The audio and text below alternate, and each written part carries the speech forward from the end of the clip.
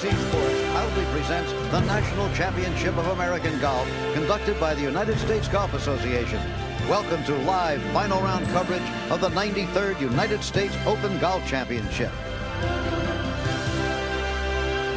On this sultry summer Sunday, that's Manhattan sitting in the distance, as quiet and empty as it ever gets. The citizens have fled by the tens of thousands this weekend for the seashore, the mountains, or the country in search of fresh air and relaxation.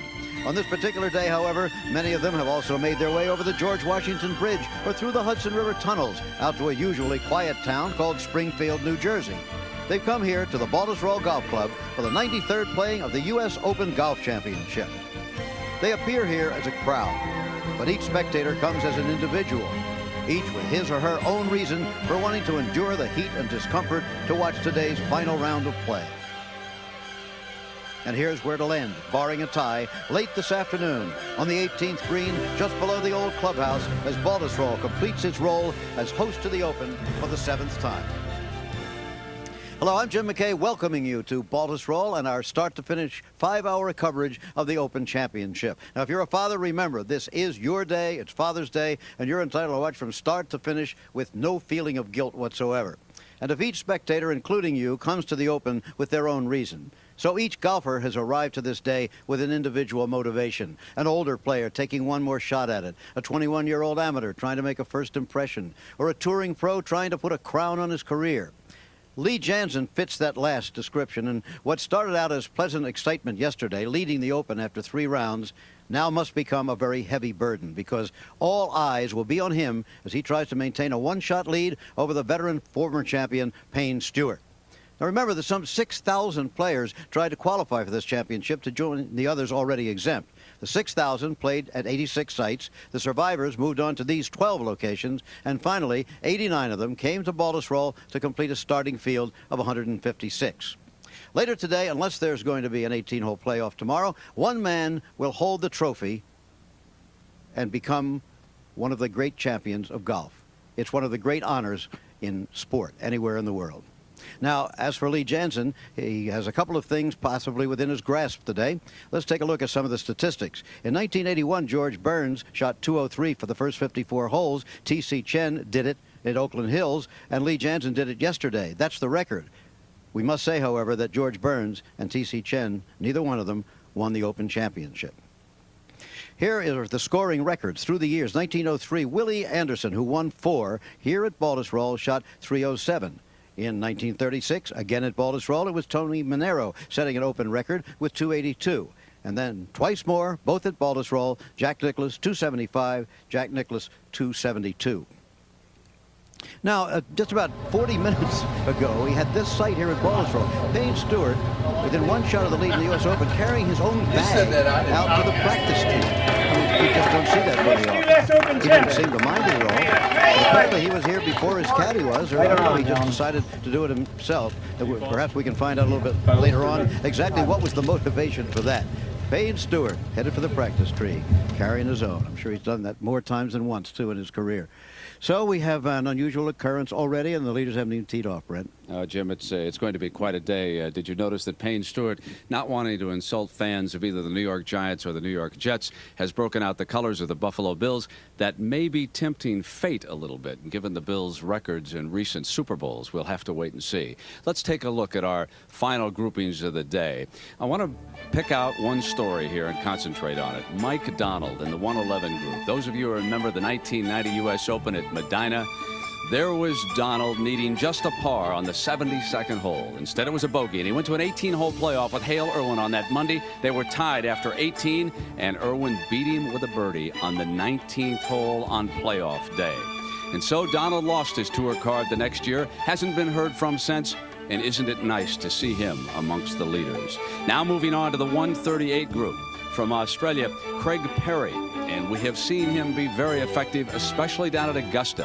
And you know, there's more than one long John on the tour. John Daly's the longest of them all, and close behind him is that other fellow right there on the right, John Adams. At 147, it will be the steady Fred Funk, once the college golf coach at the University of Maryland, against Paul Azinger, who now has replaced Tom Kite as the finest player in the world never to have won a major.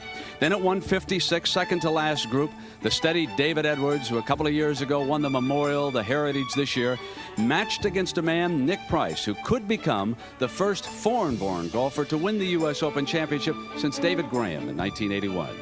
And then the final group, the matchup, and what a contrast. Here is the veteran, Payne Stewart. He has done everything this year except win. Lee Janzen, not as consistent, but he has been a winner this year.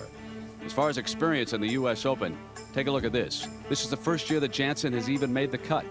He missed it all 3 previous times. Payne Stewart won a couple of years ago in Minnesota. That was his last victory. Nick Price, he's been as high as 4th. Paul Azinger has been in the top 10 when he finished 6th. David Edwards, no higher than 28. And ladies and gentlemen, Tom Watson, now this is his 22nd start. But in 10 previous occasions, he finished in the top 10, including 1 victory. And Perry climbed as high as 11th. Well, we welcome our colleague, Peter Jacobsen. And, Peter, I sure wish you were out there coming down the stretch with our leaders. But I guess no one knows this golf course quite like you do right Well, now. the golf course has held up quite well. Early on in the week, a lot of spectators came up to me and said, boy, you're going to rip it up, aren't you? You guys are going to break the record. I think Nicklaus's record is intact. I think that the players are unanimous in their praise with the way the golf course is played. The rough is not the penal rough that we've seen in many U.S. Opens in the past. We're seeing more flyers. The players can reach the green from the rough, and that involves more problems, more bunker shots, more chipping, and to these very hard and fast greens, putting is very difficult too. Now, you know, it's an interesting golf course. We don't find any par 5s on the front 9, but a steady string of tough, long par 4s. Yeah, we've got a lot of par 4s that are straight too. We mostly, a lot of times you like to have a par 5 you can birdie, but you don't get a par 5 to the last 2 holes. As you see, we've got 8 straight par 4s here at Baltusrol. You've got a couple par 4s that dogleg to the left and a couple that dogleg to the right, but the players don't really think birdie until they reach 17 or 18. And then we come to 17, 630 yards long. Yeah, it was interesting. We saw John Daly earlier in the week reach this thing in 2. The players will tee off on 17 out of a chute of trees. And as I said, they're not going to be thinking birdie until they reach the 17th tee. And if somebody comes to the last 2 holes with a lead, I think they're going to be able to hold it, because even if you do mess up and put it in the rough, you can make 5s on these last 2 holes. This is the longest hole in U.S. Open history. Let's go back to that great moment, Peter, with John Daly. Well, I don't have to tell you how long this guy is. I played with him last week at the Buick Classic in Westchester, and it was, I got caught just watching him hit tee shots. Here he is with his tee shot on Friday. Hit a little draw off the tee. You can hear the moans and the groans from the crowd. And watch how far this thing went. You can see by the mark in the fairway, it just got past the 320-yard marker off the tee. 325, incredible. Now, John doesn't carry a fairway wood. He just carries the driver. This is a 2-iron that is bent to a 1-iron loft. I think he's got 16 or 17 degrees. Now, watch this favorable kick right up onto the green. I don't think anybody's ever done that before, although there is some argument about that. Yes, there is. We'll get to that. And Peter, John Daly with a wide smile, and the crowd yesterday wanting him to do it again, but it wasn't today. John tried to hit it 326. Hit it in the left rough, and needless to say, you can't reach the green from the left rough. Well, you mentioned that maybe somebody had done it back in '67. The Newark Star-Ledger fine column by Sid Dorfman today said that Billy Farrell, the son of the longtime pro right here, Johnny, had accomplished it with a driver and a 3-wood in '67. But someone went out this morning, did some research, and came back and said, no, not quite. The tee was only 570 yards away. Billy, now the pro up at Stanwich, a fine golf club up in Connecticut, he was long enough. And after the 17th, we get to this grand finishing hole. I could not reach 17 even if it was 550 yards long. The 18th hole is definitely a birdie hole. I think that if the player is going to reach this hole, they're going to have to watch out for the creek on the left as we've seen in the past. It's a downhill tee shot. The ball is going to kick and roll. We had some rain last night, but I don't think it's going to slow the tee shots down. The second shot is uphill, and you've got to get over this little pot bunker here in the front of the green, or do as Lee Janzen did, just bounce right over the top of it. Let's take a look at the scoring summary. We've talked all week about how difficult the first 7 holes are, and as you can see, 628 over par. The next few holes, only 340 over par, but still very difficult. And when the players reach the last few holes, they're going to be licking their chops. It's played to 21 strokes under par. That's usually the other way around. Normally the easy holes are at the start and the difficult holes are at the finish, but not here at Baltusrol. Well, Jim McKay, here's the man, and you certainly remember that U.S. Open, Mike Donald. Absolutely. The event of a lifetime for Mike Donald. He's done nothing since, but here he is back playing extremely well in the U.S. Open.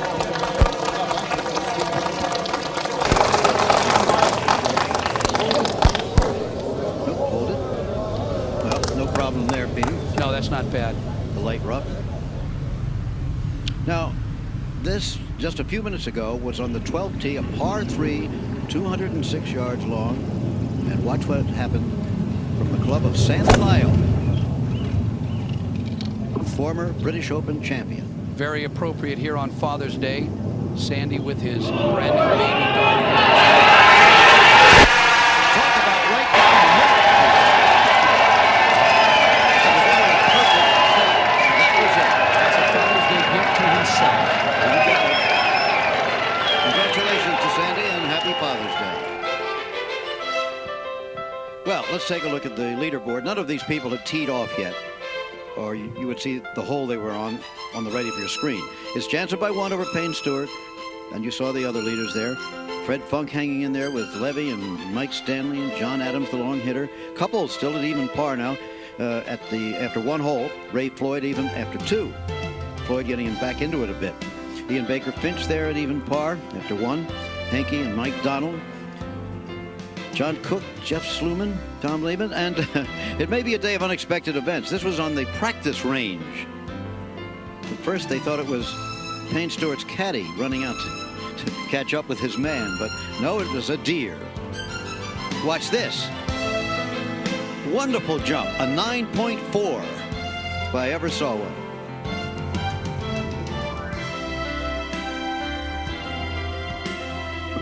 This marks the 7th U.S. Open for Baltusrol. The first was 90 years ago in 1903.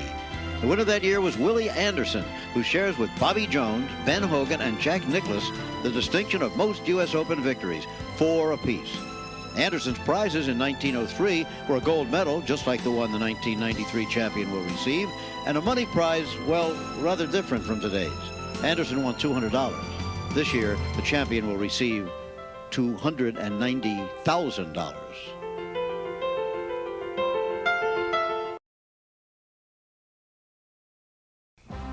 The 1993 U.S. Open. This ABC Sports exclusive is brought to you by Lincoln Mercury and a complete line of 1993 Lincoln and Mercury automobiles. By express mail from the Postal Service. We track, we trace, we deliver for you. By Karsten Manufacturing, makers of custom-fit, custom-built ping, zing, irons, and woods. And by the American Express card. Don't leave home without it. We caught up with Lee Jansen, who's had an unusual practice routine this morning. You came out early, didn't you? Came out early just in case there was any traffic problems. Haven't had any traffic problems all week, so not to worry about that. But I got here early just so I could relax. I think I was more nervous when I got up this morning laying around the house, and once I get to the course, I felt better. You know, I think just being around the other players and being in the locker room, you feel a little bit more at home. How do you mentally prepare for this situation? This is something you dream about when you begin playing golf. It's not hard to mentally prepare for it because all I've done is think about it nonstop since I got off the course yesterday. I'm not even sure if I slept last night. I think I did. But, you know, I know that regardless of what happens today, it's going to be a memorable experience, and I'll remember it for a long time, and I'm looking forward to it. It was somewhat appropriate that the last guy that said good luck to you inside the locker room was 3-time champion Hale Irwin. Good timing, I guess, you know, that he was standing there and his locker's near mine. It was nice. He's a great guy, and I appreciate the support. All right, Lee, good luck. Play well today. Thanks. Fred Couples, second shot at the second hole.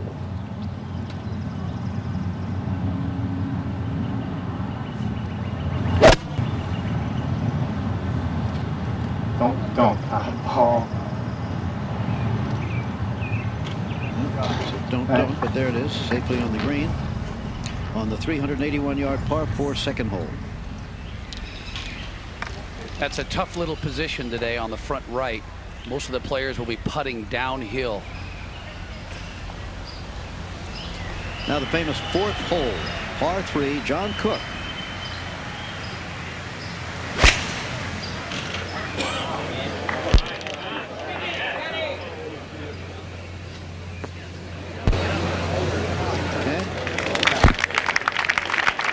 We saw the pin position yesterday, front left. Today it's back left. And I was hitting some shots to that pin position during the practice. And when that ball lands on top, it generally rolls over the green. Mike Donald now on the first hole for his par. Trails the leader by 7 shots, but then so did Arnold Palmer in 1960 going to the final. It's good to see Mike Donald having another good U.S. Open. Have a look at Jeff Sluman, who finished second in last year's Open Championship at Pebble Beach. Second shot on the third hole, 466-yard par 4.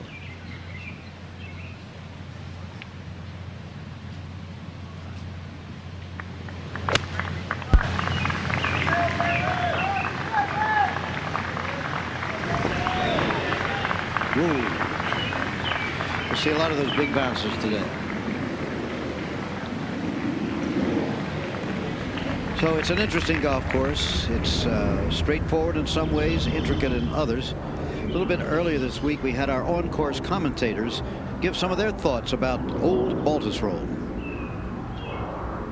You know, I've been going to the U.S. Open since 1975. The thing that I've noticed this week is the driver is back in the players' hands. Now, in the past, accuracy was the most important factor in playing these very difficult U.S. Open golf courses, trying to avoid the treacherous U.S. Open rough. But there are 3 things that are different here at Baltusrol. 1, length. The golf course is extremely long with 3 par 4s measuring 470 yards in the first 9 holes. 2, the fairways are very wide, very generous. And 3, with the lack of the rain in New Jersey over the past 30 days, the rough is sparse. Now, conceivably, I could think that these players might use their driver today some 13 of 14 tee shots, which is highly unusual for this high-tech world of golf. So today, when they step on these long par 4s and yank out their driver, they're going to let the big dog eat. Now let's go over to Mark Rolfing. Clearly one of the big stories this week is the lack of the typically brutal U.S. Open rough.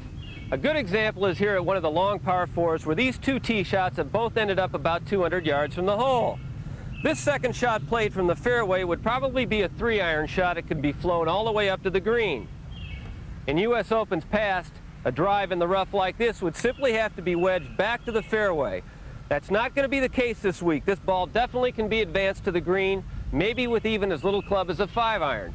This 5-iron is not going to fly as far as the 3-iron from the fairway, but because of the overspin and because of the Tillinghast design feature where many of the greens are open in the front, a ball can be landed short of the green and it'll actually run up onto the putting surface. What does this mean?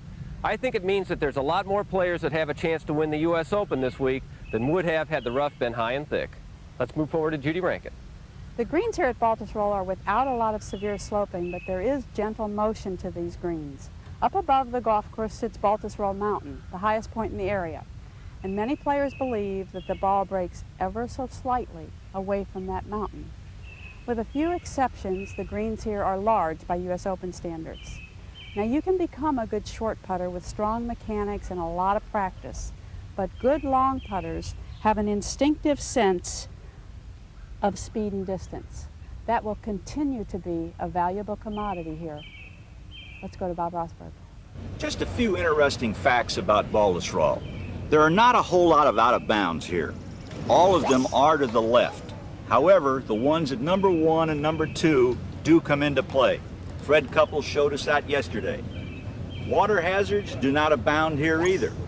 The stream across number 13, in which Fred Couples hit his shot on Friday and cost him dearly, does come into play. Also, you saw Tom Watson hit it in the water to the left of 18 and make a 6. Now, this pond in front of the 4th green definitely comes into play. However, today, with the flagstick in the back left, I don't think you'll see too many balls in the water. However, I can tell you about this firsthand. In 1954, I was in pretty good shape coming here. I hit 2 balls in the water, walked off with a 7, and wasn't heard from again. That's our Rossi. Always tells the truth. Fred Couples now. Birdie putt. Basically, you saw why he is not further up the leaderboard on those 2 shots. It seemed like we were picking on Fred. Well, he just happened to hit good shots illustrative of the problems. And back in 1954, when Rossi was making his big number there, Fred Couples wasn't even born yet.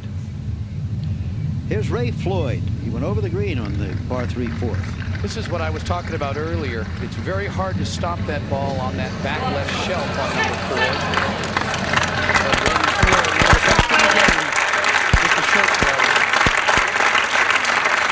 So is this a more difficult pin place or a little bit easier than yesterday? Oh, I think it's more difficult. I think number 4 today is much more difficult.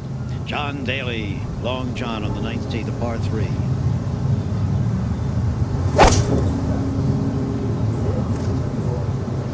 John Daly's a long hitter, but he's also got a great golf swing. A little too strong on that one. We wondered why Payne Stewart carried his own golf bag to the practice tree. Here's Steve Melnick with him. We saw you carrying your bag out to the practice tee this morning. Where's Hicksy? Well, he was here. You got to humble yourself every now and then, and it's nothing like carrying your golf bag to the practice tee. For the final round of the U.S. Open, huh?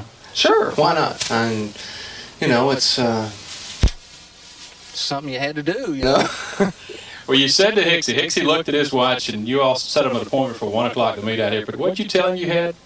I said I was just anxious to be here. You had the itch? Yeah, I had the itch. Had the itch to get out here and get after it. How do you prepare to play a final round of the Open? You've won this championship before. You're absolutely, I would think, in an ideal spot where you want to be in the final group.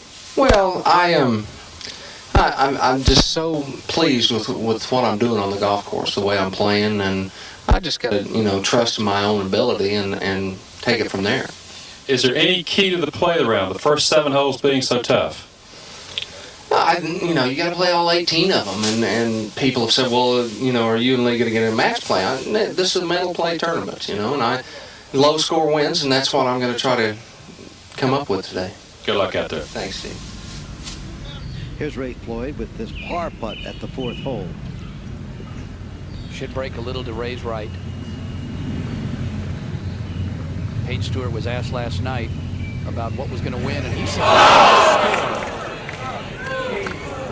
well, Payne also said he had the itch to get out here today, so he came out and carried his own bag to the practice tee.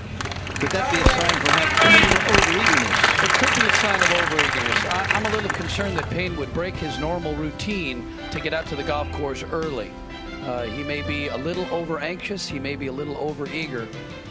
He's probably spending time right now just trying to relax and get into his frame of mind. One of the things that Lee Janzen mentioned earlier with traffic problems. Every year at the U.S. Open, we have thousands of people flock into the golf course. And the players don't have any special route to get to the golf course. We have to drive the streets like everybody else. So invariably, you see players come to the tournament early, relax in the locker room, or maybe hit a few more balls. At Winged Foot a few years ago, Tom Watson had to leave the car and run with his bag to make his tee time. And there you have seen a good number of the players still in the field. 89 of them in the U.S. Open. The second U.S. Open played at Baltusrol was in 1915. The winner was an amateur, Jerome D. Travers, a local man who lived in fashionable Montclair, only 15 miles from Baltusrol. Travers had already won the U.S. Amateur Championship 4 times. He was of a breed now extinct, a socialite golfer with plenty of family money and golf as a hobby. As a matter of fact, he didn't even bother to defend his Open title in 1916. However, the Travers money was lost in the Depression, and Jerry Travers had to turn pro and give lessons at a driving range in order to survive. Now, another look at Jeff Sluman, who, as we said, finished second in the Open last year on the 4th tee. This was just a minute ago.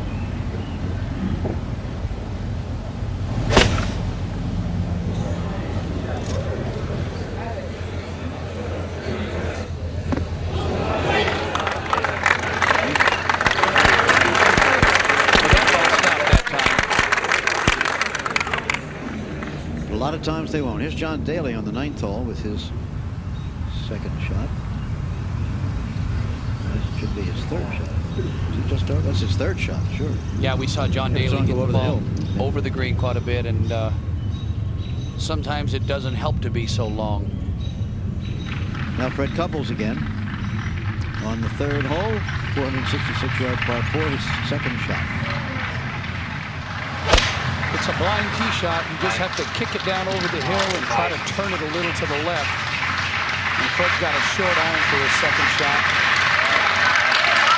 Very difficult green to putt. We saw Tom Watson yesterday miss about a 2.5 footer. Now Scott Hoch, who was way up the leaderboard at one point in this championship, it has dropped down. He's trying to get the ball just over that little hill in the middle of the green and then stop it quickly. Well, he's gotten it over the hill. Straight down the middle is never all bad, is it? Wayne Levy on the first fairway. The first hole, remember, is long, 470-yard par 4. As you can see, Wayne Levy hitting a fairway wood gives you an indication of just how long these converted par 5s are playing. This is 470 yards in length. As you said, straight down the middle never hurts you. No. At 1 under par, Wayne Levy is tied for 6th place in this championship, 6 shots out of the lead. 12 in front. Yeah. I think we said the other day he was probably the most uncelebrated player of the year when he won 4 tournaments in one season. I think Wayne Levy is one of the most uncelebrated players on the tour for his entire career. He's had a very strong career, a lot of victories, very solid player. Turn over, David. Okay, turned over. First trouble of the day for us to see. Tom Watson in trouble on the second. Tom Watson hooked his 2-iron tee shot to the left. Now has to try to bash it out of the trees and run it onto the green. Well, we would hope that the second day of heat isn't affecting a 43-year-old body out there. Looks like his second shot just got caught up in the rough. Didn't run anywhere but about 3 or 4 yards. That's unfortunate. I was really kind of hoping Tom Watson was going to contend for the I Open think we all title. were. He's been a tremendous asset to the game for years. Great personality, great charisma, great integrity. That's what this game is all about.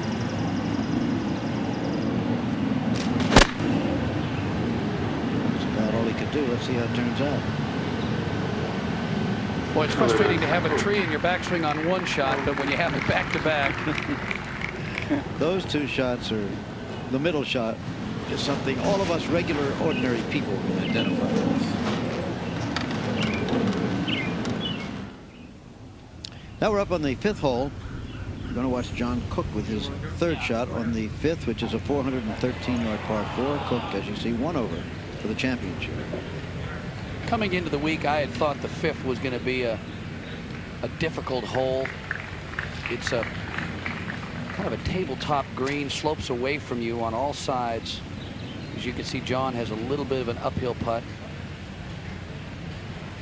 Former U.S. amateur champion. Won it here in New Jersey. We get so conditioned to trying to make birdies on the par 5s, but we don't have any par 5s until we reach 17 and 18. So you play so many long iron shots on Baltusrol. Getting the ball close is very difficult.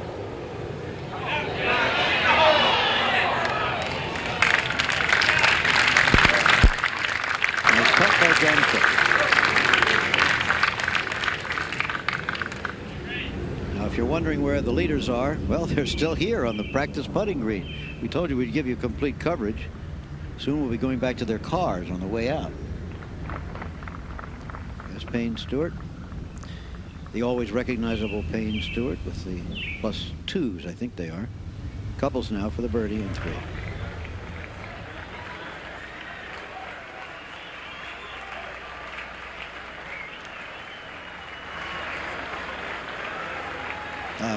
got it. So he gets one back, does Fred Couples. Jim, I still think that anything under par here is going to have a chance to win. Well, Couples now at 1 under for the championship and the day.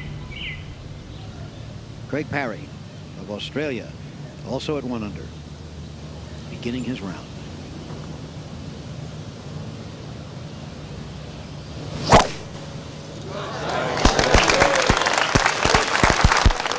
You don't have to be big to belt in this game, do you, if you've got the timing, Peter? 5'6". Of course, they do call him Popeye because of the powerful forearms he has.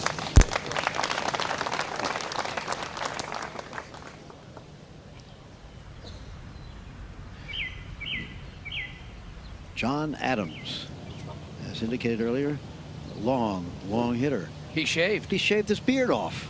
I think that's in honor of his beloved Phoenix Suns.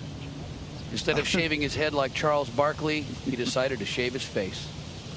Well.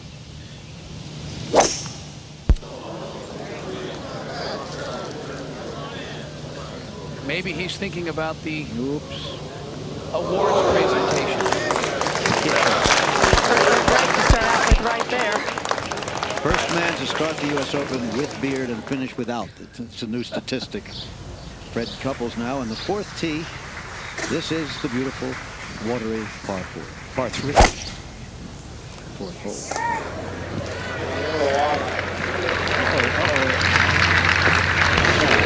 Water? Who said it was in the water? Well, he probably mishit it so much that he felt like it was going to go in the water. It's safely on.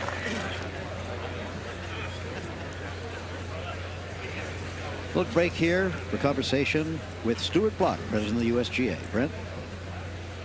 Stuart Block, the president of the USGA. And Stuart, take an overview of this championship. What's your impression so far? Well, I think the championship is running very smoothly, number one. But the two things that strike me most about the championship are the pace of play.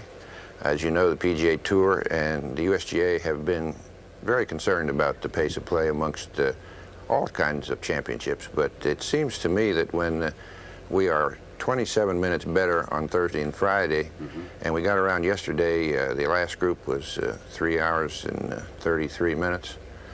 It indicates that we're getting a lot of help from all the competitors, and I'm delighted. And the second item is the crowds, which I've been very impressed with. They're a lot different than some of the metropolitan crowds that we've experienced in the past, and we're grateful. Tell me a little bit about the sand here at Baltusrol. Your impression was you wanted to make the bunkers a hazard again. Have you done it, and how? Well, that has become a part of our championship course preparation, that the bunkers are not as firm as they used to be, so that the player cannot aim at a bunker and perhaps be better off than if he were in the rough. And I think this sand here is demonstrating that it's a little softer, and the players have trouble spinning the ball as much, and therefore there is a penalty for being in the bunker. Now, Stuart, we were not blessed with a lot of rain over the last month, so the rough is not as high as it has been in previous U.S. Opens. When we get to Oakmont, the players have loved the conditions here. Would you like to see it revert back to the way it was, or keep it this way? I think that what we have here is uneven rough. Where the water reached the bluegrass, the rough is the way we want it. Where there is not water in the rough, it's uneven. I think at Oakmont there will be more uniform rough. It'll be a little more what the players are used to finding at a U.S. Open championship. Stuart, why have the Europeans found it such tough sledding at especially this year's U.S. Open? It's hard for me to explain it so much at this Open. You can easily explain it when you look at the kind of courses they play, which are more wide open, which have less rough. And here, the rough is a little more forgiving. I would have expected them to do a little better. Exactly. I want you to take a look at this graphic. The USGA runs 13 different championships during the course of the year. The growth is remarkable. It's not only in championships, Brent, but it's throughout the entire spectrum of the game. As we know, more and more courses are being built. It's a problem that we're facing, that there's not enough known about the environmental problems that are out there, and we've spent considerable resources developing environmental and turfgrass research to help the player.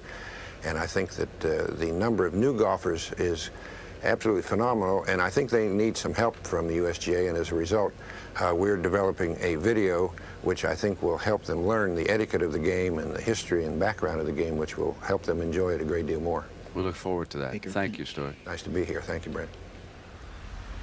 Now Ian Baker Finch on the 4th hole. Getting a good look at this challenging par 3 today. Well, we saw the pin yesterday in the front left, and we saw a lot of great shots. We saw Tom Watson almost make a hole-in-one. Billy Andrade came within inches of a hole-in-one. This is a much more difficult hole today. It's longer, and getting it back to that left corner is tough. As Ian Baker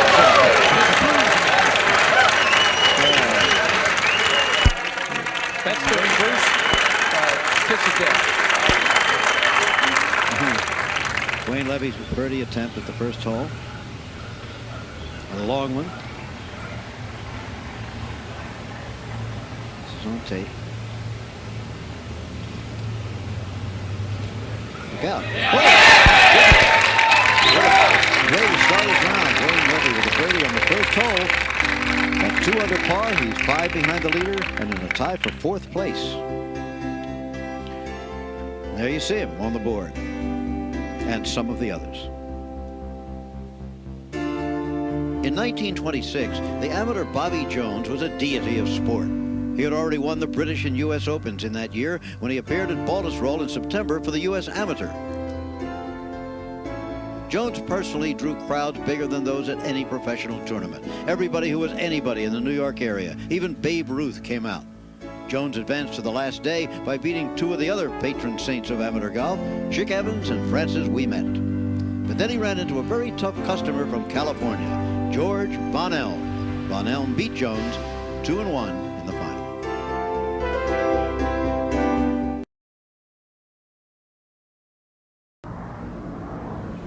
This was Fred Couples' birdie attempt at 4 while we were away. Long way to go, Peter. Yes, he's got to come up and over, about a 3-foot rise.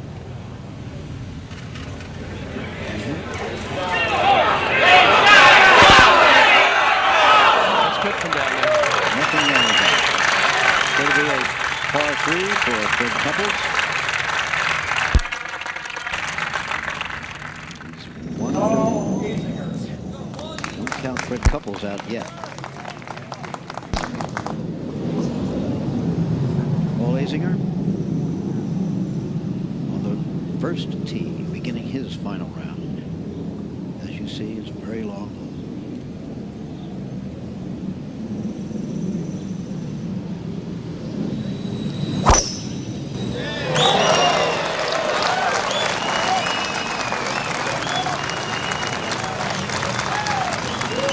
Zinger zinged that one.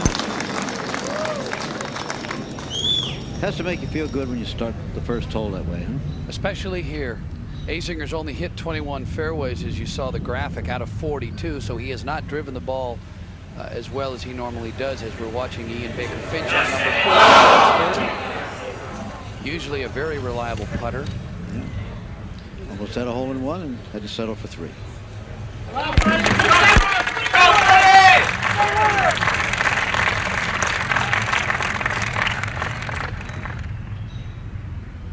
Now there's a good wide look at the first hole, looking back from the green. John Adams has this putt for a par. Again, if you're an Adams fan, when you see him, you might say, that's not John Adams. Well, it is. No beard. It's gone. Told me, Jim, it was just too hot. He had to get rid of it yesterday morning. I can believe that. That was Judy Rankin, who's following this group and will be. And John Adams pars the first. Mike Donald on the 4th tee. Mike Donald has his brother Pete caddying for him this week. Good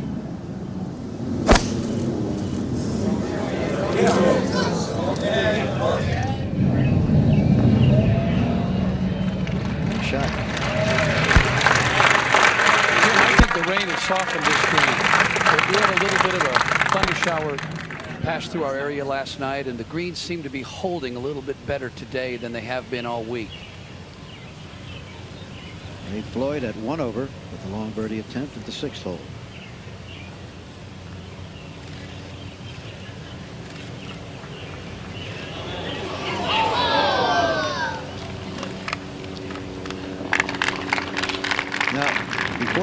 This was John Cook out of the golfer's left side bunker. Same hole. He's just trying to splash this thing out and let it roll to the hole. Almost into it. There's no putting the spin on the ball that we normally do out of the traps. Because of the nature of the sand. There's David Edwards, who shot a magnificent 66 yesterday. David Edwards of the Golfing Edwards Brothers of Oklahoma. His brother Danny, through the years, I guess, has been a little better known than David. Now Wayne Levy, having birdied the first hole, drove into the rough on the second and now has this putt for a par.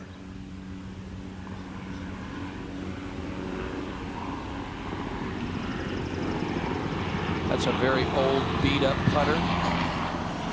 Obviously quite reliable.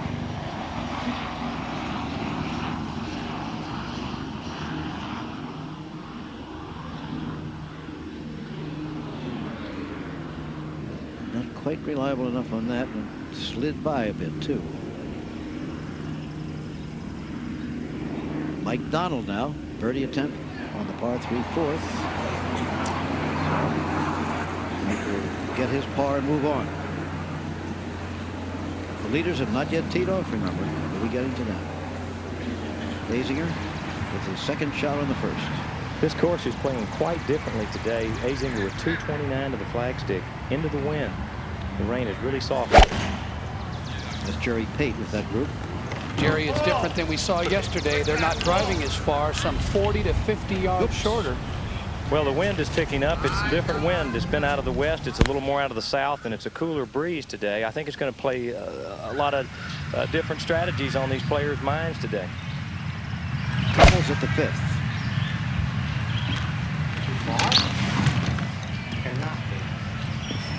Ooh. Oh. So, Peter, your conjecture apparently was correct that the rain has softened these greens, at least some of them. Yeah, we're seeing, especially on the first few holes that we've been looking at, Paul Azinger not hitting his drive as far as we saw him hit it yesterday. Wayne Levy going from a 3-wood back to a 2-iron on the first hole for his second shot. That's why I think that Jack Nicklaus's scoring record of 8 under par here back in 1980 is safe. Jansen and Stewart and all the players at the leaderboard are quite capable, but to see someone come out of the pack and shoot 4, 5, 6, 7 under, I don't know. John Daly for a birdie at the 11th hole, which is a par 4. No. It's an interesting pairing today. John Daly with Craig Stadler. A couple of big guys. Ian Baker Finch. Second shot at 5.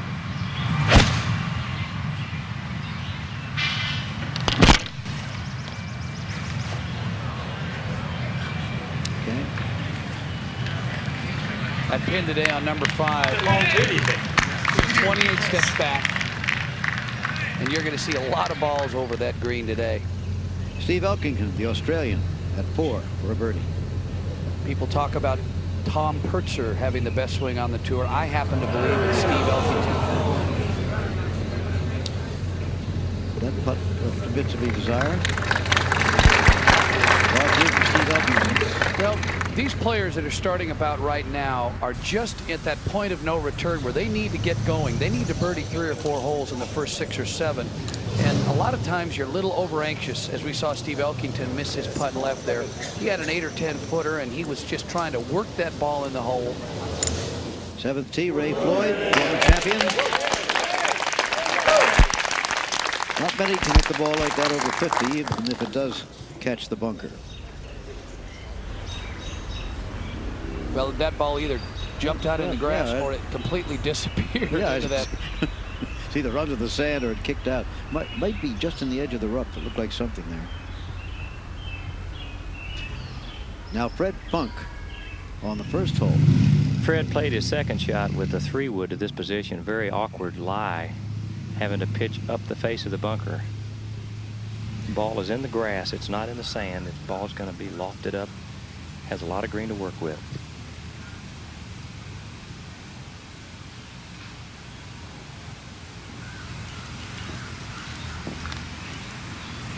To follow up on my think the thing is so different out here. The wind has blown the same direction for 6 consecutive days. Today it's going to be much different. I think it's going to take the experienced player to play well today. I was first aware of Fred Funk down in Maryland, where I live. He was golf coach at the University of Maryland and used to do extremely well in Middle Atlantic PGA section tournaments. But he went out on tour kind of late. He's 37 now. Well, he wasn't sure about his game. I remember meeting Fred 4 or 5 years ago, and he thought he'd give it a try, and bang, he won at Houston, and he's got a great career going. There's Couples, remember, he went over the green on the 5th hole.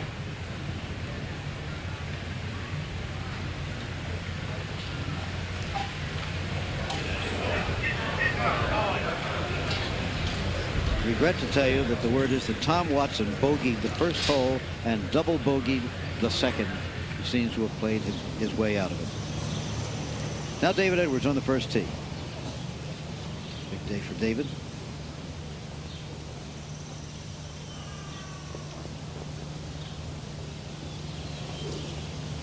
This is 7th U.S. Open, actually.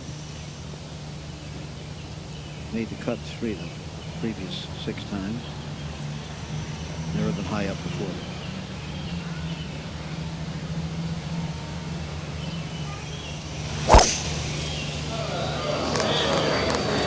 Going left.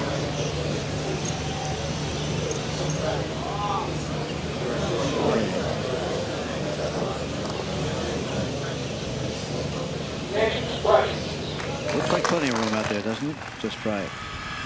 Azinger's third shot on the first hole. Remember, you throw his ball, just catch the edge of that bunker and kick in. Almost the same shot as Fred Funk.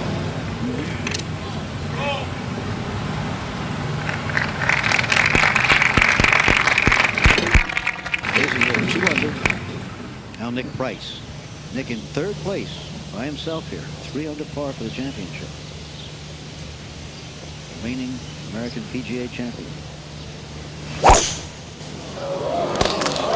That's the drive down the right-hand side. I believe it's going to catch the rough. Yep. Yes, it does, Rossi. Fairly deep in the rough, too. Now let's move up to the 5th again. Ian Baker Finch's birdie try.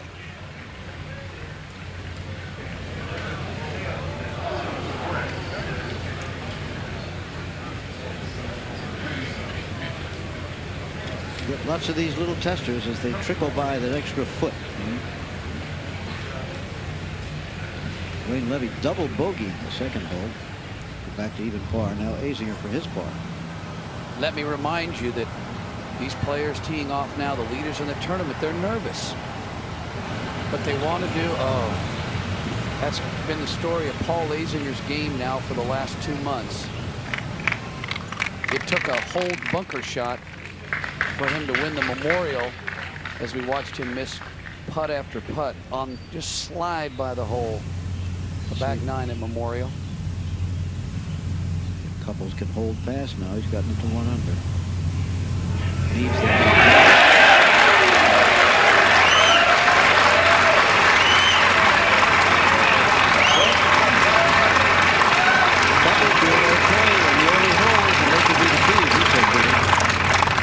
You've got to get off to a good start here. Tom Watson now having a tough afternoon.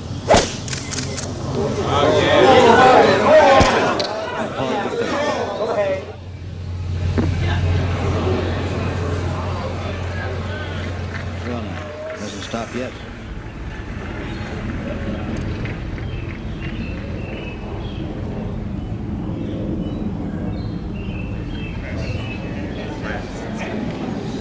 Now the leader's still in the practice putting green. There is Lee Janzen with that slender 1-stroke lead over Payne Stewart, patiently signing some autographs. I don't think he's signing autographs. I think what he's doing is he's checking some hole locations, maybe checking some yardage. This is a point of argument with a lot of players, and I know that upsets some spectators when the players won't sign autographs before they tee off or as they're walking to the first tee. But please remember, I remember the line Ben Hogan used one time when he was walking to the practice tee and someone asked him for his autograph, and Hogan replied, "I'm sorry, I've already started my round." He also referred to the golf course as his office. doing business in my office.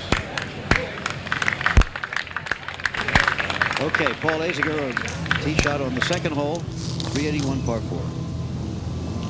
Paul played a 3-iron, very nicely done, right center of the fairway. Just want to lay it up here on the second hole. So cross bunkers off the tee about 250. The second shortest par 4 in the course. And there they are, the leaders appearing on the first tee. We're going to be back with more golf action for the 1993 U.S. Open after this message and a word from our ABC station.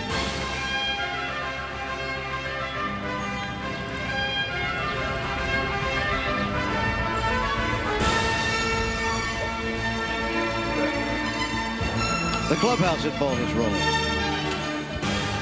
Not too many people get to see this. And this weekend, I think maybe it's just members and invited guests. And out on the terrace, they have a lovely look at the 18th green.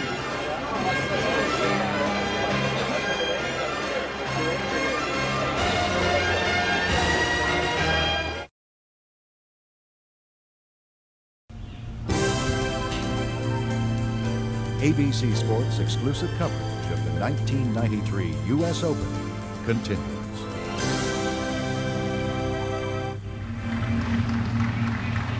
Nick Price, second shot on the first hole, and then we drove into the rough. He has 215 yards, pretty good lie, but as Jerry said, right into the wind.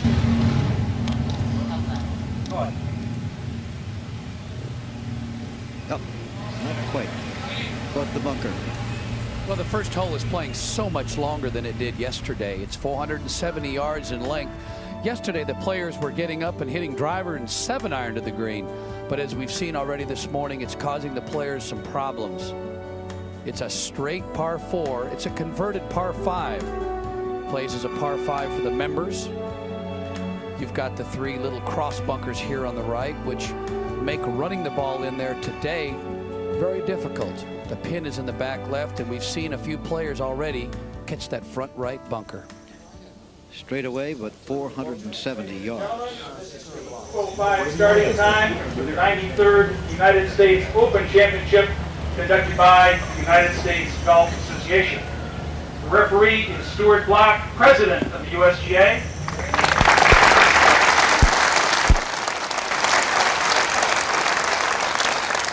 The observer is Trey Holland, Chairman of the USGA Rules of Golf Committee.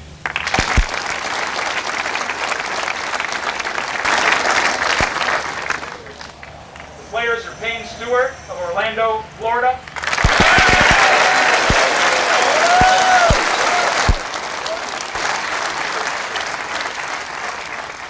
Lee Jensen of Kissimmee, Florida.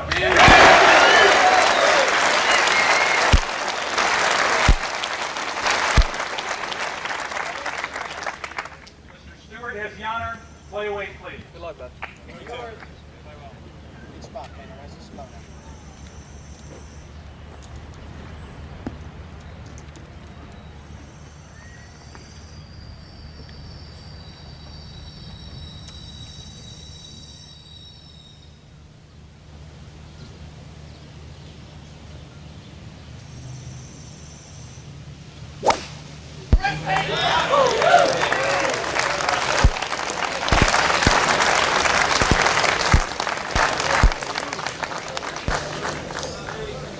Lee Jensen.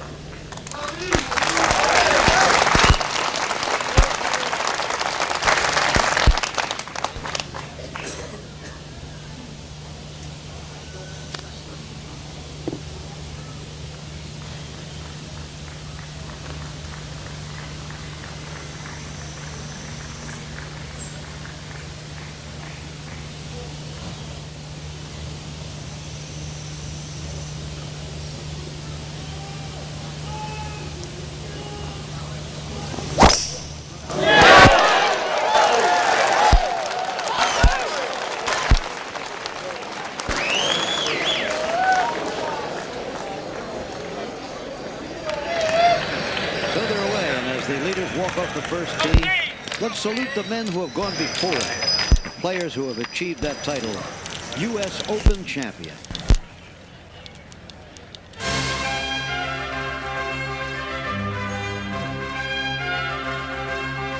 It started in the gay 90s when golf was a novelty, a foreign game just starting to take hold. The century turned. The Great Britain Harry Vardon won, but Willie Anderson, a Scot transplanted to America, dominated the decade with 4 wins.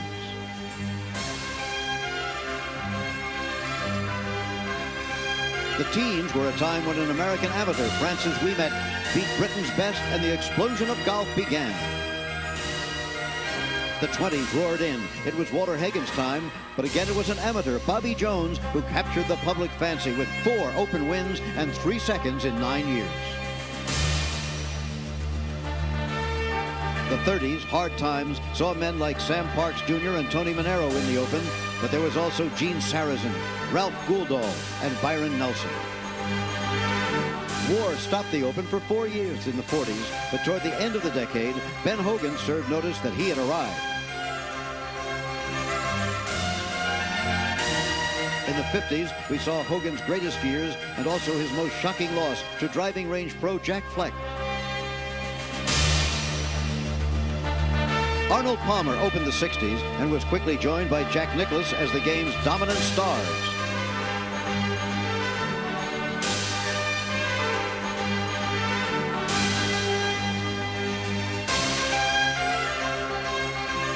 The 70s saw much more of Nicklaus, but Lee Trevino and Hale Irwin and Johnny Miller also made their marks in the U.S. Open.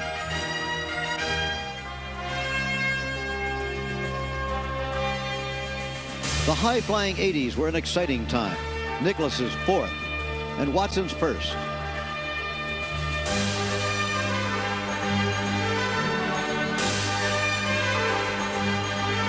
Ray Floyd, the oldest to win at that time.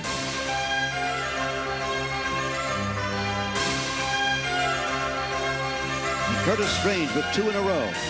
Already in the 90s, we have seen Irwin's 3rd and Payne Stewart and Tom Kite making his dream come true at age 43. And today, again, we wonder, who will it be?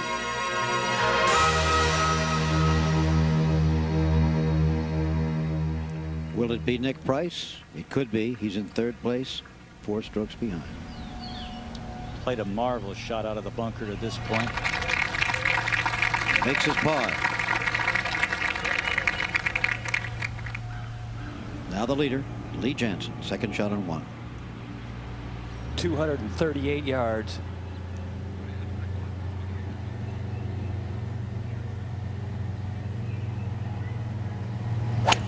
Lee Janzen with a good drive here and still left with a wood into this green. Over. That's 3 we've seen going exactly that spot. Funk, Azinger, and now the leader, Lee Janzen. Hit the side of the bunker and kick in. Payne Stewart will be next. This first hole, truly a different hole than the one we've seen all week at Baltusrol. Payne's got 225. There have been some good rounds today. Steve Lowry with a 66, Curtis Strange with a 67, Colin Montgomery, Dan Forsman, each with 68. So it can be done.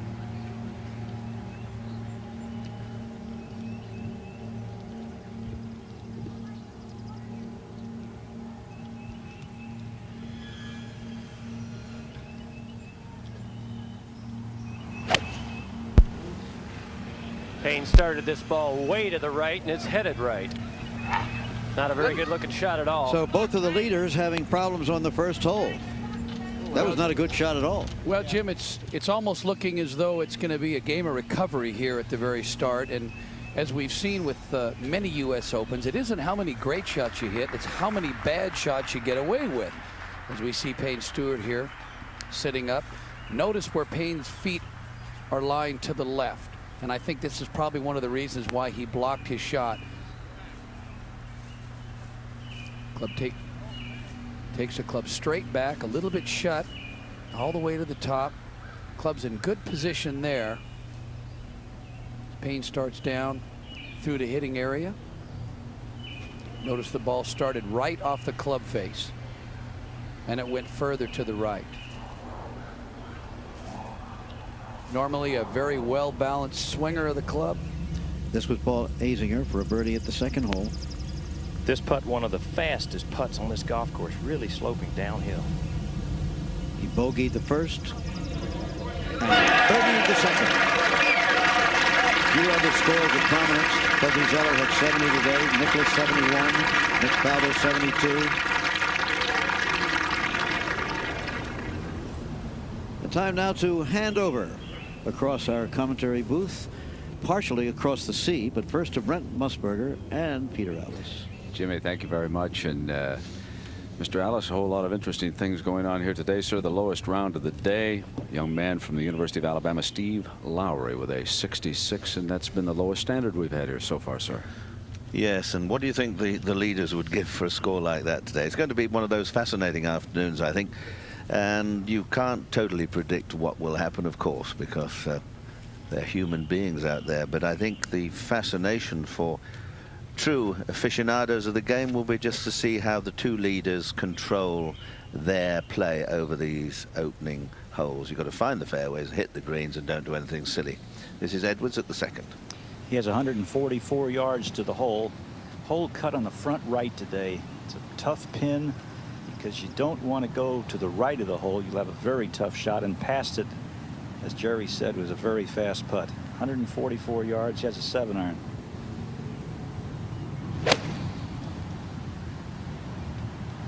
Left a little.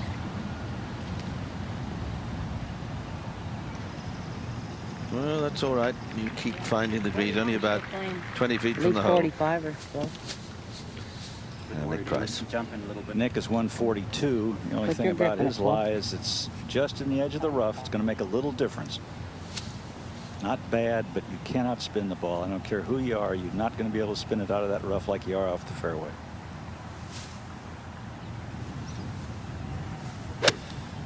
Oh no. Come down. He's left it to the right. Well, it landed softly, and it might have gone in a far worse place. Now the 8th, Ray Floyd. 2 over par.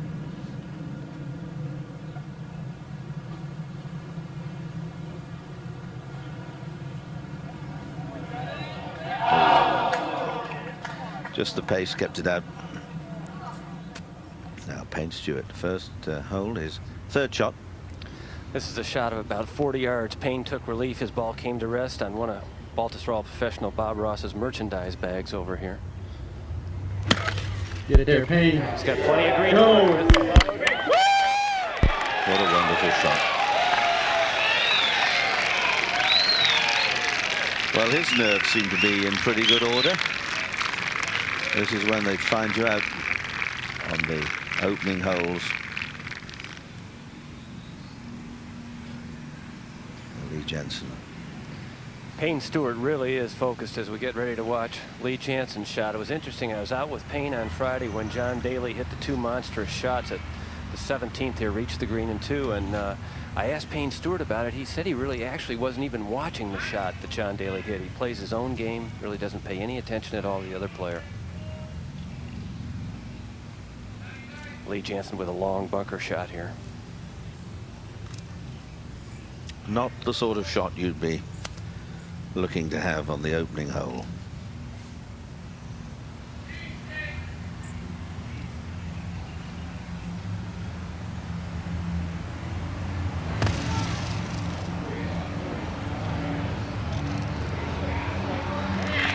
Oh, that's very good also. This could be a mighty good duel this afternoon between these two. Big Price up ahead at the second. Very fast shot, Peter. He's going to have to take a sand wedge, just flop it onto the green, and it'll run right down to the hole. It's a shot that's pretty hard to leave short.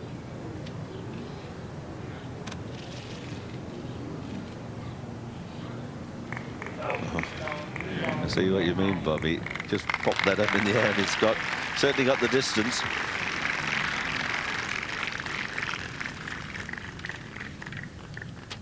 Now Azinger, second shot at the third. Paul with 157 yards, playing right downwind. Flagstick back 25 on the right. You want to keep this ball short to the right of the hole to have an uphill putt.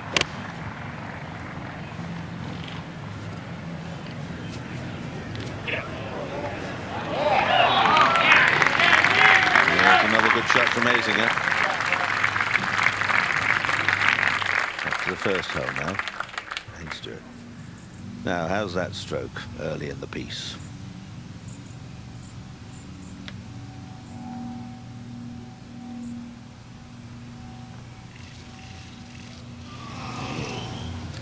So, stroke looked good, direction awry. Now, this is the sort of start, if he can just get this one in, that Lee Janzen must have sort of dreamed about. Getting away with a par on the first hole and going one further ahead, but quickly to David Edwards. Birdie at the second. He made a 15-footer on the first hole for a par. And he's...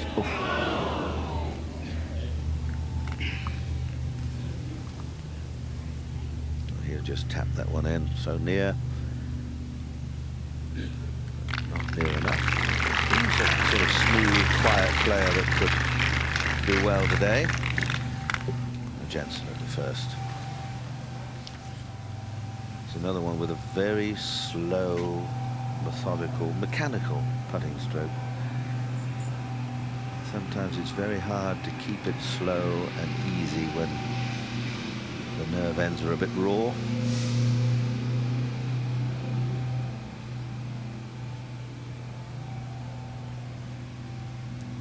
Yes. Well, up and down in two from the bunker. Not the easiest of shots, and that will have done him a bit of good. Price for a par at second. So they're missing the greens a bit, but they're getting up and down in two to get regulation pars. The second hole, 381 yards. One of the few holes here under 400 yards. Plenty of bunkers, as you can see. Housing down the left-hand side. Lots of bunkers dotted around, very colourful. I think these bunkers catch more of the poor old handicapper than players of this calibre. But the wind, as you heard, has changed. It's been behind at the 17th and 18th, and across at the first, and helping a bit. But now, well, it's beginning to move a little bit as we look at the. You see, only 32 birdies on this hole during the championship, and well. It's just a different day today than we've seen previously this week. Back we go past these massive bunkers to the tee up in the corner by the trees, and it's an iron from the tee, hoping for safety.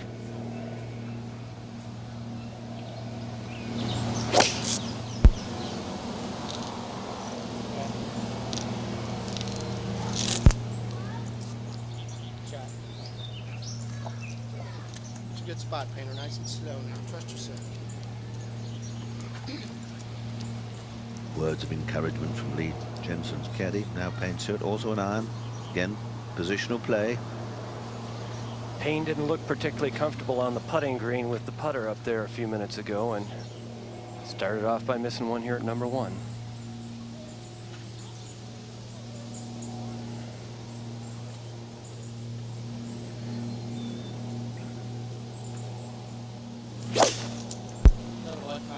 He played a beautiful round yesterday.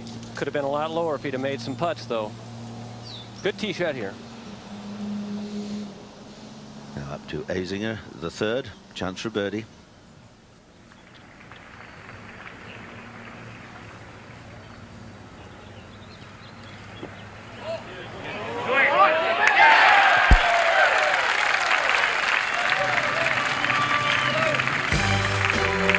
Lee Janzen with a two-shot advantage. Keep this in mind about Baltusrol. 6 of the 10 toughest holes are on the front 9 of this golf course. The third Open played at Baltusrol was in 1936, and it produced a surprise winner in dapper Tony Manero, who shattered the Open scoring record with a total of 282, 6 under par.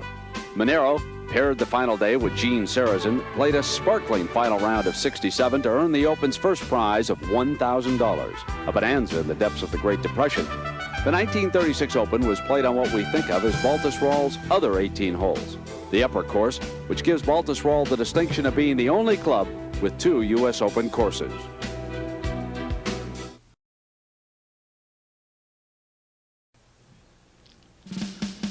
Saturday Saturday on ABC, the Senior Tour's top stars hit the links for one of their premier events. It's the Ford Senior Players Championship. Jack Nicklaus will be there. He finished up this U.S. Open today, Peter Allis, with a 71, 9 strokes over par for the competition. Yes, we'll go to Payne Stewart, second at the second.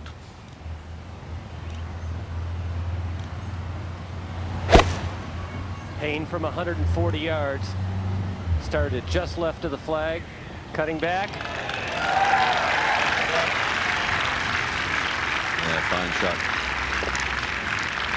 Lee Jensen had the shorter tee shot. This was his second. He was actually quite a bit shorter, 169 yards, 6-iron. And this ball starts right at the flag, but starts ballooning as it gets to the green. Kind of falls out of the sky. Yeah, leaving him a little chip and run from the front. David Edwards at the third, second shot. From 165. 7-iron.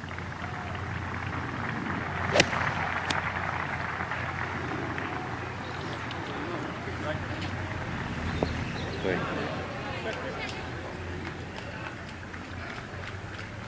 Well, you can see he's gone right to the back of the green. This hole, 466 yards, another stiff par 4 between the trees.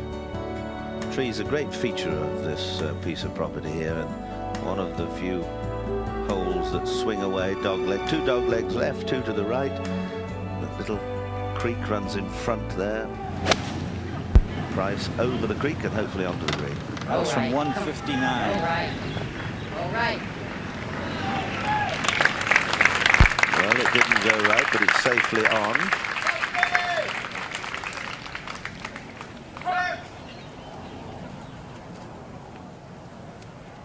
Now back to the second hole. Jensen's little chip, his third shot. This shot's from about 40 feet. Obviously a lot of golf still to be played, but a pretty important point in the round, I think, for Lee Janzen. He was actually quite nervous, I thought, before he teed off. Certainly the par 1 should have settled him down.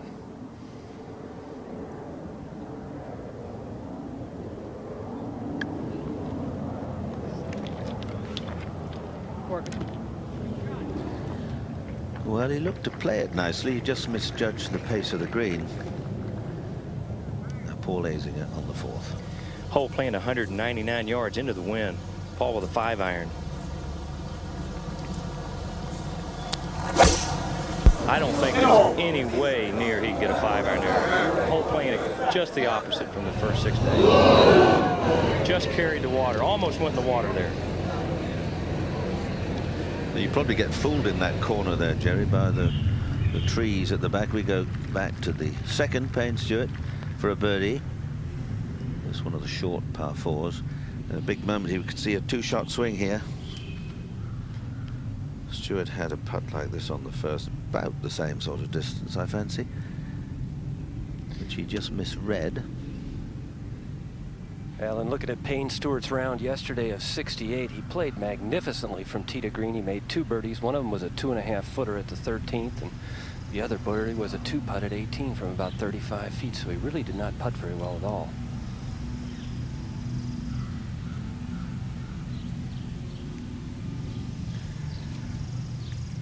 So this putt, a bit longer than the one he had at the first.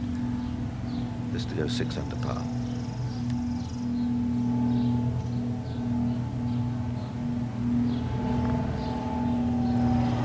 That's 2 missed. Well, I suppose that was nearer 10 feet. Very missable putt, but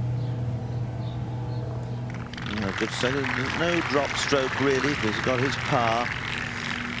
Peter, one of the marvelous stories at this year's Open, an amateur, Justin Leonard, the national amateur champion from the University of Texas, finishing up his round, had a birdie opportunity here.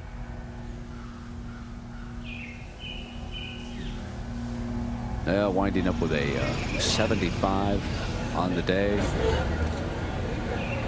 But it was remarkable that he was able to beat both Nick Faldo and Tom Kite when he played with him in the opening rounds. His caddy's a good story. The caddy scholarship out of the University of Delaware. Will go to medical school this fall. Azinger's pitch at the fourth. the par 3. And really may consider himself a little fortunate to have got over the water. Certainly underclubbed at the 4th. Now Jensen, what a moment again for the young player. This for a par.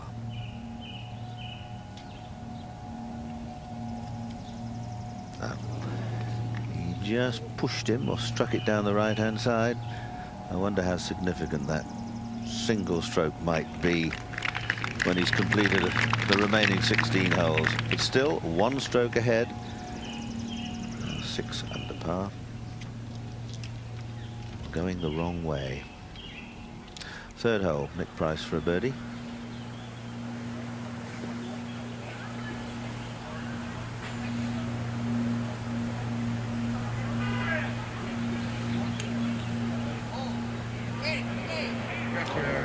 Come on.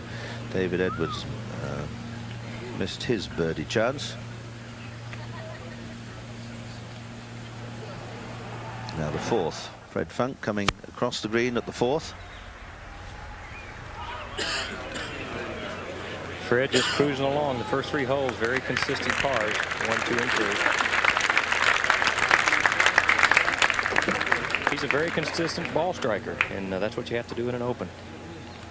Well, there's the leaderboard, and with that drop stroke by Lee Jensen, the pack seem to be somehow a little closer, which indeed they are.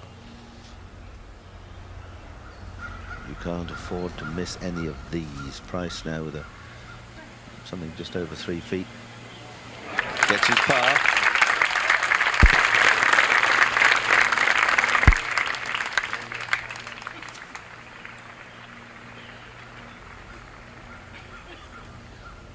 Well, he looks relaxed enough.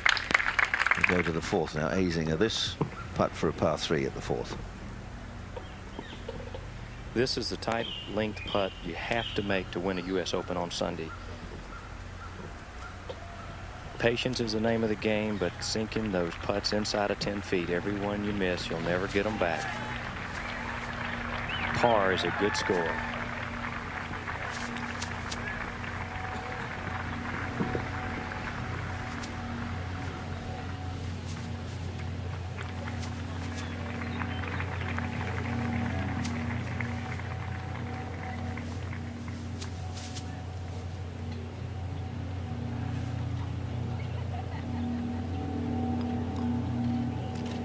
Yes, what a brave putt. Well, he's keeping things going very nicely indeed, Mr. Azinger. Tied for 3rd spot at the moment. Now this 4th hole, it's an interesting hole. 2 sets of tees across the big pond to a stone-walled front of the green. Lots of slope on the green. Those trees in the background, I think, may be fooling some of the players as far as club selection is concerned. Lots of history here in 67. Jack Nicklaus, 4-iron over the water, 4-iron over the top, and brought the crowd to its feet. And could he get it in? Yes, he did. Marty Fleckman, 3rd round leader, an amateur, same hole, not the same result. Drop strokes at the 1st, 2nd, 3rd, then fired it over there. Never heard of again. 1980, Jack Nicklaus, the Open Championship once more.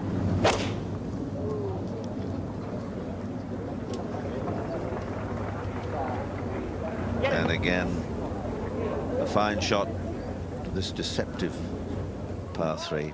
Birdie down the hill, moving closer and disappearing. Jack was on a great roll. Oh, that was then. The years have tiptoed by. Some of us has got a little bit thinner, not many, and here it is today.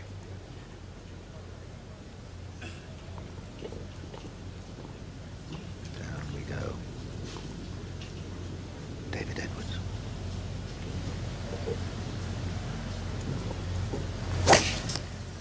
It is very deceiving because of those trees in the back of the green. You cannot feel the wind up by the green. I was very fortunate to get across also. It's almost exactly the same shot as Paul Azinger just a moment or two ago with Bob. Now the 5th. Here is Azinger. Got away with a 3. Good chip and a putt on the last hole. There's a good-looking drive. Azinger with a new driver in the last month. Got the Big Bertha out, put it right in the middle of the fairway. Now Nick Price. Come on, Ram. Turn the heat up, Nicky.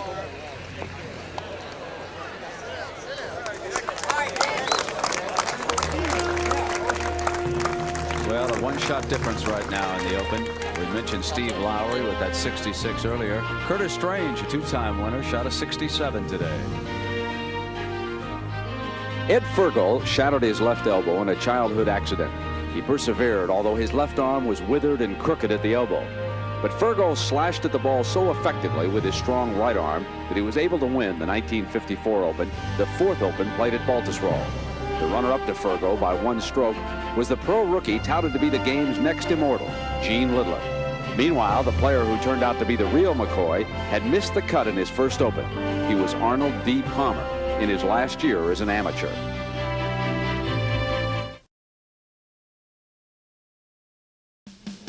Saturday on ABC, the Pro Bowlers Tour presents the Oregon Open. Then on ABC's Wide World of Sports, the Quaker State Professional Boxing Series, plus special performances from the World Challenge of Champions and whitewater rafting on ABC.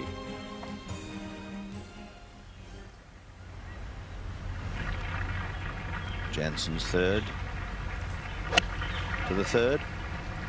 Second shot, I beg your pardon. Second shot at the 3rd hole.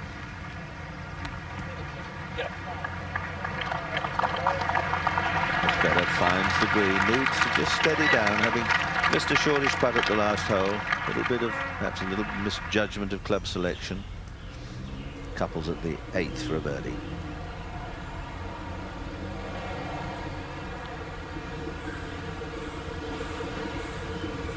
Yes.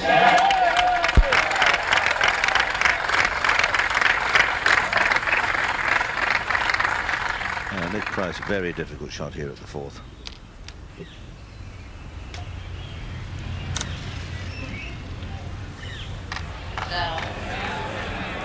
Played it very well.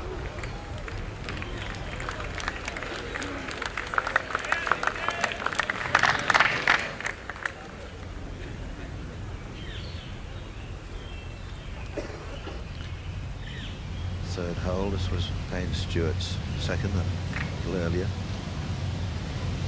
From 158 yards. Not a bad lie in the rough, but still very tough to stop the ball.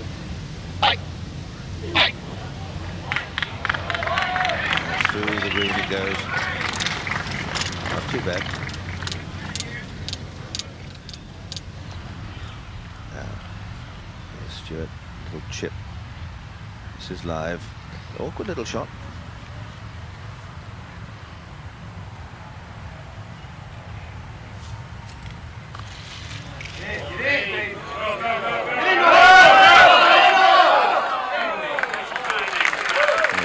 Very delicately to par 4. Now David Edwards for a par at the 4th.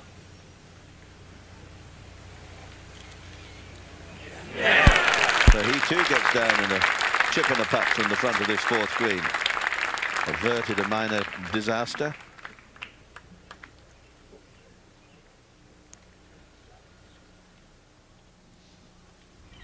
Fifth hole, Paul Azinger. 140 yards with a 9-iron, playing slightly uphill.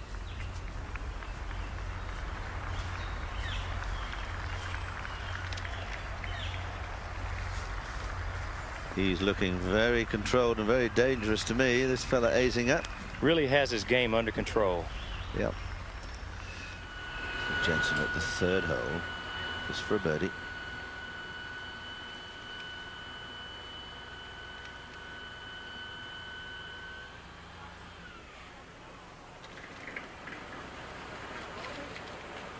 Good speed. Yes, You could see that one coming up from about 10 feet short. It was running beautifully at the hole, and that's just the moment he wanted something to happen, and it certainly did. Back to 7 under. Another hole negotiated.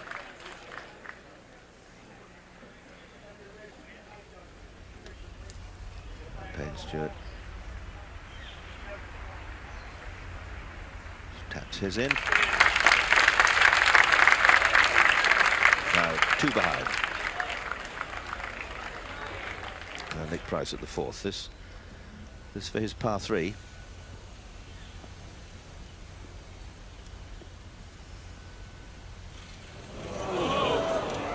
Drilled it too hard. He's a quick player, Price, but could be again a costly one. You know, Lee Janzen yesterday had bogeyed 2 of 3 holes, and then he suddenly birdied the 8th. And here today, when he most needed it, his 14th birdie of this U.S. Open. He has had a total of 14 birdies. However, 7 bogeys also.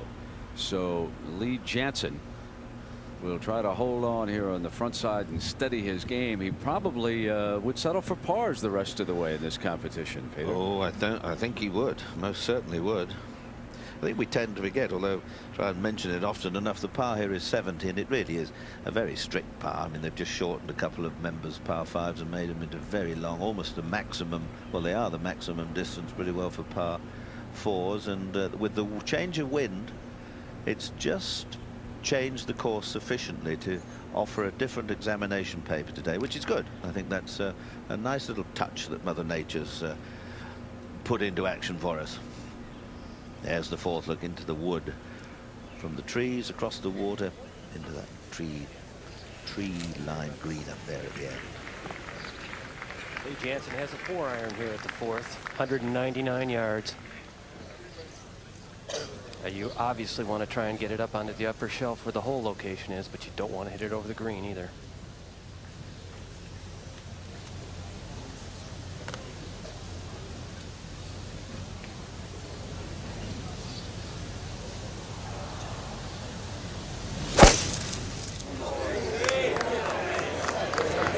Ball's headed toward the left-hand side. Just stuck on the bank. That's not too far from the pin. That may not be all that bad.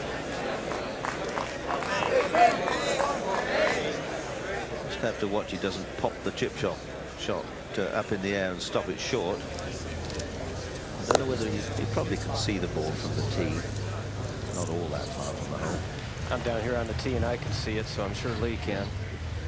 What's Payne got there? Payne's got the 4-iron also. He drove the ball 30 yards past Lee Janzen on the last hole. I'm sure didn't expect to lose a shot there.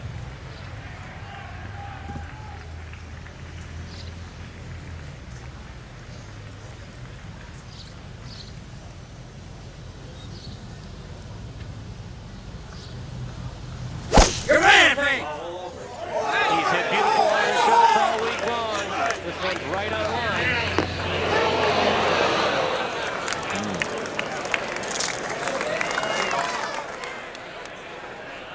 No, meanwhile, Peter, let's break to the 17th. Here's a moment. John Daly.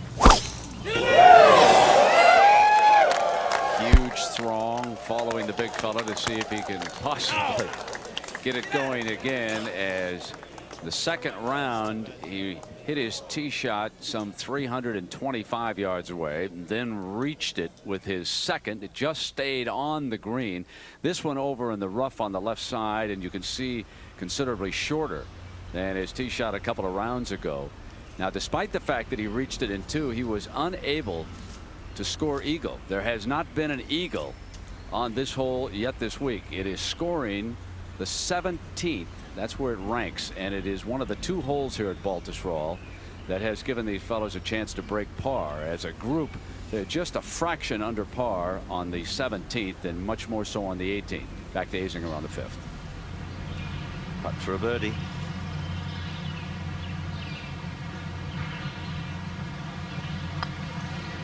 Good strike. Oh, we thought it was there. Well, he's only had 5 putts in the first 4 holes, and it looks as if he'd one-putted another one there, but it wasn't to be.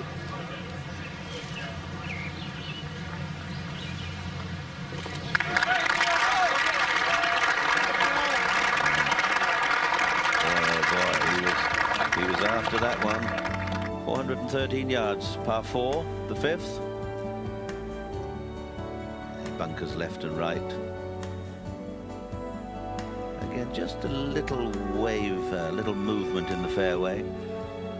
Nicely bunkered green, nicely shaped green, framed by the trees. And very pleasant indeed. Lovely, lovely looking hole. So far, 32 threes. It's not bad when you think we've had all the greatest players in the world. It's only 413 yards. There must be a bit of trickery there somewhere. We'll leave the 5th, back to the 4th. The last pair, Stewart and Jensen. Payne Stewart's drawn a good lie in the bunker, but as we heard Stu Block say earlier from the USGA, they want to make the bunkers a little more penal. So this sand is a little coarser this week, a little softer than what Payne's used to on the tour. It's not a particularly dangerous shot unless he were to hit it thin.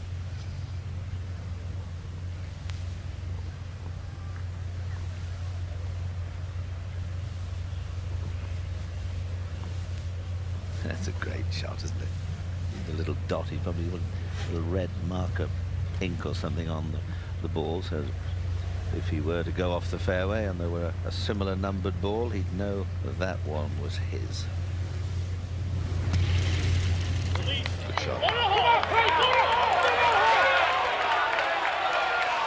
Well, you won't see a nicer shot than that today. Little shots are sometimes forgotten. Everyone sort of drools about the John Daly-like drives, but golf is a well-rounded game, and that was a lovely shot. Here's David Edwards. 150 yards, but out of the divot. Sitting in an old divot. It's a 7-iron. Sat down very quickly, backed up a bit. Jensen. Second shot from the edge of the bunker. This isn't so easy. It could easily pop up in the air. Should stop very quickly when it lands. The problem he's going to have is he's standing well below the ball. He's going to have to grip way down on the club, almost all the way to the metal of the shaft.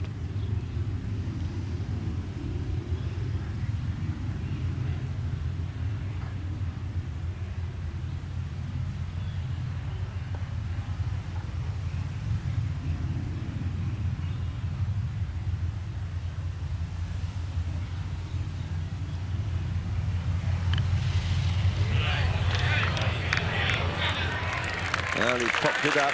Not a bad shot. 7.5 out of 10 for that one.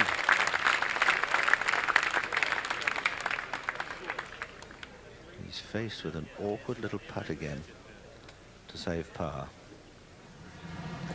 Big Price, second to the 5th. 135 after a big drive. It's an 8-iron.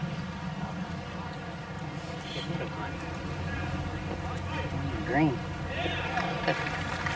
Well, good distance again, but just pushed away a fraction. 17th now, John Daly from the rough, light rough.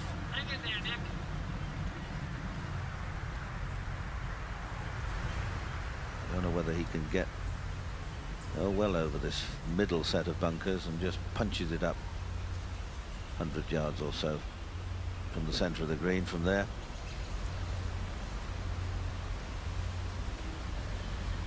Wonderful crowds again. Colourful crowds come out on this hot afternoon to watch the playing of this great championship. There, look at that. Isn't that a splendid view? The 4th green in the foreground here and away to the 18th green, and the majestic old clubhouse tucked up on top of the knoll. Jensen here. Of course, every shot is important, but this, I don't know, it's a tricky little putt. Pretty quick.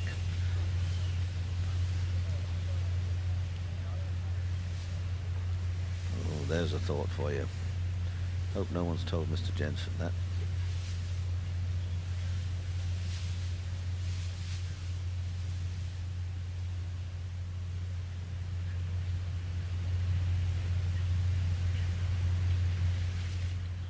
Oh, well done.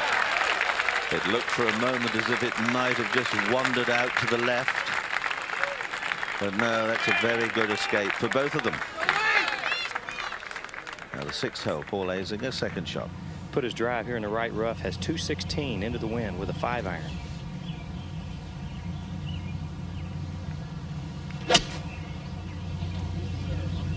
Really got it coming out of there hot and running.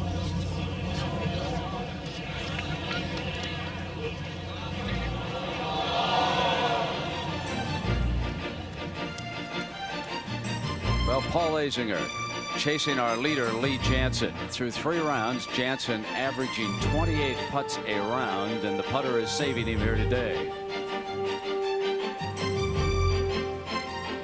The 1967 U.S. Open at Baltusrol had everything, including 3rd and 4th round pairings of Jack Nicklaus and Arnold Palmer.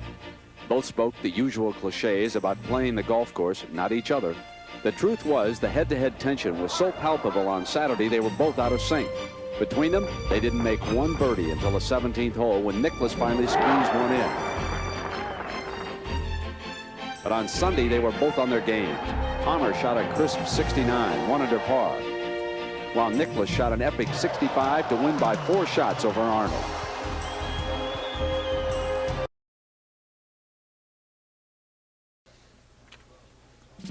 Saturday, July 10th on ABC Sports, we'll be at the Cherry Hills Country Club for the Senior United States Open Championship. And the defender, Larry Loretti, will defend his title. Live coverage begins Saturday, July 10th, right here on ABC. Lee Janzen, 5th tee.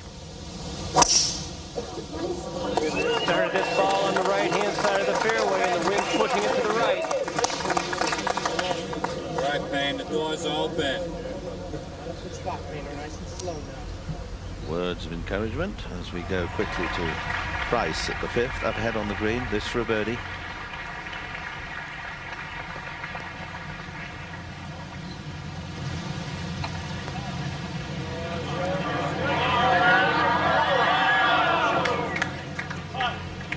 There's a good putt from there. Quite a swing. Now Payne Stewart. Janzen has driven into the rough on the right.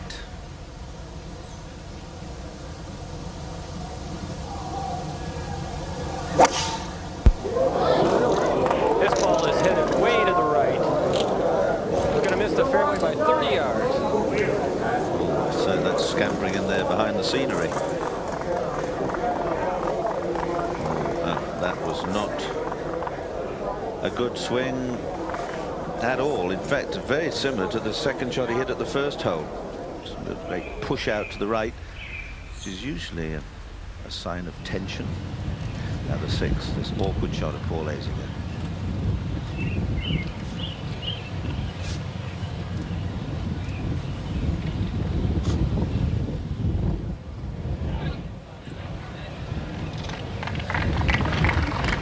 Well, it was a nasty little shot he had to play. He's putted quite wonderfully this afternoon. He's in 3rd position, Azinger, 4 behind Lee Janzen. So far, nobody creeping up the leaderboard. There's nobody laying in ambush for him. Janzen from the rough at the 5th. He's got a terrible lie, 162 yards up the hill. Actually, Payne Stewart has a better lie where he is. This one kind of squirted to the right. Came out pretty well though, Mark. Eh? From the bad lie, it's done very well indeed. Really was tremendous amount of overspin on that shot. Well, he's got a big break here, hasn't he? That was a dreadful tee shot, 30, 40 yards offline. If you take that little bowed bit of fairway, I don't think he's even behind the trees, is he? He actually isn't. The ball scampered all the way through the gallery. It's onto some bare grass. It's a good lie. The thing that's really helping Payne here is the wind is coming from the left, so he can start the ball actually further left of the trees than he normally would. He's got a 145-yard shot. First bad tee shot I've seen Payne hit really in almost 2 weeks now.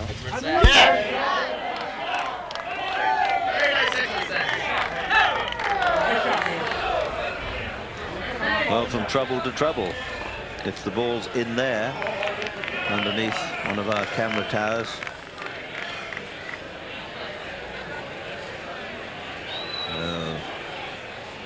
Payne Stewart not playing the sort of game he would have wished. The 6th, Paul Azinger for a par.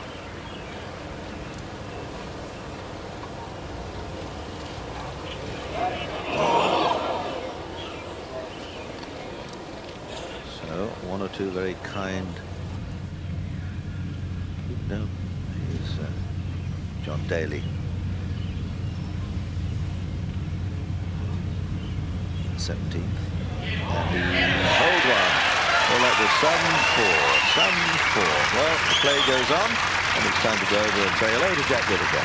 Thank you very much, Peter. I've just 2 thoughts here. One is that of all the 6 former champions here at Baltusrol, 2 of them don't get full credit. 1936, Tony Manero was definitely not an underdog champion. He was a very good golfer. He won over 19 tournaments, finished up 2nd in 10 others, member of a Ryder Cup team. And look who he beat.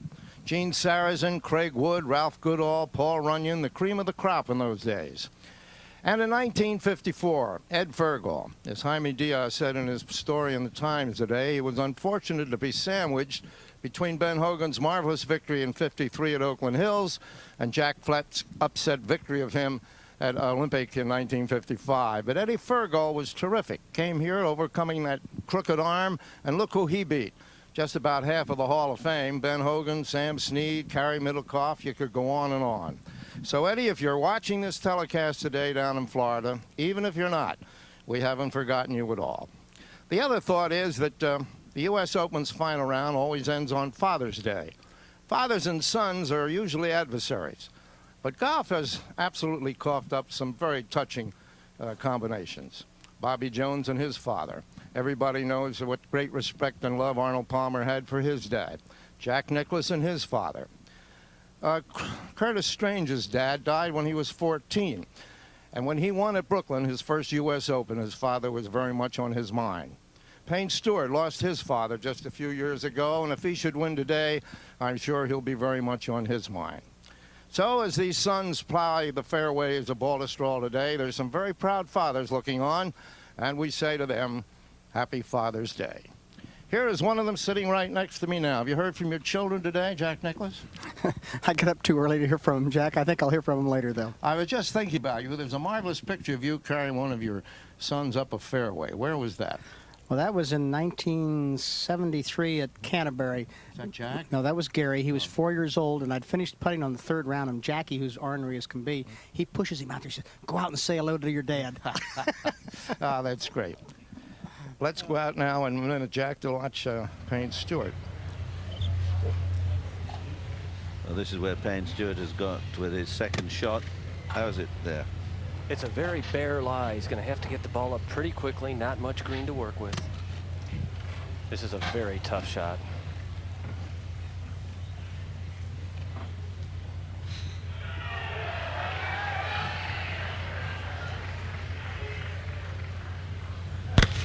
Get up.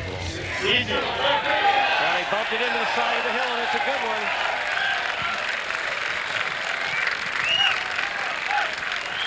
Very good shot indeed. Well, Jack Nicklaus is with us. How did you find the course playing today? Well, Peter, I found the golf course to be a little softer than it's been previously. I thought the pins were tucked fairly difficult. There's a little bit of wind from the opposite direction, and I think it's playing havoc with a few things, but it hasn't been too bad. I think some of the early holes are playing a lot easier than the later holes, which has been absolutely to the reverse in the first 3 rounds. Now the 6th hole, Lee Jansen at the 6th. Now remember, he's playing with Payne Stewart. Stewart played a very good bump into the bank, his 3rd shot from behind this green. He's about 4.5 feet away. Jansen has this putt at the 5th for a birdie, but 2 putts will be okay. 2 putts will be 2 strokes ahead of Payne Stewart. Stewart still has to make a missable putt for his par.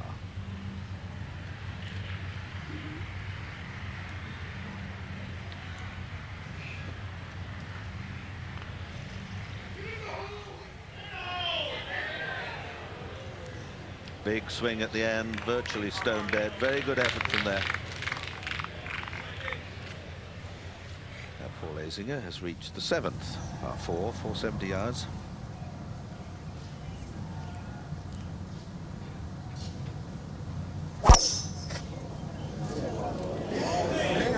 Boy, that is going way left. Could be out of bounds. Way left into the tree. Well, it stayed just in bounds. Here's Nick Price at the 6th, second shot. Hit a beautiful drive, very long, has 175 yards into the hole, 6-iron.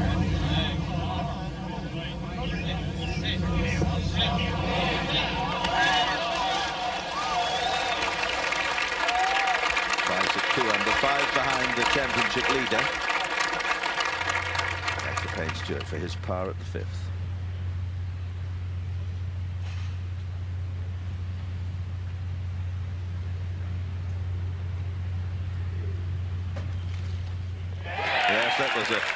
That was a fortuitous par. He was really not on the course at all on that hole, but got a par.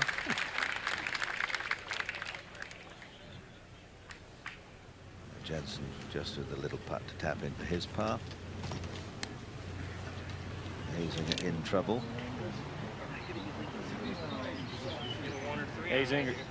Azinger has driven the ball about 4 yards from the out-of-bounds fence. He has a very good lie, but not much of a... that ball up for me right there? Thank you.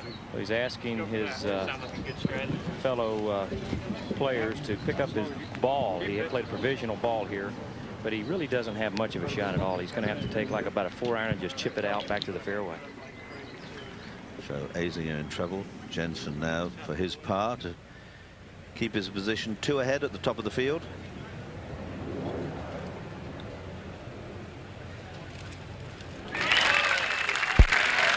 Another hole safely negotiated. Azinger's ready to crack one out from under these trees. Well, he's taking a practice swing like he wants to hit a full shot. I don't know why, because it's going to take him 2 shots from there to get on the green. He can pitch it out and still get on the green in 3 and save par. I think taking a full swat at it from here would be a big, big gamble.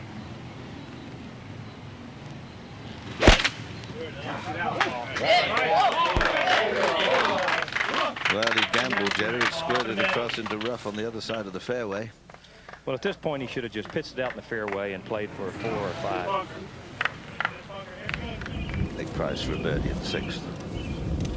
This to go 3 under.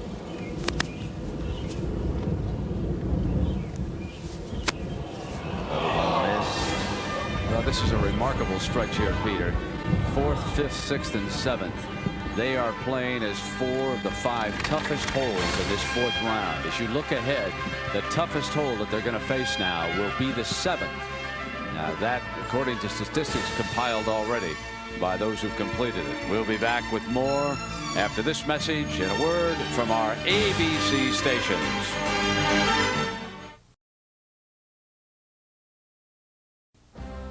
The 1993 U.S. Open. This ABC Sports Exclusive is brought to you by Lincoln Mercury and a complete line of 1993 Lincoln and Mercury automobiles. By MCI, the company that brings you proof positive. By the new Top Flight Magnum. It's not just a new ball, it's a whole new game. And by Mita, maker of reliable copiers and plain paper fax machines. The times demand Mita. Well, with Peter Jacobsen and Jack Nicklaus, I'm Brent Musburger, and our leader now has reached the 6th. I think this is the toughest tee shot on the golf course. To keep the ball in the fairway, because you've got to hit it out a pretty good distance. If you don't, it just swings off the hog back one side or the other. Well, he's hit a nice tee shot there, but see it swinging to the right on the right side of that hog back. It's still staying in the fairway. At 7, Azinger. Out of the sand from about 120 yards. Really a tough shot. Right into the wind, and it just knocked the ball down. You may have been dead right there, Jerry. That was taking that full cut out of there, put him into an awkward 3rd shot, didn't it? Sure did. Now 2nd shot for Jansen. Lee's got nearly 210 yards here at number 6. Wind has actually kind of turned a little bit. It's right in the player's face here again now. It's turned back, hadn't it, from this morning, Mark? It has, Jack. It would have been behind him this morning, I would think, here, and now it's into his face. Yeah, it's coming back more into the prevailing southwesterly, isn't it?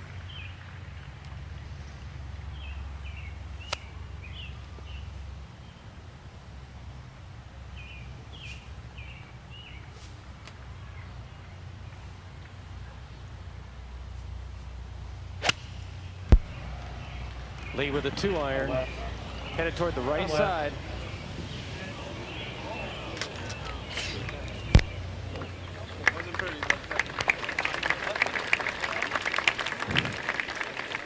Fourth shot for Azinger at the 7th.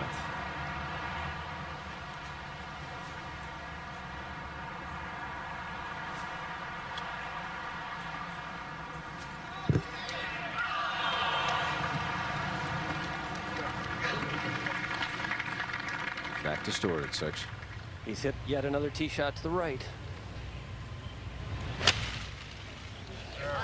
200 yards to the flag. That was a much better backswing than he made over there at number 5, Peter.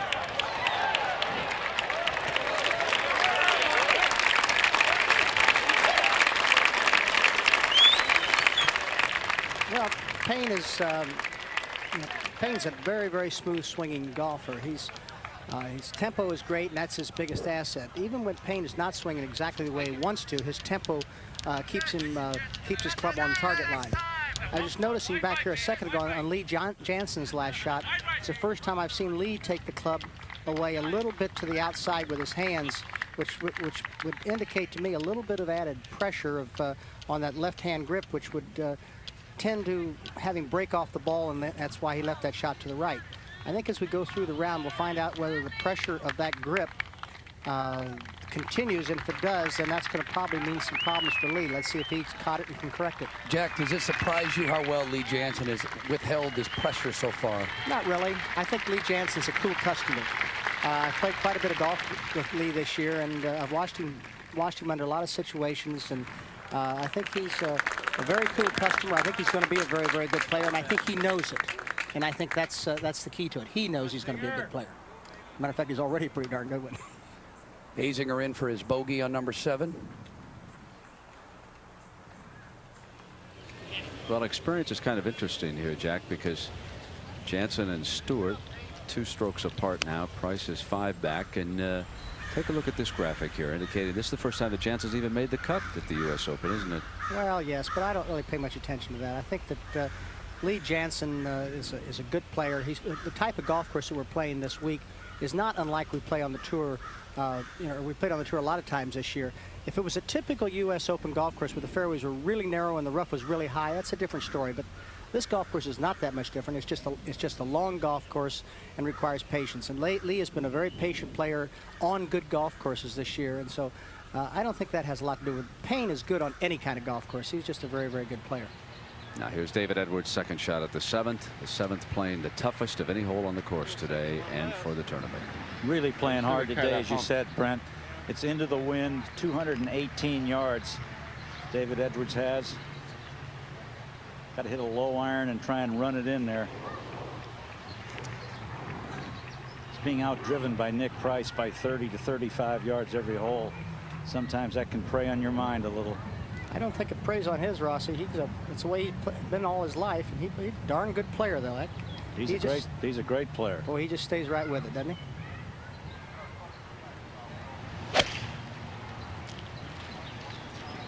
Hey there.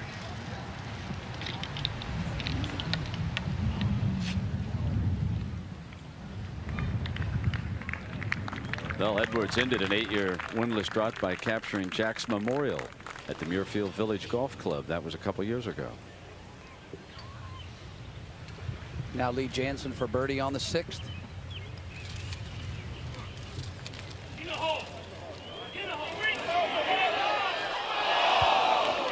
Jack, it's lag putts like that he's got to have, especially in the middle holes. That's right. You can lag it up like that, Peter, and take a lot of the pressure off yourself in those second putts. Boy, it just makes it so much easier.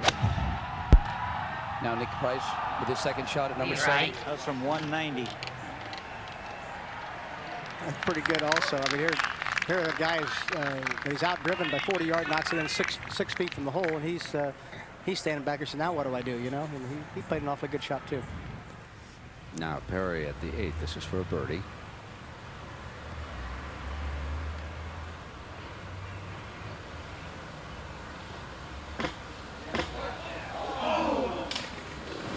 There are only 6 players still under par at this U.S. Open. Perry, one of the 6. Now this for Payne Stewart. Trailing by 2 at the moment. Birdie opportunity here.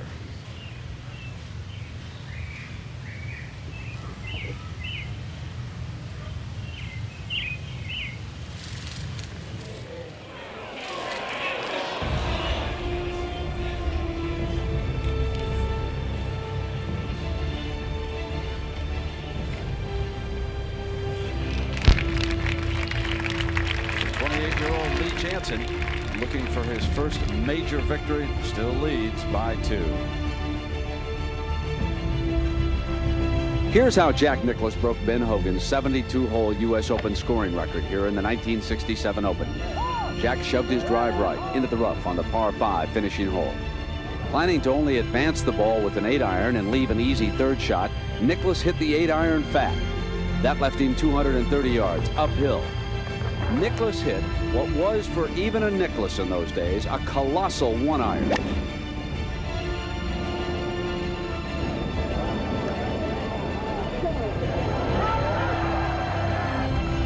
Then under a black sky with a thunderstorm looming, Nicklaus holed a 20-foot putt for a birdie and the new Open record.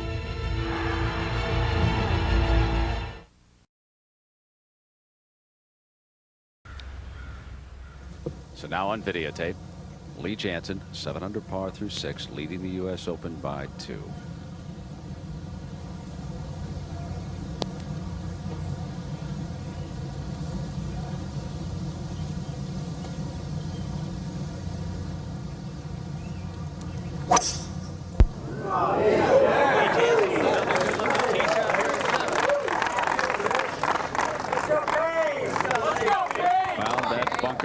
This hole playing the toughest, Peter Jacobsen. That is not where he wanted. I guarantee you he thought that ball was in the middle of the fairway. The wind has shifted and it's come back into him there, and it's you just can't carry that edge of the bunker. This for a birdie at 7. And I don't know if you noticed Lee's swing back there, but he made an awfully good pass at that ball. That was not the same pass he made at the previous hole. Here's the Payne. Now we see Payne Stewart on the 7th tee. Jack, you said you think the 6th hole is the toughest driving hole. I personally think that number 7 is, because you're coming in towards these bunkers. Well, it is for Payne, who plays right to left. And Payne's going to have a hard time keeping it. Now there it goes left. Uh-oh. You kind of hope those people don't jump out of the way. You want them to get in the way so that ball will stop. Azinger's 2nd at the 8th. With a sand wedge from 96 yards. Did he drive it off the tee, Jerry? Big drive. He did a driver on that hole. Not many guys have played driver here this week on that hole. Paul's trying to get a little aggressive with the golf course, isn't he? He is, and after he drove down the middle, he said same guy that hit it on the last hole. Hit it over in the trees. He didn't much like that one, did he? So Price cleaning up his par here. 8th, he's 2 over for the day.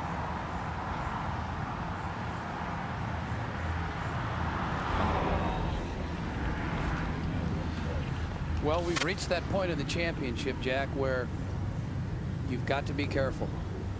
Some of the 3- and 4-footers are the toughest part. They're tough, Peter, and you know, the guy is obviously, I mean, you've said it 1,000 times, but the guy that makes those the last day is the guy that wins. I mean, you just can't miss those kind of putts the last day. Your record of 8 under is looking good. We've got 2 players still, Lee Janzen, Payne Stewart, 7 under and 5 under, but as you can see, the rest of the field is falling away. Well, it only takes one, Peter. And of course, I don't really worry too much about records. I think records are made to be broken, and the players today are getting better, and the competition is tougher, and it's driving the scores lower, and if a guy breaks it, that's great. That's no problem to me. Now Jansen's 2nd here, the 7th. 217 yards, but he's going to play it just down in front. Leave himself maybe 80 or 90 yards for his third shot. Mark, what's the situation with Payne? Well, it is not good. The ball is actually laying on the pine needles below the tree here. The problem is Payne is a right-handed player, and the tree trunk is going to be right in the middle of his stance. So he's going to have to hit some sort of a low shot to get it back toward the fairway. If he could get on his knees and play it right-handed, he might be able to hit it. But to get on your knees and hit one left-handed is going to be tough. We'll be right back, Mark. Here's Bryce's tee shot at the 8th.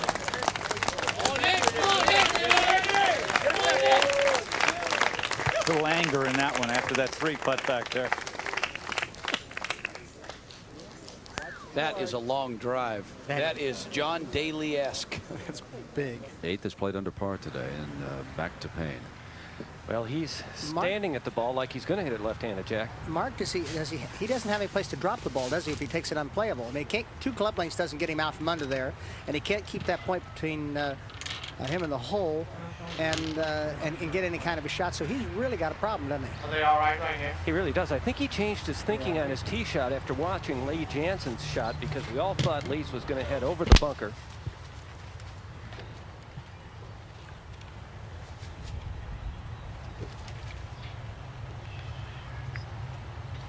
Boy, he's got to be careful here. Obviously a very awkward stance.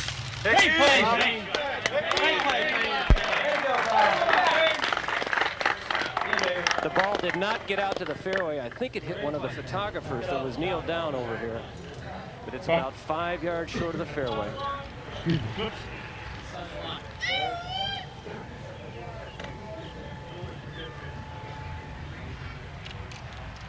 There's the ball, and we'll quickly move on ahead to Fred Funk. This for long birdie at 8.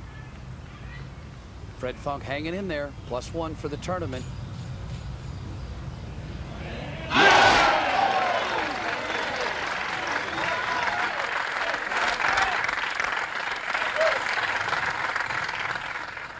Now this is live, same hole, and this for a birdie for Azinger. Needs something to get him going, doesn't he?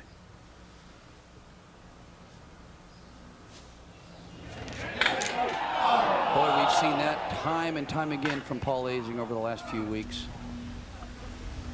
He is really putting the ball well. I mean, you'd think that they start to go in after all that. I mean, he's really been around the cup. I guess he's got to get it in the bunker. That's right. You know, you know, whenever you're having problems with your putting, if the ball's just going by the edge of the hole, you're putting well. But if you're missing 2 or 3 feet to the left or right, that's when you're in trouble. That's right. And he's not. He's right on the edge of the hole every time. And he's either just under reading him or just over reading him, because his stroke is obviously pretty darn good. And that's when it gets really frustrating. Now Payne Stewart with his third on number 7. 191 yards. Thickish lie in the rough.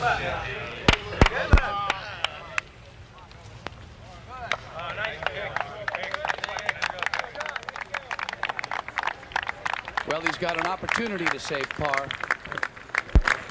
That was a heck of a good shot from where he was. He needed to get that ball on the green. He didn't leave himself any chance for double bogey.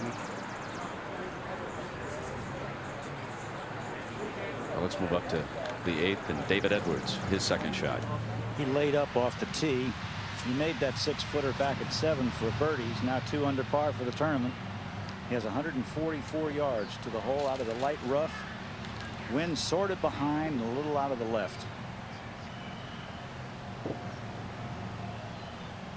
He doesn't have a lot of green to work with there, Rossi. No, he really doesn't. I think he'll shoot it at the middle of the green.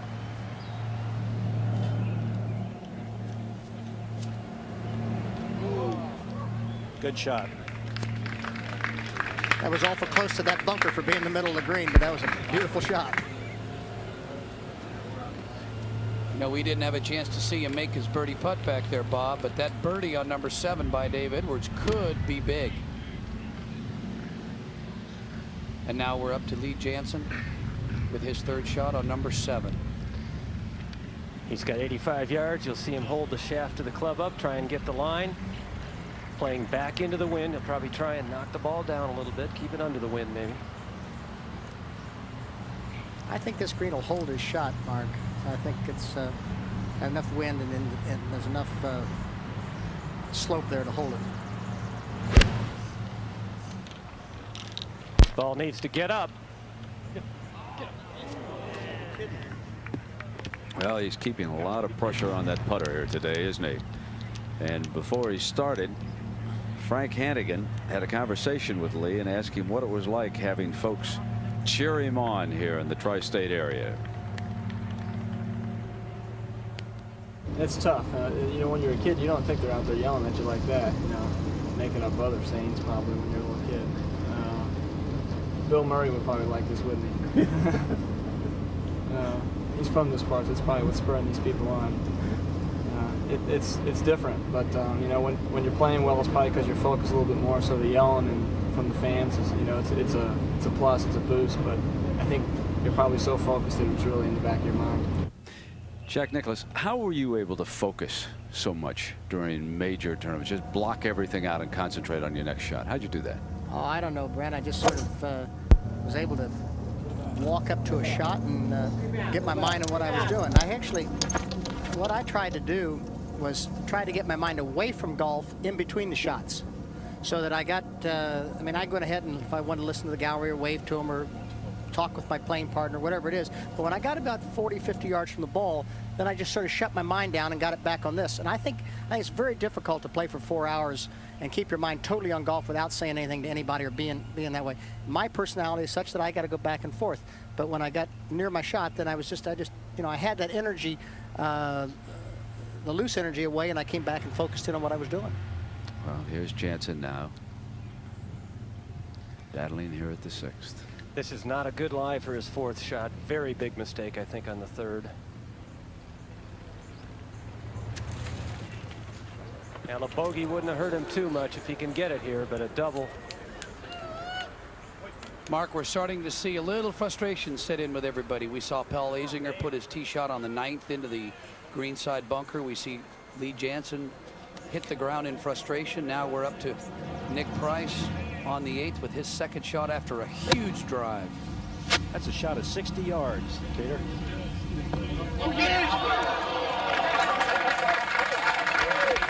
And a 3rd shot of the foot.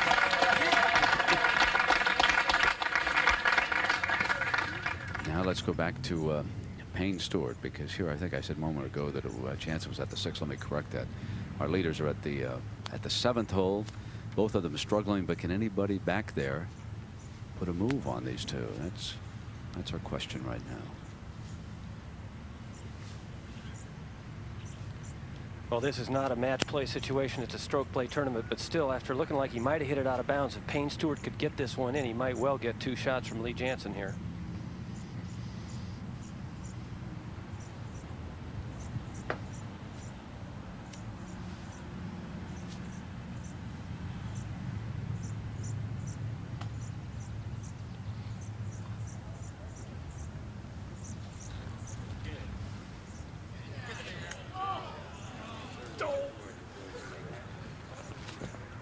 So a bogey for Stewart, and Price, who missed a short one just a moment ago, didn't miss that one at 8, but he's 2 over for the day.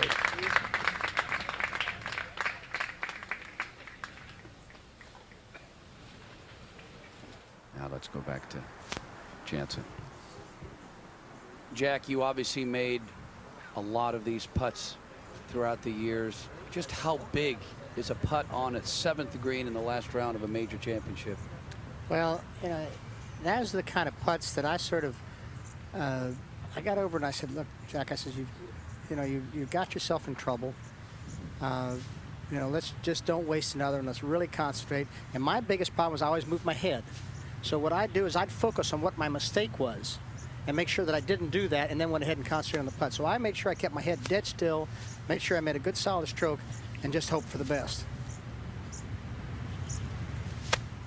Made it. And he was as solid as a rock there and didn't move a thing. So he loses one, but so too does Payne Stewart. And now, moments ago, we go to Paul Azinger in the bunker at 9 with that shot. And every time that I have seen Paul Azinger climb down into a bunker here at Baltusrol, I am reminded of this. Jack The Nicklaus shot made of the the point year on the earlier that the PGA guys Tour. We today were at the just don't Muirfield lose Village shots Golf around Club. the green. He was playing with his good friend This is a Payne great Stewart. example of what he's talking Both had about. gone into the bunker coming up the 18th, and this was the end result.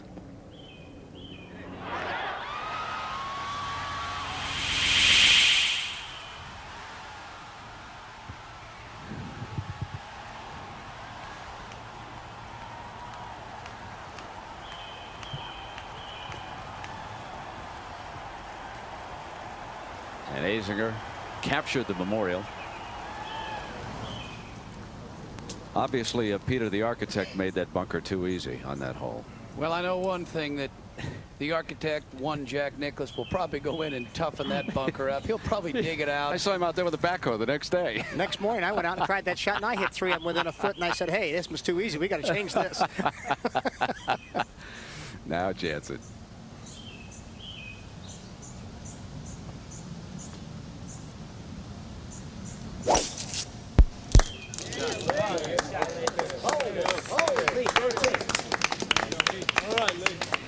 He's had the ability for the last 2 days to come back off a bogey and record a birdie. That has been how Lee Janzen has played, and it has served him so very well to this point. 2-shot advantage here in the final round. And you know, conventional wisdom was when this day started that Lee Janzen had all the pressure on him, not Stewart. He'd been there before. I'm not so sure of that. Stewart has done everything this year except win. He suffered that loss we just saw at the Memorial. I'm not so sure that nervousness might be weighing a little bit more on Stewart. I think that's very perceptive, Brent. I think that Stewart is struggling for a win. I think he's trying really hard to make things happen. And Lee, nobody's expecting Lee to be there. He's just out there playing. He's relaxed. He knows that he's got an opportunity to create something that nobody expected him to do at this age. And he's hit a perfect tee shot here for the perfect angle to this hole. So I think you're right. Check, here's Nick Price now on the par 3. Hole playing very short today. They're playing from the front tee, downwind.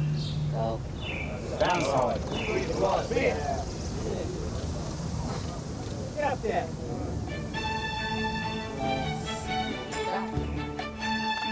So the pressure of the U.S. Open on the final round. Lee Janzen at 1 over for the day, but he still leads by 2 shots.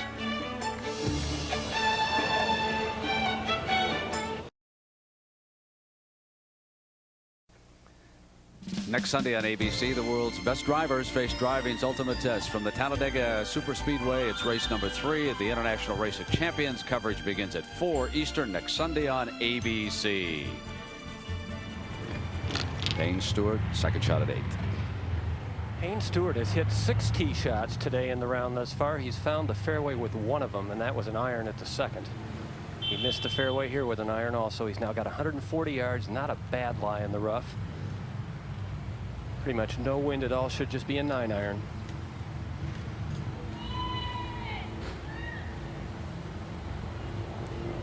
Not a very good pin to shoot out of the rough, though, Mark. I think he's forgot about the hole placement, Jack. Headed toward the left part of the green. Good smart play.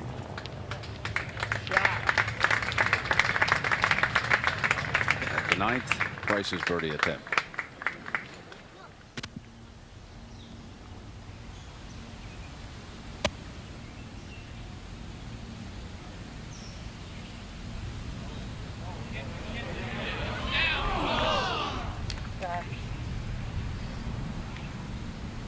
Let's go back to Janzen, his second at the 8th. And clearly he is thinking about the hole placement. Perfect glide, perfect angle, 123 yards, just a wedge.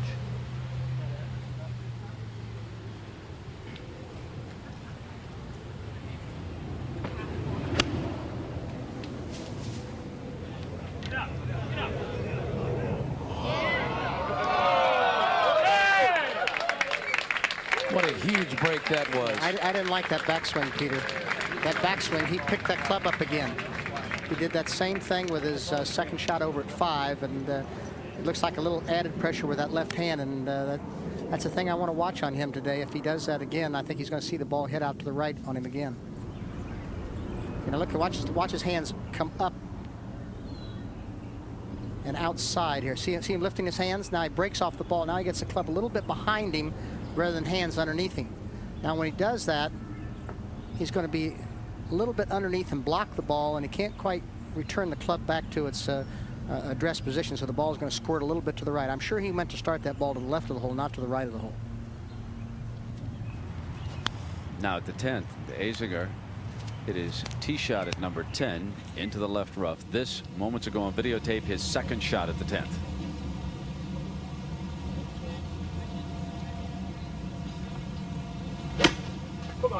Just punching a little 6-iron out of there. Going to try to run it on the green. That ball needs to get down.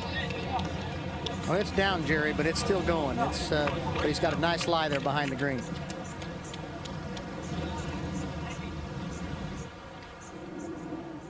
Now live, third shot at the 10th.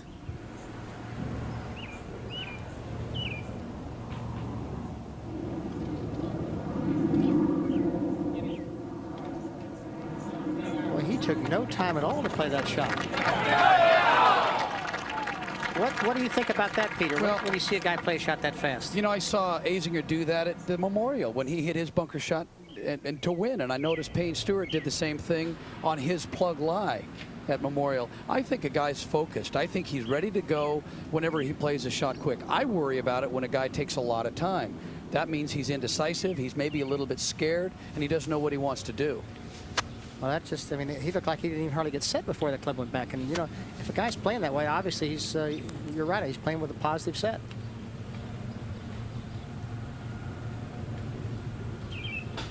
Now Payne Stewart, for his birdie, this putt should break a little to his right. Yesterday we saw Payne Stewart with his putting losing a little speed, as we see the gallery looking on, craning to get a good view. Good speed on that putt, just misread it a little bit.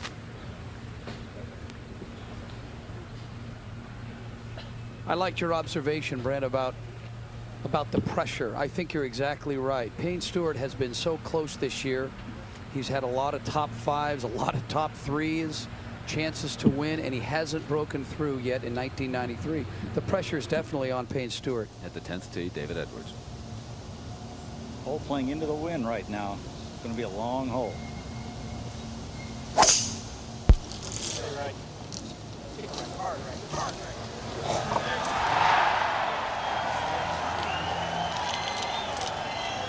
Just catching the corner of the fairway. David Edwards, quiet, deliberate, very effective. Back to Jansen, the 8th.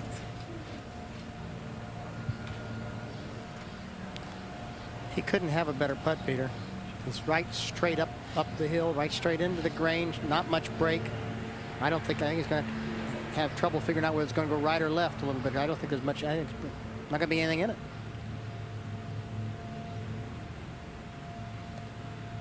That's the putt I had this morning. That's why I know.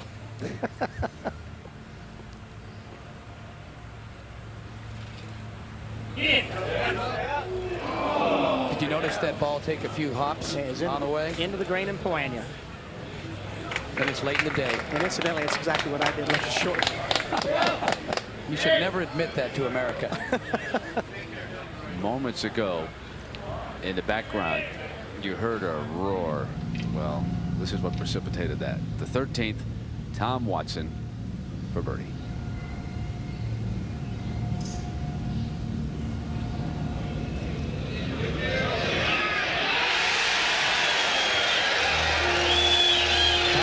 Back to his old tricks. He likes them that distance, and when they get up about 2 or 3 feet, that's what's causing the problem here. This is U.S. Open.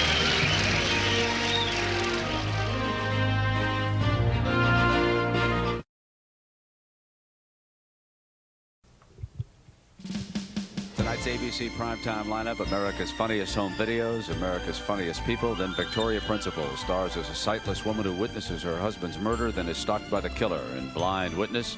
The Sunday night movie tonight on ABC. Here, the final round of the U.S. Open. This young man, Lee Janzen, with a 2-shot advantage. Here he is at the par 3 ninth. 191 yards. He's left the last couple iron shots out to the right. Better swing there.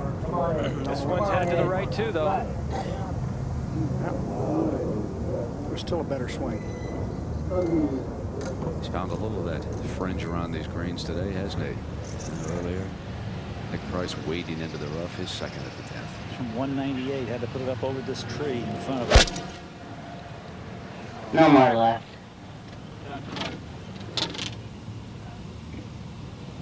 And it went. Perhaps we could see it. Yeah, so the camera's going right after it into that rough. Didn't reach that bunker, and now we come back live. And David Edwards, who is 2 under, he is 4 back of Jansen right now. 190 yards, and even though the flagstick is on the left with the wind coming out of the right, he has the perfect angle from which to play this shot.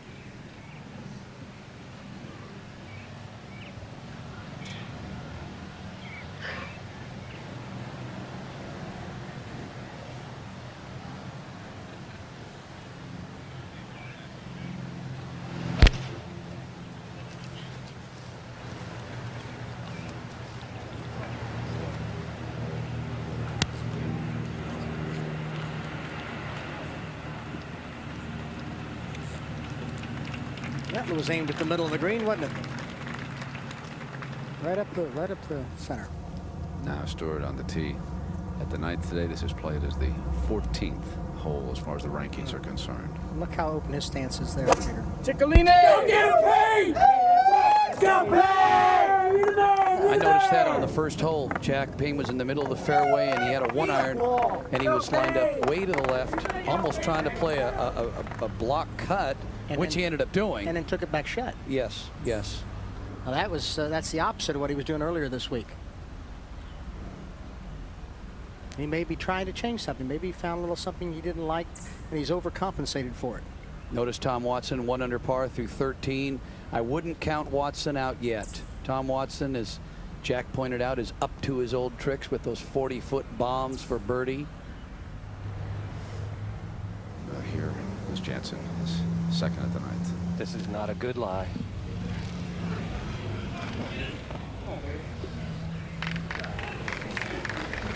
Pressure again on that putter. You can't leave that on your putter all day long. It makes it tough on the final round of the U.S. Open. Lee Jansen has hit 4 greens on the front 9. Payne Stewart has hit 3 greens. That's an indication of pressure. It's also an indication of a pretty tough golf course. Well, one of the things I wanted to ask you, when they start tucking the pins in the corners, do you try to angle your tee shots? In other words, do you try to put the tee shot on the left side of the fairway when the pin is on the right? Do you try to play to the center and just put the ball on the green? What do you try to do? Depends on the hole. If it's a long hole, I think it's more important that you play out of the center of the fairway or try to make sure you're in the fairway. If it's a shorter hole like the 8th hole, I would, if I hit it in the left rough, it's not that big a deal because I'd have the best angle if I have a short iron in my hand. So I think it depends on the hole whether I try to play to the side of the fairway or just try to put it in the fairway.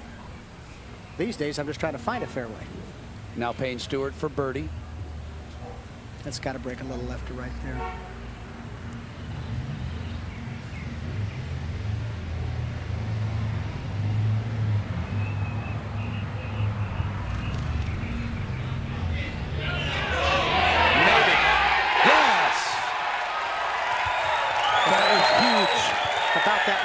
About that much break. Payne Stewart goes to 5 under par. 1 behind Lee Jansen, who now has a very difficult 6-footer. Isn't it amazing how many times you see that happen in a game of golf? You got one fellow who is just sort of hanging on through the 9, and the other fellow's playing pretty well, and then all of a sudden, boom, turns it around the other way. This is Watson at 14. Easy. I'd like to point out that Tom Watson this week played the front 9 in 5 strokes over par and has played the backside this week 6 under. So watch out for Watson. Now needing to make this putt to stay in the lead.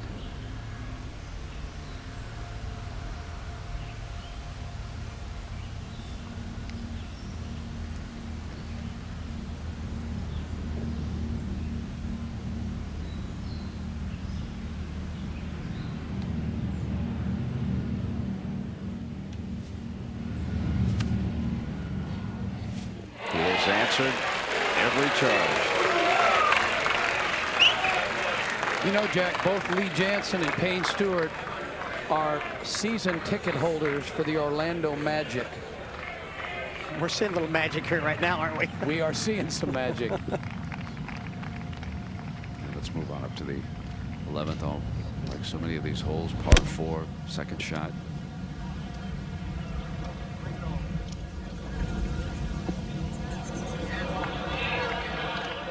He drove that ball through the fairway, didn't he? That was a long tee shot. And Fred Funk already up on that green. Now back to Stewart. Trails by 1 after that birdie. Just to give you a little example of how much longer the 10th hole's playing. I was playing 6, 7, 8 irons into it most of the week. I played 2 iron into it today. That's how much the change of wind meant. And it's a 454-yard hole. Instead of playing downwind, it's playing now against you and cross. So it's, I assume the condition is still the same out there. Is that right, Mark? It is. It's coming a little bit from the right, but mostly into. I think this is the first driver Payne's hit here all week, and it's headed left.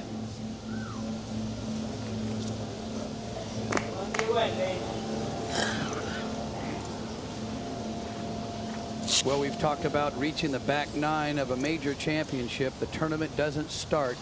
We've reached the 10th tee, Jack. The game is on. Yeah, we've got, and you know, Lee and Payne are still there, but there's some guys that are, you know, if they slip a little bit, there's a couple guys right behind them there that can bring it right up.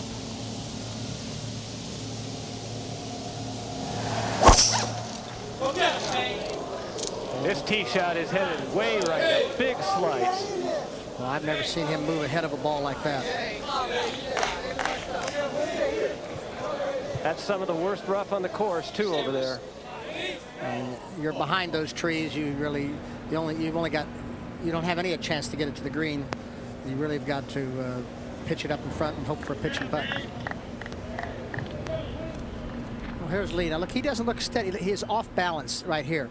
Looks like he's got more weight on his left foot, and there's his head's back a little bit too far. Now he's moved off the ball, which he does all the time a little bit. But now he's all right here, but he's back a little further than I'd like to see him. Now watch him. He sort of reverse shifts a little bit. Now he'll lean. Watch him lean. See, there's the lean. And now he's going to be too far ahead of it, and he won't be able to catch up.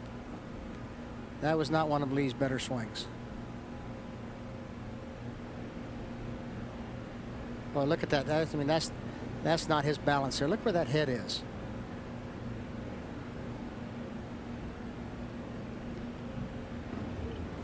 So the 10th hole today is playing just a little over par. There have been only 9 birdies here and 15 bogeys on this 454-yard par 4. Well, the hole is the ideal drive is right down the left side of the fairway, right at that little bunker. If you hit the ball in the right rough where Lee is headed, he's got those big trees to contend with. Payne is off to the left. Payne has got a long shot, and he's got the pin is sitting behind the bunker that protects the front left of the green. He's going to have to play for the center of the green if he's got a lie to be able to play to it. How about a little memory here, Jack? Isao Aoki. You played the entire U.S. Open with him that year. Wonderful iron player. Well, there's his second shot. I don't remember where it went. That was a long time ago. And it's sort of... Well, pin placement's about the same place. He's just back over the back edge of the green. And I hit a 6-iron here from right in the center of the fairway. Boy, did I swing under that one nicely. Now, the green was getting hard, and he wanted to throw the ball up in the air. Oh, I don't remember that at all. Good gracious. I can't remember back that far. But. Now, was that Aoki or Watson? Which Open was this?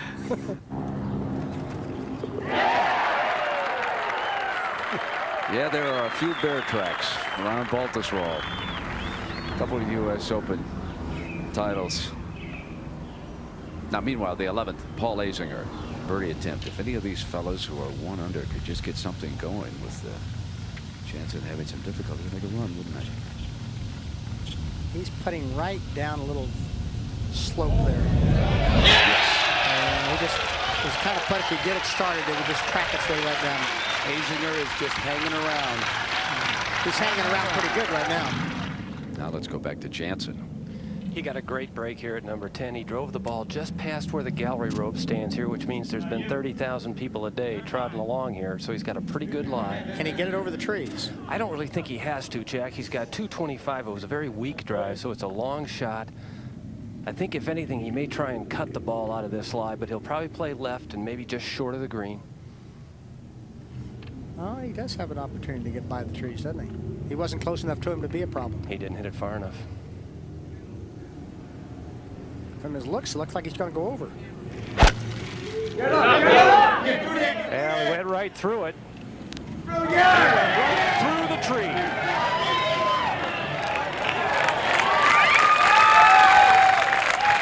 Onto the green.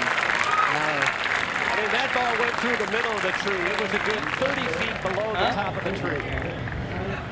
Hey, what tree? What? He didn't see any tree.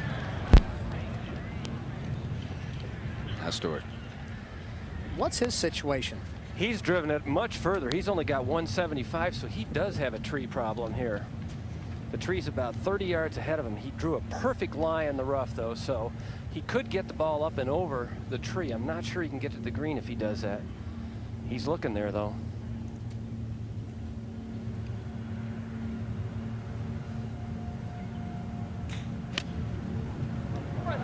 Kind of played a low hook. He's headed at the flag if it's the right distance. Watch out now. Watch out. Now, meanwhile, at the 10th, Price and Edwards both bogeyed. They dropped to -1. We'll have more after this message and a word from our ABC stations.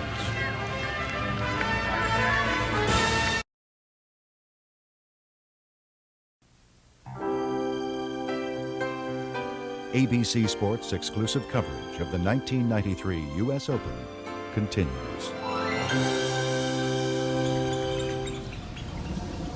So we now move to the 12th tee, and Paul Azinger even par for the day, back to 2 under, 4 off the lead. He has a 5-iron from 208, playing right back into the wind. For some reason, there's kind of a trough that brings that ball into the hole here today if you hit a good shot. I just don't think he has enough club today. No, 5-iron is, if it's into that wind, is not enough club. I know I'm 1 club shorter than Paul, and I hit a good hard 3 and got it back there close today. Now let's go to Nick Price. This is his 2nd shot on the 11th. Very weak drive in the right-hand rough. Fair lie, has 185 yards. Didn't catch it very solidly.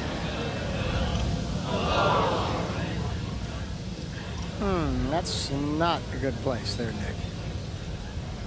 Now Jansen, long birdie attempt here at 10.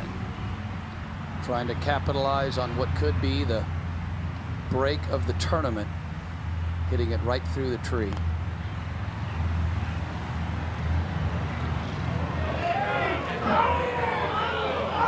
Another fine leg putt. Gives him a little tap in for par. I think he'll be quite happy with 4 there. You better believe it. And while we were away, let's watch this little chip shot from Stewart.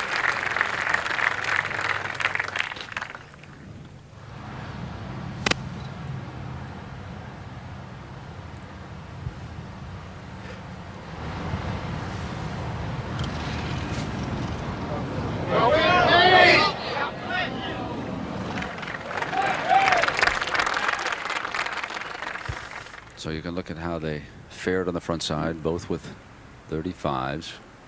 I think that's a pretty good score for the places they were in. They were both in a couple pretty awkward places out there in that 9. That's not bad for the final group in the U.S. Open. Now in this spot, don't want to get careless with one of these short ones.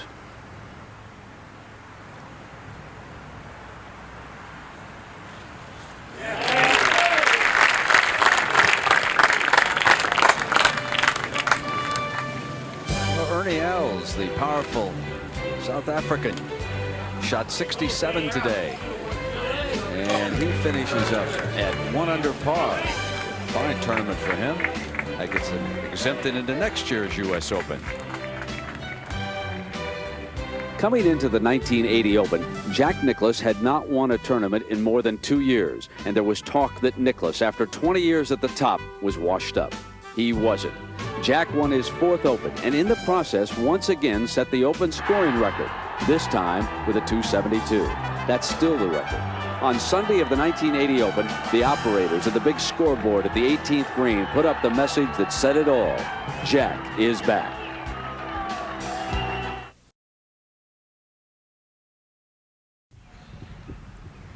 Back at the U.S. Open, this is Paul Azinger for a birdie. He trails Lee Janzen by 4.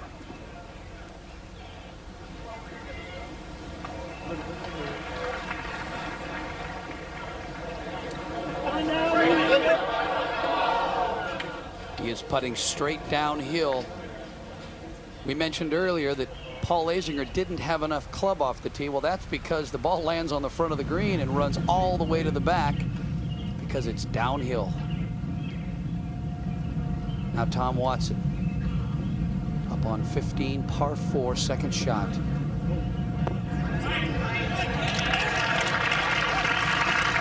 That's about as easy a putt as you could probably have on the green, Peter, if you want to make birdie. Just about dead straight in it. Well, Watson's been playing the back 9, 6 under par this week, as we mentioned earlier. Now, Nick Price on the 11th for his par. Missed a putt about this long for a par 10.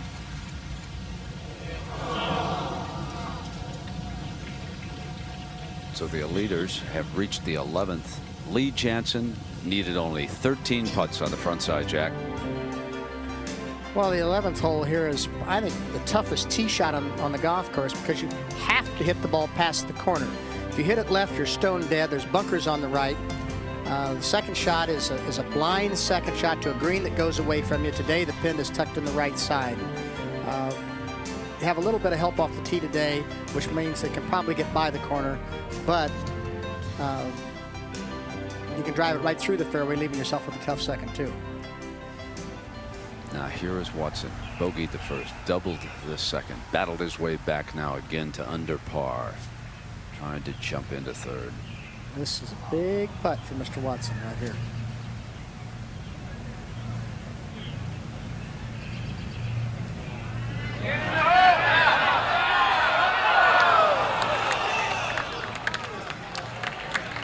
Trying to battle back from a terrible start.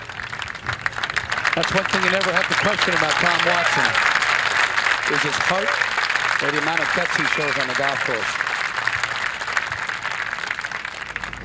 At the 13th tee, Azinger.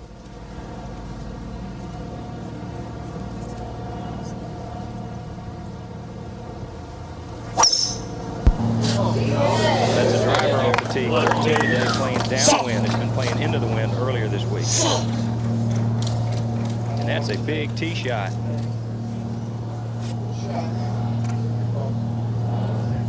Here's Raymond Floyd finishing up on 18th. He is even par. This is third.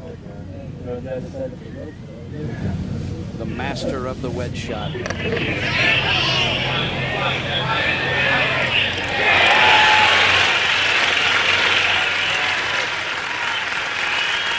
haven't seen as many players going for 18 and 2 today because of the rain.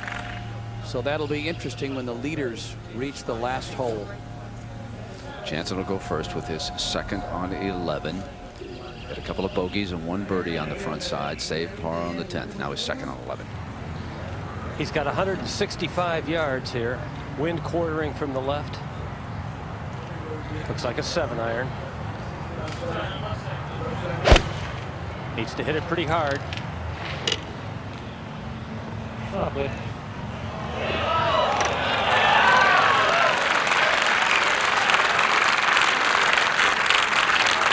You got a good look there from behind Lee Janzen of the situation.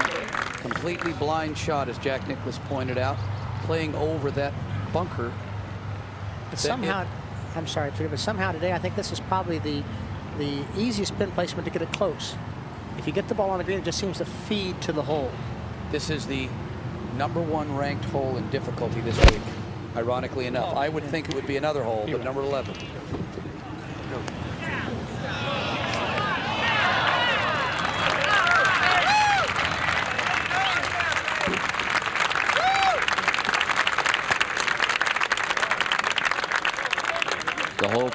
tougher today than it has in the previous rounds. Now at 18, Ray Floyd for birdie.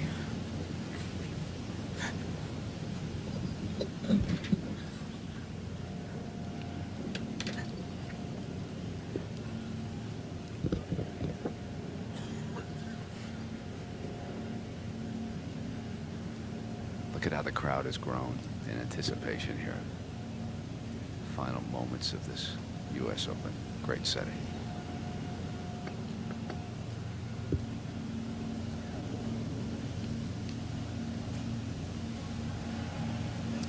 Goes a little left.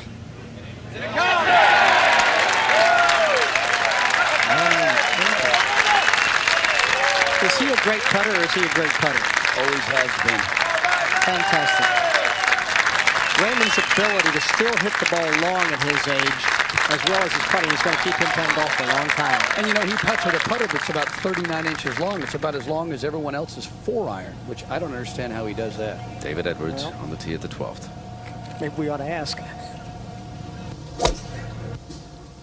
That's a 4-iron. Playing into the wind today. 4-iron's got to hurry for him, doesn't it? Second shot at 13 for Azinger. We're used to playing 8-irons into that green yesterday. He has 150 yards out of the deep rough. It's not that deep, of course, this week. With a pitching wedge, has to hit it soft here, going downwind.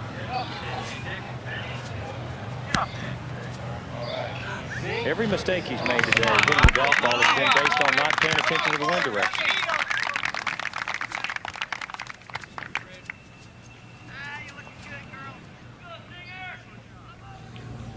So Payne Stewart trailing by 1. Both over par for the day. Nobody who teed off late made any kind of a big run. The low score of the day was 66, and that came much earlier in the day. Steve Lowry.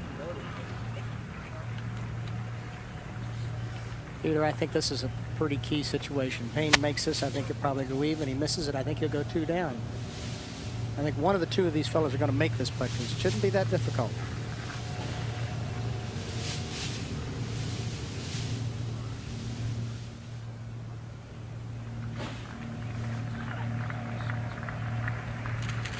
One time.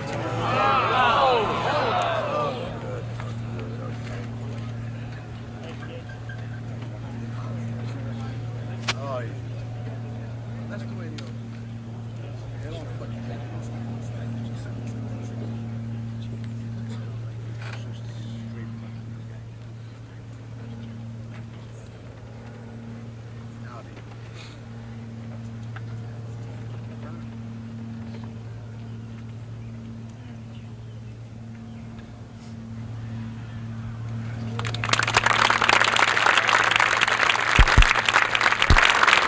Meanwhile, at the 16th tee, Tom Watson, last of the par 3s. Well, this appears to be a 6-iron. It measures 204 today. It's a long way.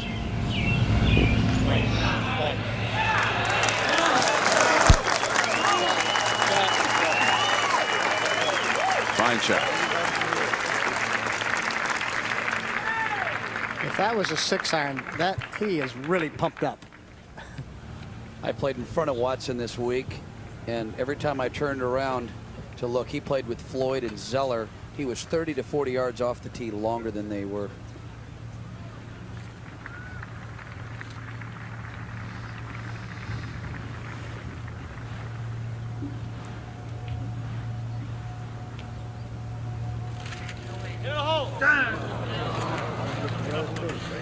Had an opportunity there, didn't he? Yeah, I was wrong. I thought one of the two of them would make that.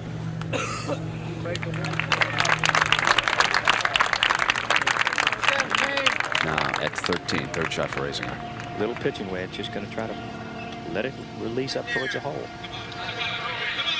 Did he hit it?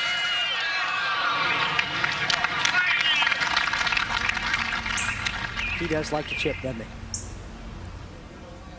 Earlier at the 12th, this was Price's long birdie attempt. And he has made nothing today. Well, this putt looks like it's going to go right at the end, Rossi, and it doesn't.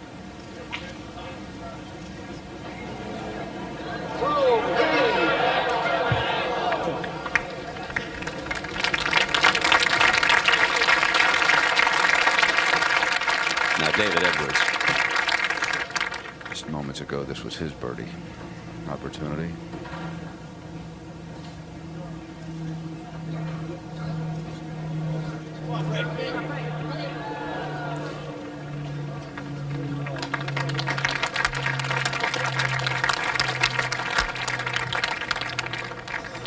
Well, in case you weren't with us earlier today, on this Father's Day, this was the shot of the day, Mr. Jacobson.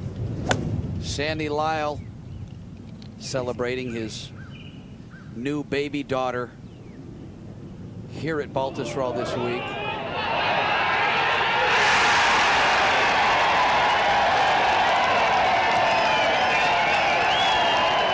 A little early excitement for the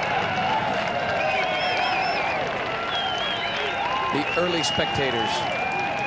Yes, and the Europeans have not had a good week here. Barry Lane of Great Britain actually is the low European in the tournament. He shot a 69 today, wound up +1. Now, Payne Stewart. 208 yards at 12 today. Payne with a 4-iron.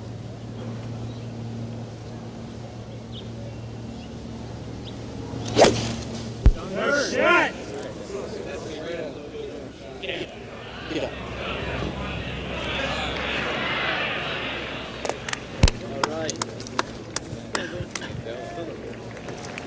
The tee shot on 12 isn't releasing like it has all week, Jack. Well, you're playing into the wind, Peter. They're used to having the ball hit on the front and take off downwind as the green goes away from you, and that's why everybody's coming up, I think, short, except for Sandy Lyle. Jack and Peter, the two holes up ahead that are playing under par today are 13 and 18. Those are the only two left that have been playing under par in this final round. Well, 13 is usually a hole that would play under par in that run, and of course so is 18. So they're playing pretty much true to form then.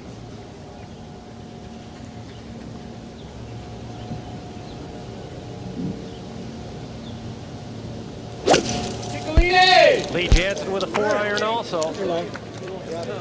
Go hard.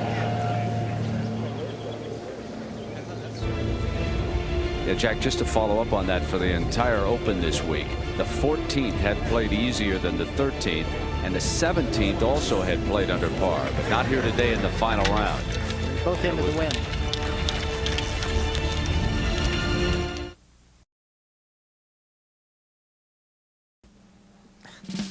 Well, next weekend, Jack Nicklaus goes back to work. The Ford Senior Players Championship. Next Saturday, live coverage begins at 1 Eastern and Pacific right here on ABC. Raymond Floyd will also be there. Now let's go back out to the 12th. Jansen leading Stewart by 1 here.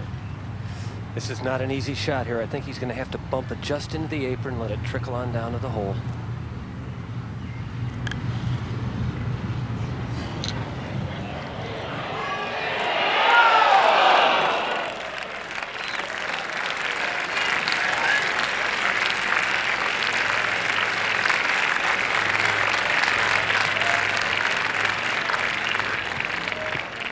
Watson, birdie attempt at 16.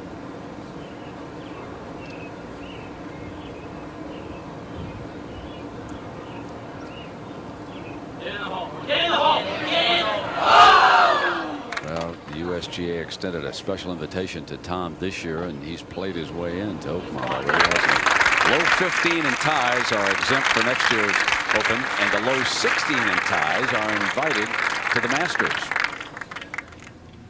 Let's go back now to our leaders.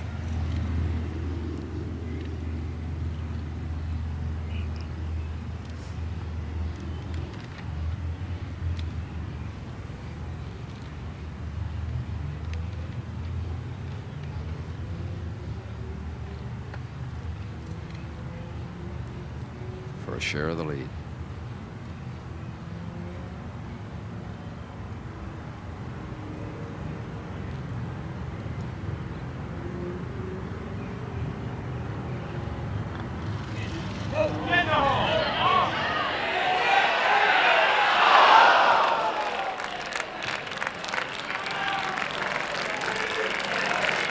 He had to look one more time. He didn't think he'd missed that, did he?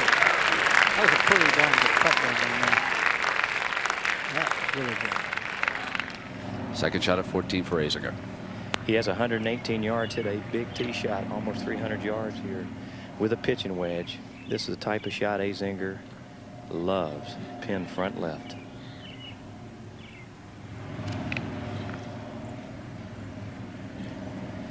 Paul Azinger wants to have a chance to win this tournament. I think it's time he made his birdie right here. Correct, Jack, and the wind is still switching out here. He backed off it. He doesn't want to be long here. The wind is behind him today. The wind shifted behind us and against us a couple of times out there today while we were playing that hole, and it's probably still doing the same thing. I'm watching the flag here at the clubhouse going back and forth, and you got to pay attention to it right there.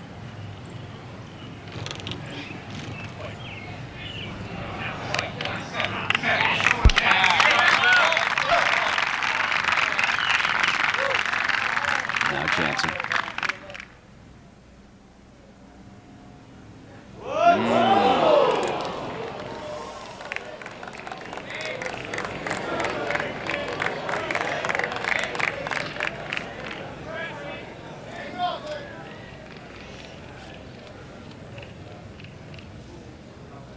So his first 3-putt green of the day.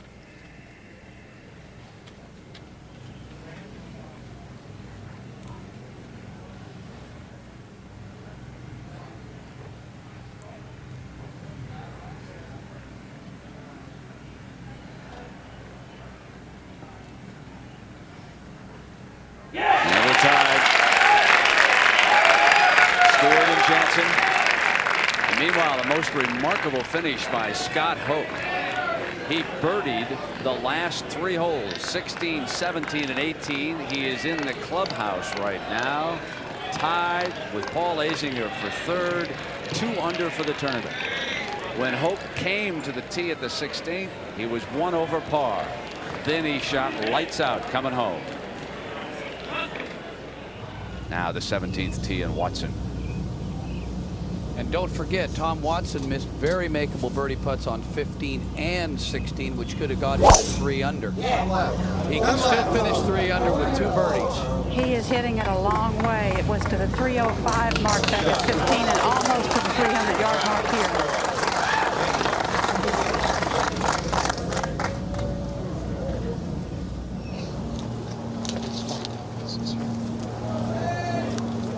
Stewart, 1 birdie today. That came back on the par 3 9th. He's 2 bogeys on 2 par 4s, the 1st and the 7th.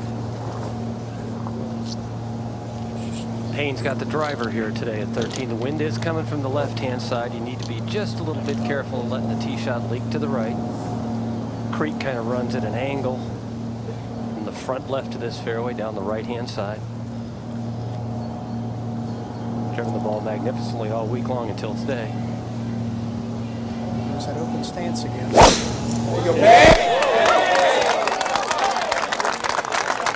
He bombed this one.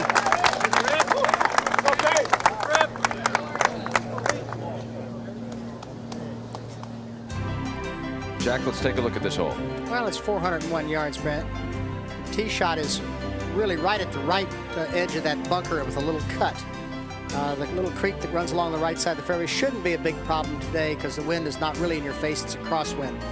Most of the tee shots are leaving up here about 140, 30 yards from the green, and the pin's sitting just over the knob on the right today.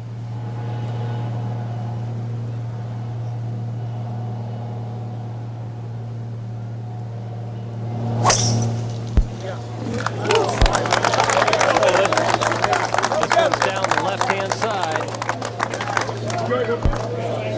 And a great bounce. It's perfect. Stay on the tee, please. Neil Jansen with 3 bogeys now, the last one at 12th, and on the front side he too bogeyed 7 and 2. His birdie came on the 3rd hole, a par 4. Speaking of birdies, Paul Azinger for 1 here at the 14th.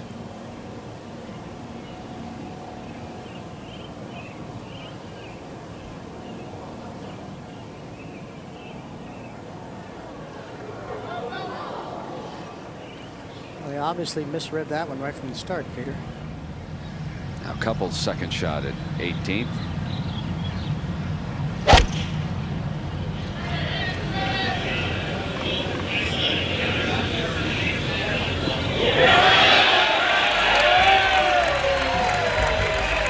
giving himself a long eagle opportunity here today. Not a factor in the chase for the U.S. Open Championship, but the crowd loves to watch Freddie Couples in action. One of the most popular players on the PGA Tour. Now the crowd beginning to gather. Stewart and Jansen are tied for the lead.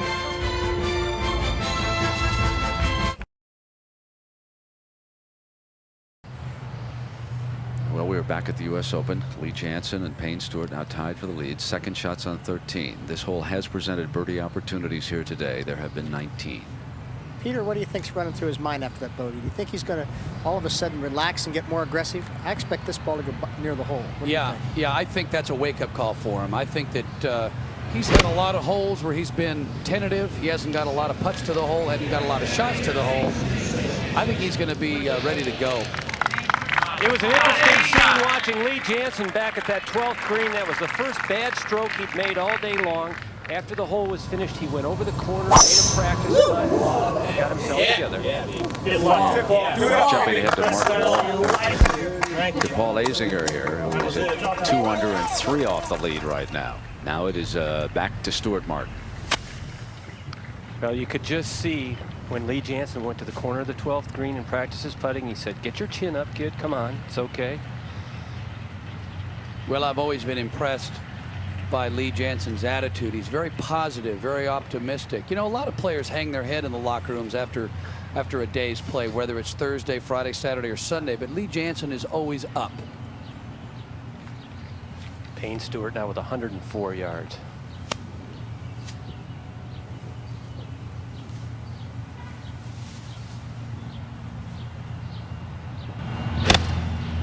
This is a sand wedge shot. Same general area as Jansen's.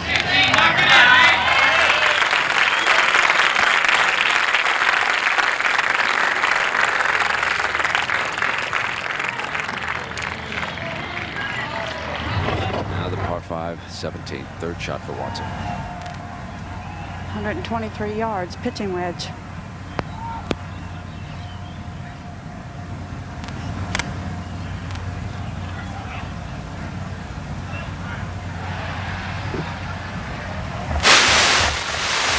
Remember that putt? I think you made it, didn't you? I remember. If I remember, it's a long time. It's 13 years ago. Now the finishing 18th. Couples with an eagle possibility here today. Breaks about 6 inches to the right. Remember that putt in 1967.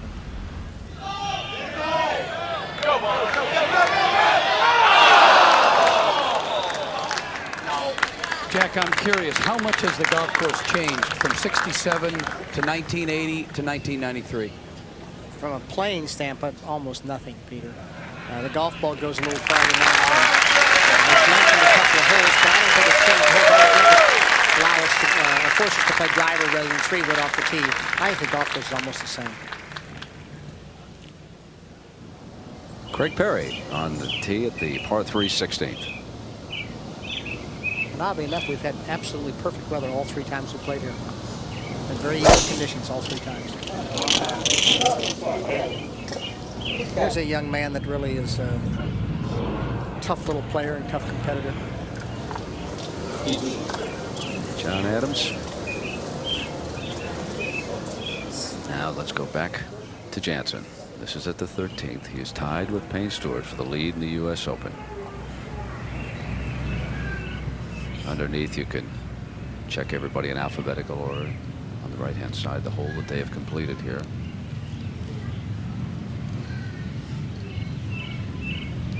Low 15 in ties, exempted into Oakmont and the 1994 U.S. Open.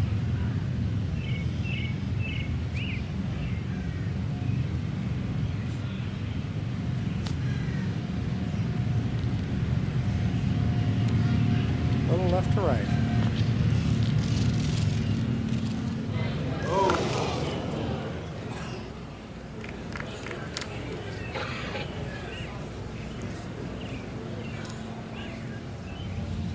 Let's go up and watch Watson birdie attempt at 17.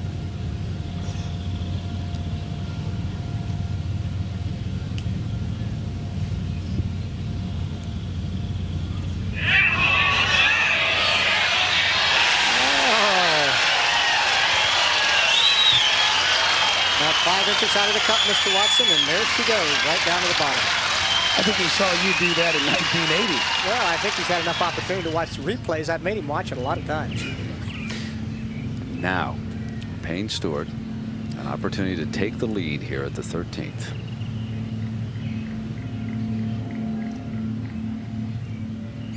Almost the same line as Jansen's putt. Lee expected his ball to work to the right. It didn't seem to. So maybe Payne is going to go to school on that.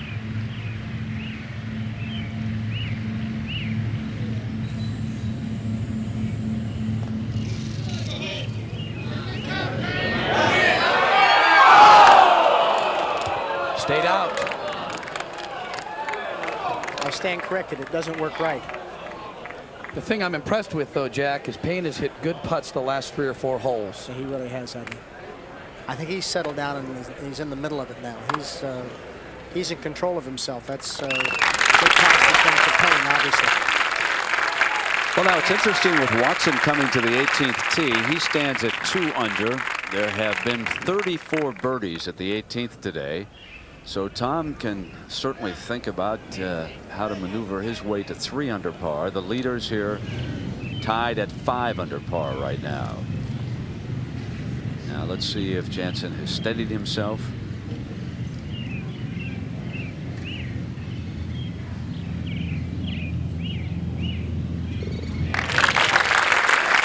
Brett, I don't think Tom's not thinking birdie. You go for it and try to get the eagle here. Yeah, Tom's thinking eagle. He's got eagle on his mind all the way. You can bet on that. And he'll just hit that tee shot as hard as he can hit it. Paul was a little unlucky here not to get the ball out into the fairway to get a little crisper lie. But he had 145 with a pitching wedge. Needs to get up just a little bit. He's trying to get a little flyer out of it, Jerry, wasn't he? Yeah, Jack, there have been 9 eagles so far in this U.S. Open on 18, so certainly Watson has an opportunity here. Has to hit a better tee shot than yesterday. Well, this is taken off well down the right. Oh, no.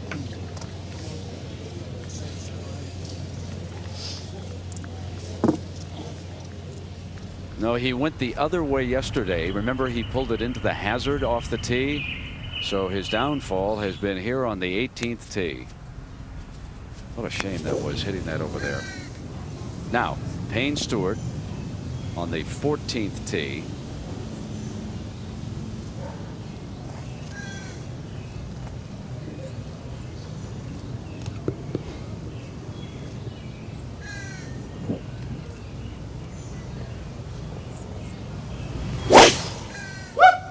Payne with a driver here at 14 today, and it's headed right.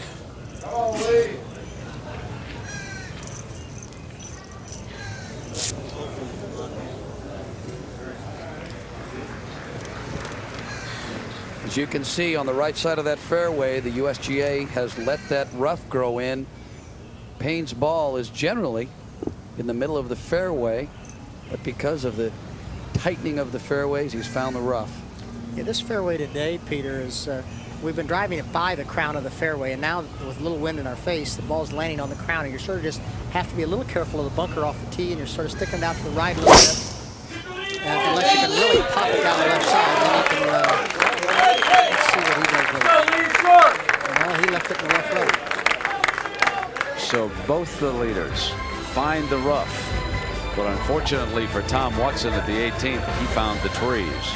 And we'll have more for the 1993 U.S. Open after this message and a word from our ABC station.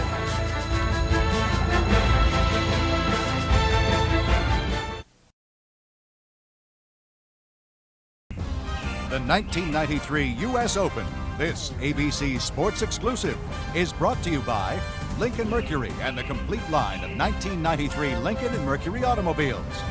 And by Karsten Manufacturing, makers of custom-fit, custom-built ping, zing, irons, and woods. Now, moments ago, this is on videotape, Paul Azinger.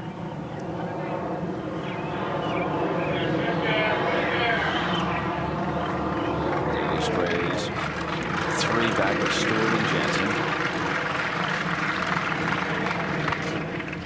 Now Azinger is at the 16th tee, so he has this par 3 and then the 2 par 5s up ahead. He has 204 yards today on the 16th hole, this par 3. Paul with a 6-iron. The wind from his right, pin on the front left. He knows that standing right here, he says, I've got to have 2 birdies. He says, if one of them, if they stumble behind me, then I can get there. He said, if I don't get 2 birdies, though, I'm not going to get there. And I think that's what he's got going through his mind. At least that's what I'd have going through my mind.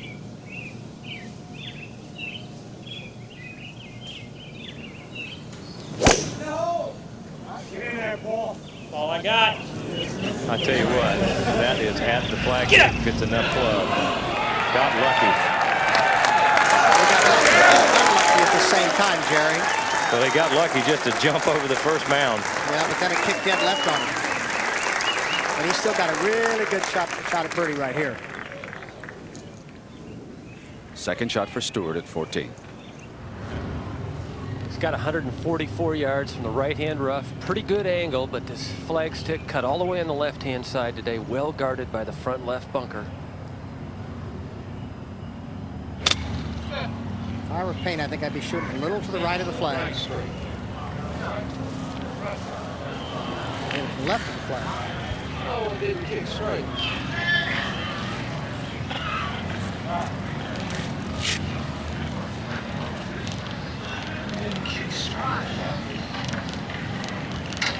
Come on, Payne, baby, come on.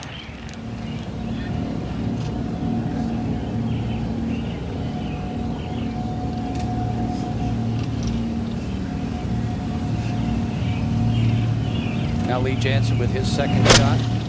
143 yards. He absolutely cannot play at the flag. Landed in the perfect spot, though.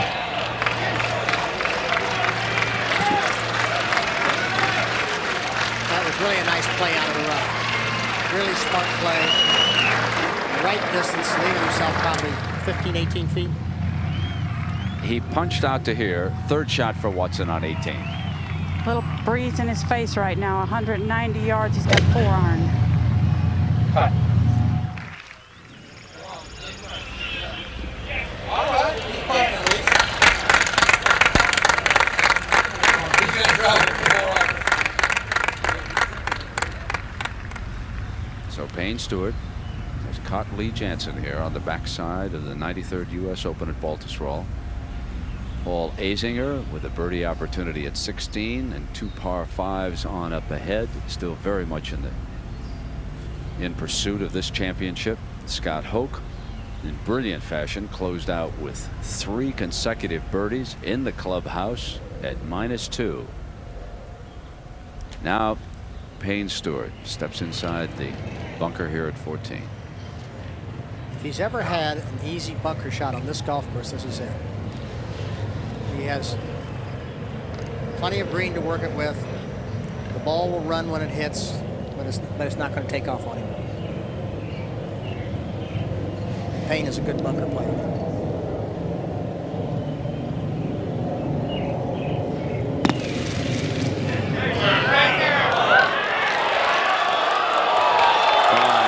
Fine bunker shot.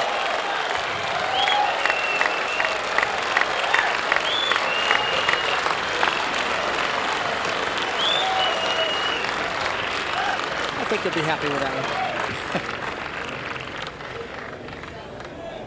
I'm impressed with Payne's composure right now. He's had a few things get away from him, but he's hanging in there very nicely.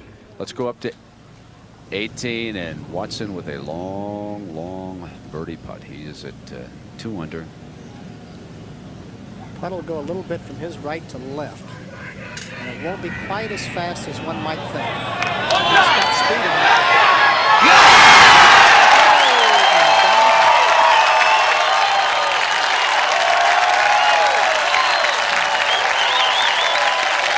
That's the Tom Watson we know and love. How about that? The new leader in the clubhouse, Mr. Watson. After starting double bogey today, that's quite a comeback. That is some great stuff. Now let's go back to Lee Janzen. This for birdie and the lead at 14.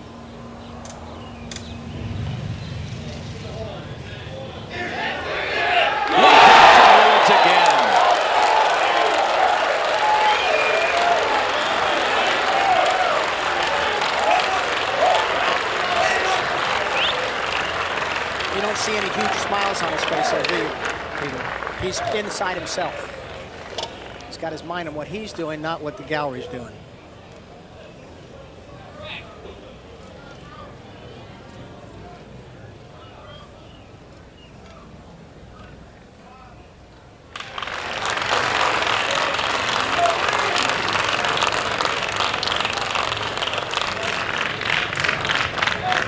Will that be the putt that we'll see over and over when they remind us of this 93rd U.S. Open? We'll wait and see. Now it is Craig Perry's third shot at 17.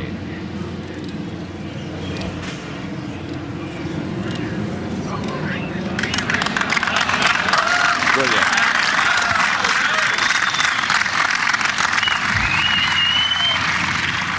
Azinger's birdie attempt at 16. Boy, he has hit the edges a lot this week. Well, he's moving all over it when he's putting. He's just not staying still. As soon as he hit that putt, he looked right up.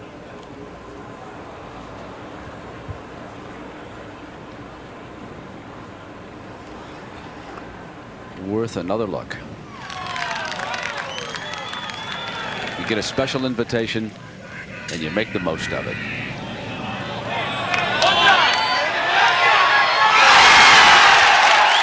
The Ryder Cup captain, who may name himself to that team. Way to go, Tom.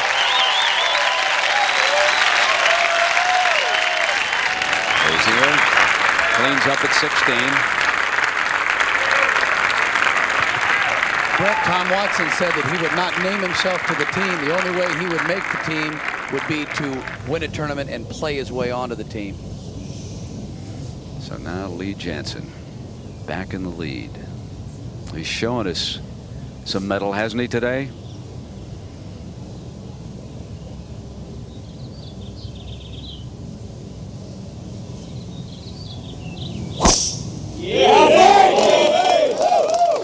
Head was much better there.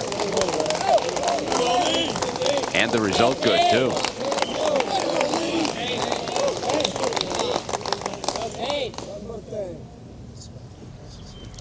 I know Lee's instructor, Rick Smith's in the gallery, and I know that all he would have to do is be thinking about what Rick's thinking walking down the fairway. And I know Rick would have thought, hey, Lee, you dropped it inside on that tee shot on 14 and you hit the ball left.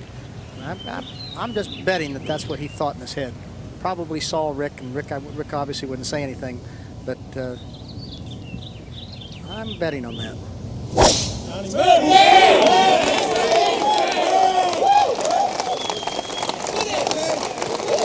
Nice shot there, too. The game is on. So Janzen leading Stewart by 1. Coming down fairway to par 4. 15th. There have been only 5 birdies on this hole today. This has been one of the toughest holes on the course.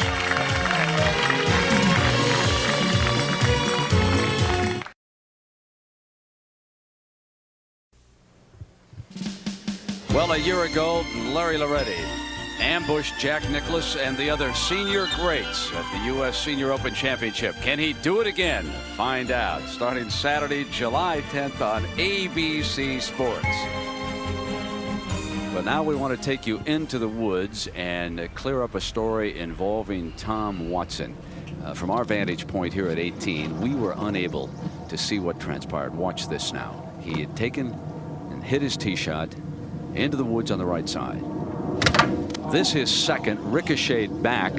Then from this opening, he punched out. And here is Watson. Watch that. It's just like the USGA ad without the sound. Then Watson came out, threw it up, and made par, not birdie. But just as dramatic, wasn't it? Now let's go back to Lee Janzen. Leads by 1. 145 yards, second shot at the 15th.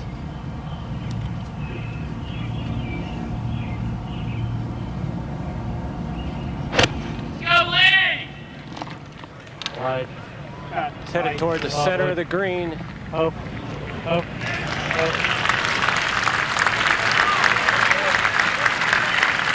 Just according to statistics, this is the toughest hole left for Janzen. That shot will never hurt him, though. That's a good shot. Just get a par here and move on would be absolutely ideal. You got that right. Payne Stewart drove the ball down the left-hand side of the fairway and very long here, so he's got a much better angle at the flagstick than Lee Janzen had. Payne's only got 124 yards. Flag's cut 6 paces from the right side, so a good angle for Payne. There have been almost 3 times as many bogeys on this hole as birdies today.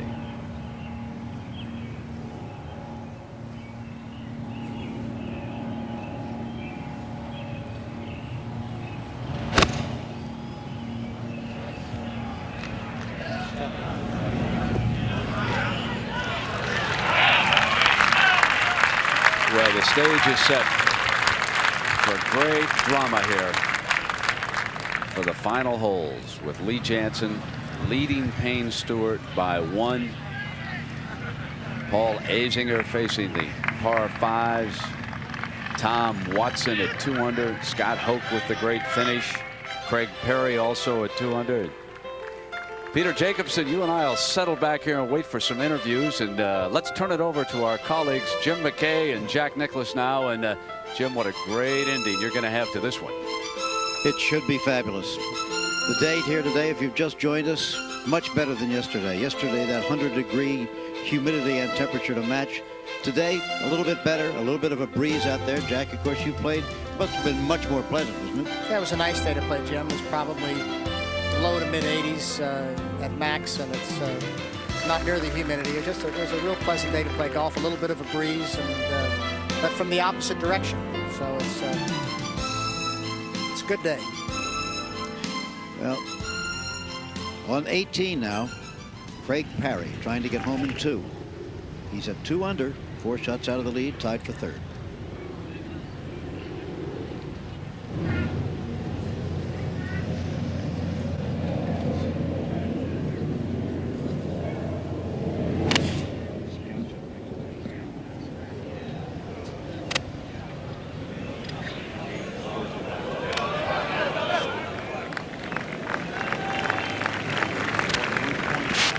That's a pretty good shot. He's going to have a little work left, but not that difficult up and down from there.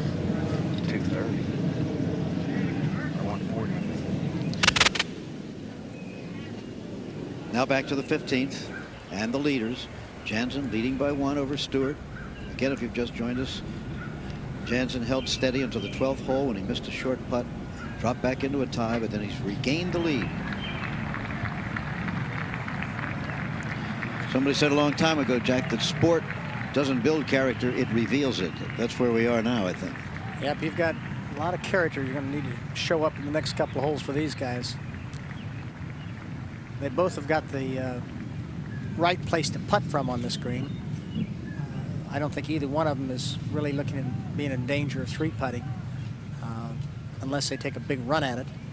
But they're both putting up the hill into the grain, and which is probably the safest of all putts, even though they are a fair distance from the hole.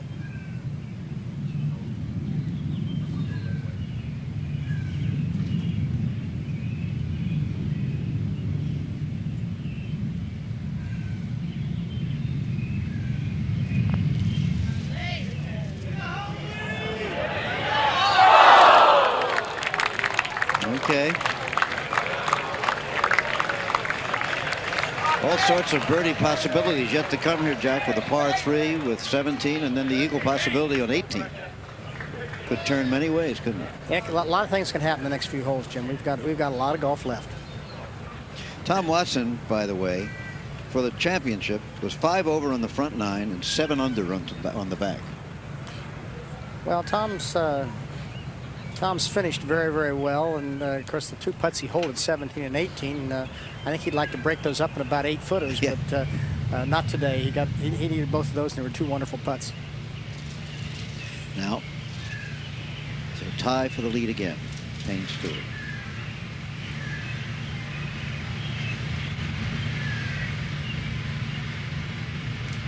The birds of Baltusrol chirping away in the background. Has he got a little bug there or something, probably?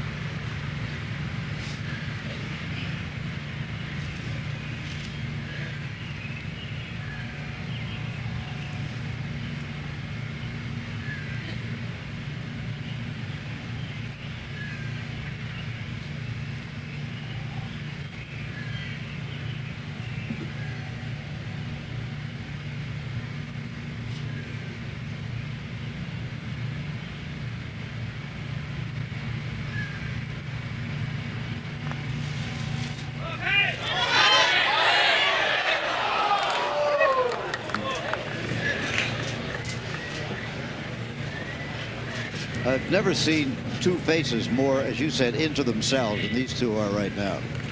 They're both right in the middle of it, Jim. Yep. They know they've got a stretch run here.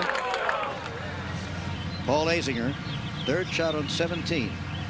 With a sand wedge from 111, you can really tell the pressure's mounting when these guys start missing fairways, laying it up with a 5-iron. Needs to birdie the last two. Some pretty good shot there. Jansen's par putt.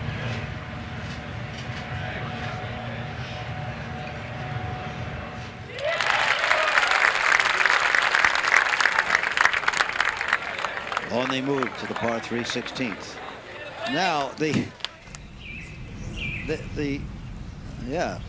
big scoreboard is wrong. I think maybe they're going to change it now because the crowd up here has the wrong impression. They had Stewart leading Jansen by 1.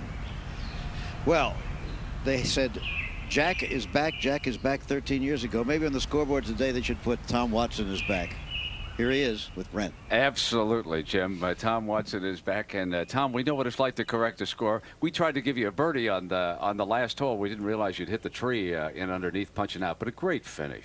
Well, I hacked it around on the 18th hole the last 2 days. It was a nice way to finish, obviously, making the putts at 17 and 18, and I'm happy about the way I scored today. I started off poorly. I made a bogey in the first hole and a double bogey the second hole, and played a pretty good stretch of golf for about 7 or 8 holes, and I didn't keep the ball in the fairway very well after that. But it's been a great championship. I've always enjoyed playing Baltusrol. I've played well here, and I'm glad that next year that the USGA, who so graciously gave me the exemption this year, won't have to even consider it next year, and I'll be in the tournament again next year at Oakmont. Absolutely. It's wonderful. Out at 17, talk to us about the putt out there, Tom.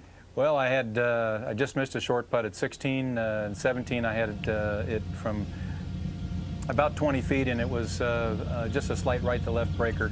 It didn't break very much at the end. It just hung out there to the right and curled in the back. It wasn't quite like Jack's putt when he made it on the 71st hole to win in 1980, but it was good enough. Nice job. Congratulations. Back we go to Jim and Jack. Thank you.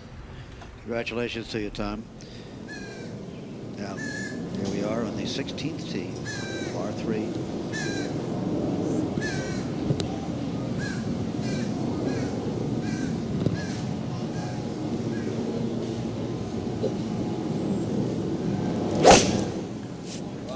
Jansen with a 5-iron here at 16.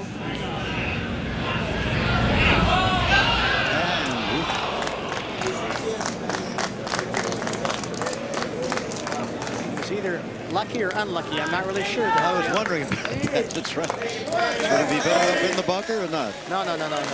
He's all right where he is. But I mean, he could have gotten a forward bounce and gotten the ball fairly close to the hole. Yep. As we've seen other players do today, and he bounced sideways, but he did get it over the bunker, and he shouldn't have much problem with making 3 from there. Saw the back of his wife there in the blue dress, Lee Jansen's wife, now Payne Stewart. Payne trying to get a little bit of feel for the win right here. Lee Jansen's ball landed, it looked to me like a good 8 yards short of where he wanted it to land. It barely got over the bunker, Mark. It would not have carried the left bunker, but it did carry the right bunker. I'm sure he still doesn't know where that ball is. No, but he's not in bad shape. Payne Stewart's got a 6-iron. 6-iron. He's going to need to get on this one pretty well. That would be the first 6-iron played here today. But I noticed a couple of weeks ago coming down the stretch, I have never seen a man play such long irons as Payne did at the Memorial Tournament. He gets pumped up. He gets those arms and that right side of his body pulling through there, and he whaps it pretty good.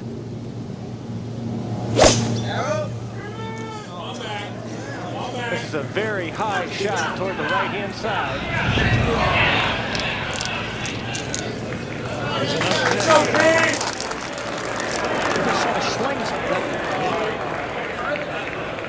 Long way from the hole. He's a long way from the hole, but he is on the green.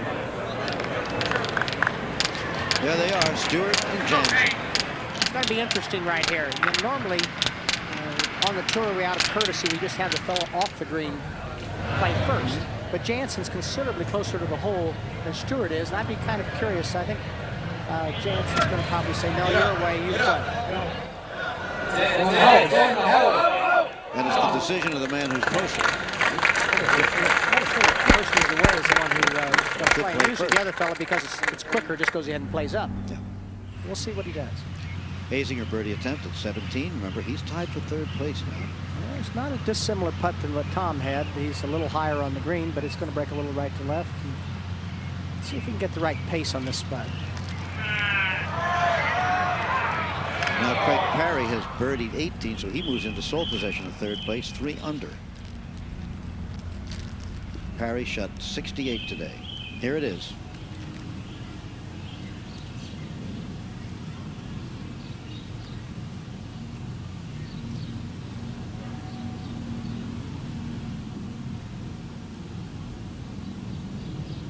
That was it. The birdie for Craig Parry of Australia.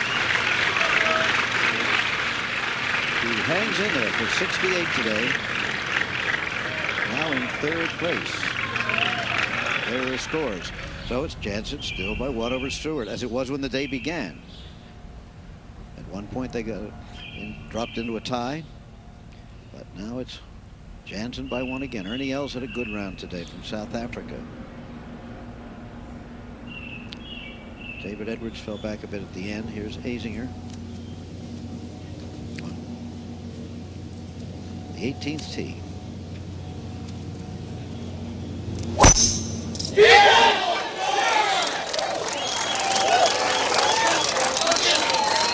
was that a good positive stroke? Paul usually finds himself pulling out of it a little bit. Boy, his head stayed right into that one just perfect. That was really good. We should see some big drives from here on, because they'll all be going for that eagle trying to catch Jansen. Here he is. I'm very surprised at this. Jansen playing first. And Jansen's considerably closer to the hole than Stewart. I don't believe I would, if I were sitting in Lee's place, I think I'd make Stewart putt first. I'd want to see what he's doing.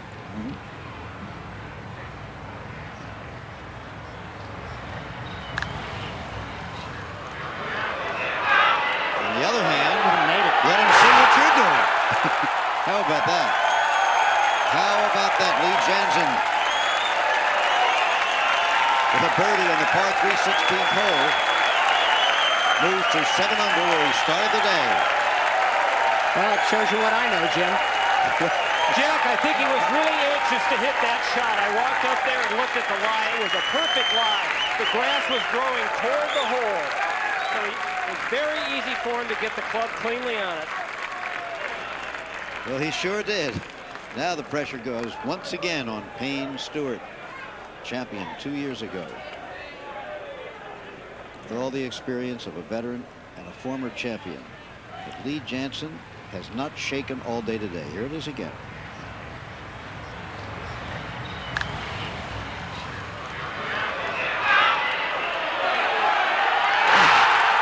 Down the middle. I don't know why it is. I always seem to remember fellas chipping in near the end of major championships. Funny that you would. Yeah. 17 at Pebble Beach. That And was 11 years ago. 17 at Muirfield, Scotland, too. That's right. Trevino. Yep. 1972. 72.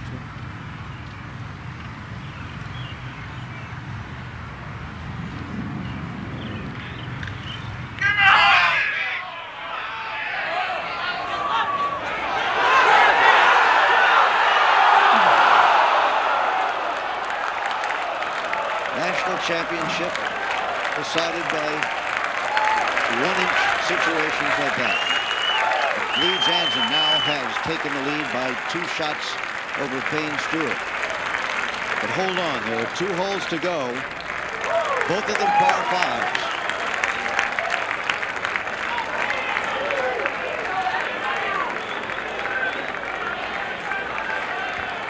And off they move to the 17th tee. There's Jansen's reaction.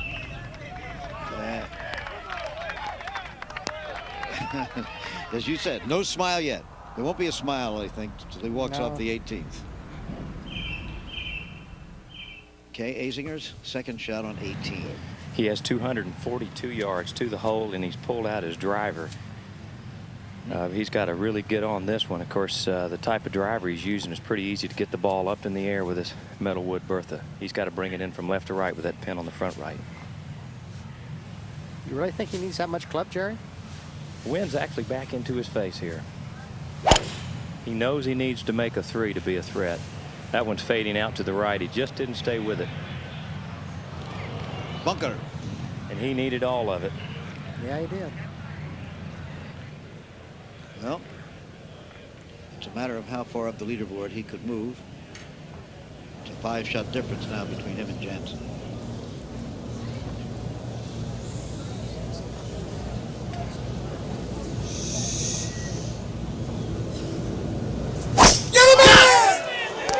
Tee shot at 17 for Lee Jansen is headed right.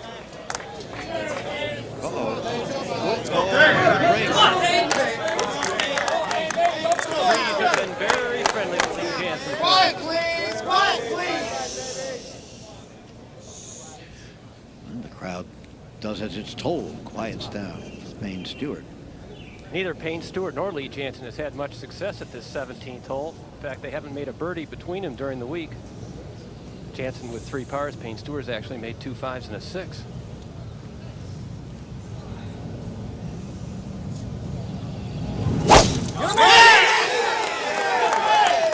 This one's down the left-hand side. Gonna land in the rough, though. Let's go. Doesn't look like too bad a lie from here.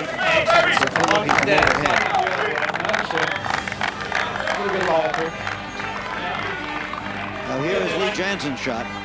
Watch it hit the tree, into the tree, hits a branch there, drops down and kicks out towards the fairway, onto the fairway. Well, those even up somewhere along the line, don't they, Jack? Yeah, they sure do. We'll be back with more golf action from the 1993 U.S. Open. We'll be back after this message and a word from our ABC station.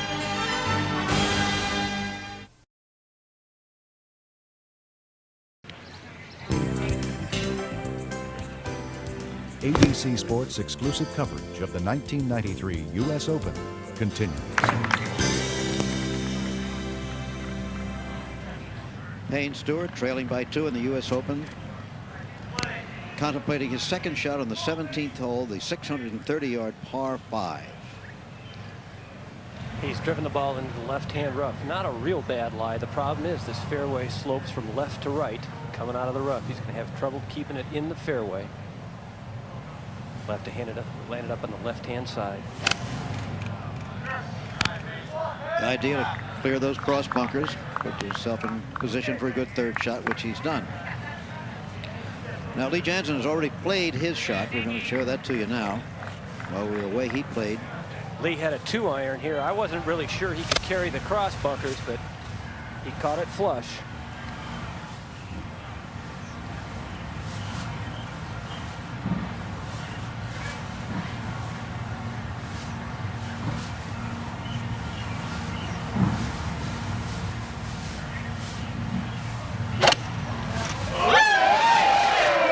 He did.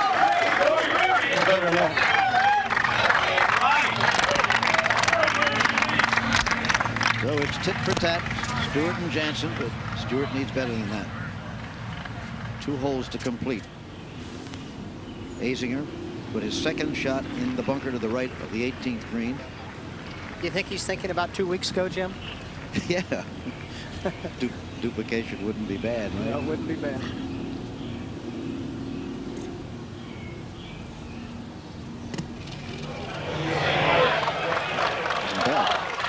Gets himself that for the birdie 4.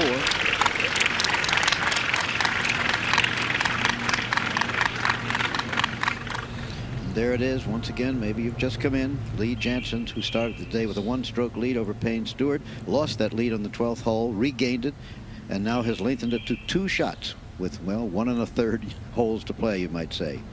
There are some of the others. Ernie Els today had a 68, the South African. Nick Price dropped down in the standings there. So did David Edwards. Fred Couples came in 1 over for the championship. Barry Lane about the best of the Europeans. Azinger again now for the birdie. That would move him into a tie for 3rd place with Craig Parry of Australia. Azinger even par for the day to this point.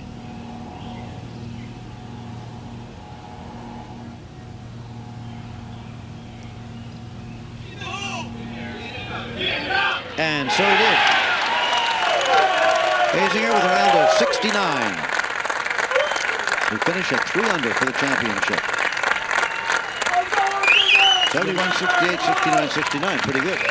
You never know. I mean, 3 under. I mean, stranger things have happened. I don't expect it to happen, but it's he's left himself in a position. Yep. Now Lee Janzen's third shot on the long 17th. How long a shot's he got here, Mark? 147 yards. Should be just a good smooth 8-iron.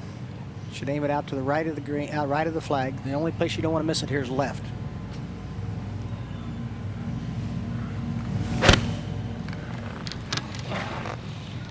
Go in the hole. Go in the hole. Go in the hole. No. Not so bad. That's a pretty gutsy play playing it at that flag today. 2-shot lead. He's been a pretty gutsy guy all day long. Yeah, he has. He's been really good. Lee Janzen, not only a fine golfer, but a big sports fan, a dedicated fan of the Baltimore Orioles. He used to live in Westminster, Maryland for a while. Also the Orlando Magic. Payne Stewart now with 123 yards. He's over on the right-hand side of the fairway, so a very good angle at the flag. Certainly at this point, I think he's got to be thinking he needs to make a 4. Nice and slow. Stick it in there. 4 may not actually even gain a shot on Lee Janzen, but he certainly couldn't afford to lose one. He's played shots from this distance well all week long, hit them very close.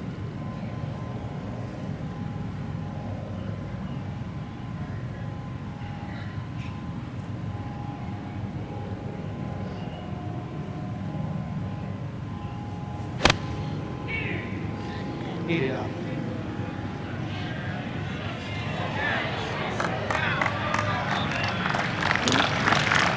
Good aggressive shot.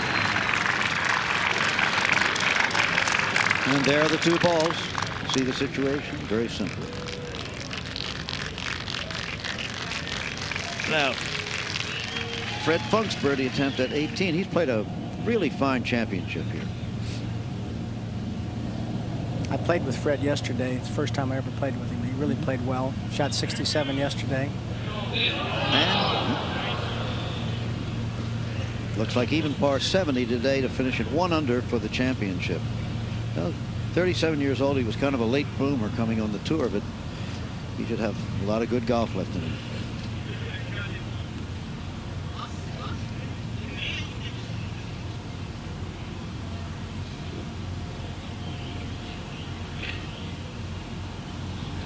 There it is. 70 for Fred Funk. 70, 73, 67, and 70. He's happy. He's pleased with that. Now back to 17 and the drama. Crowd coming in from all other parts of the golf course, gathering around the last 2 now. They've limited attendance to 28,000, but I think they all came every day because it's been crowded out here. Be interesting if Janzen can get another birdie.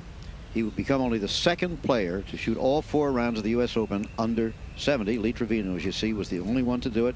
He did that at Oak Hill in '68. Now, if Janzen gets a birdie also, I guess I should mention, Jack, that he'll tie your 72-hole record.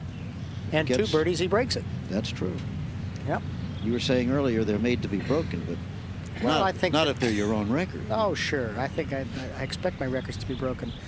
I think that's the way it should be. It's as time goes on, the golfers are getting better. The competition's getting stiffer. There's more and more fellas have a chance to win, and you're forced to shoot lower scores. You're forced to shoot lower scores, records go. Okay. To do it at age 28, and you've been in 3 U.S. Opens before and have never made the cut, you know, never won a major championship, would be some achievement.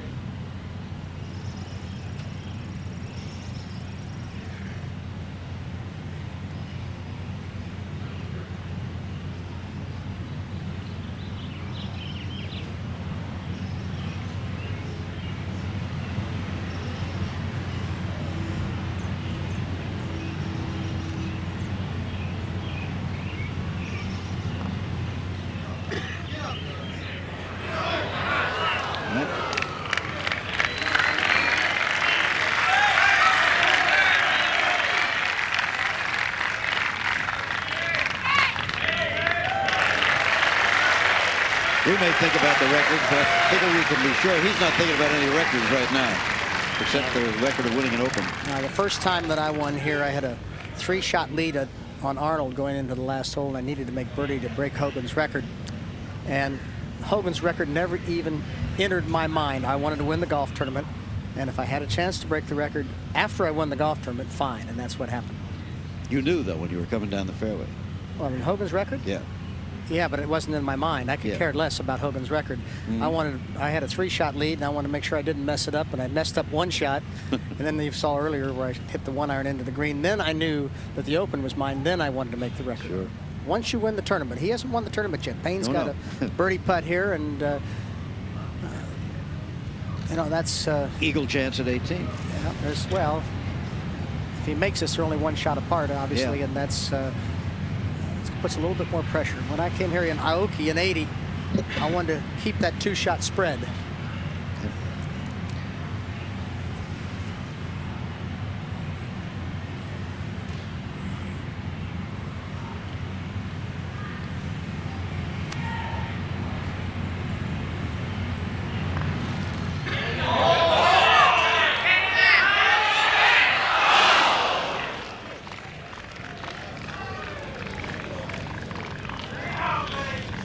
By Payne missing this gives Lee the opportunity to play the 18th hole conservatively and not cause any problems. Now, I think that I don't know what Lee will do, but I played a 1-iron off of there in 67 simply because I knew I couldn't make any more than probably 6 with it. And he'll probably, I don't know what he'll play off the tee, but he really wants to play for 5. That's the thing he wants to play for. Put it in the fairway, put his 2nd shot up short of the green, pitch it on, go. He may go ahead and hit a driver. He's a very good driver. He may go ahead and hit the driver and go ahead and get it up around the green and do it another way. But we'll see. Try to make 5 and bet that Stewart's not going to make an eagle. There haven't been many of them here, really. It's a possibility, but not many. Here is the 18th hole at Baltusrol. 542 yards, much shorter than 17, as we said. A lot of people do reach the green in 2. Well, you've got the water on the left is the big problem, Jim, and if you take a driver off the tee, you can reach the water. 3-wood won't reach the water. 2nd shot, obviously, you can play up to the green if you hit a big drive in the fairway, or you lay it up short of the green, pitch it over the bunker there in the front of the green, pins front right. I think anywhere on the green is probably not too difficult to putt today. There have only been 9 eagles on the 18th hole during this championship. He's got his driver in his hand. You say it served him well, and he's a good driver, so he's got the confidence. Yep.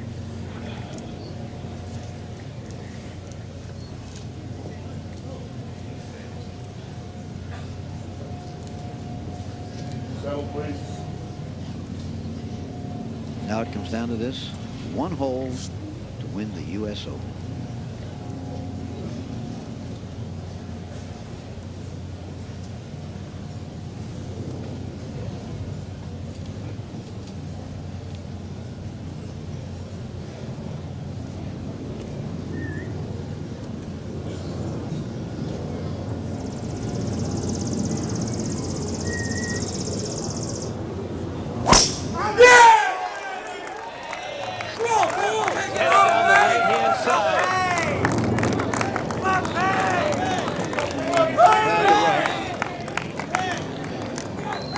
On the right, over to Payne Stewart.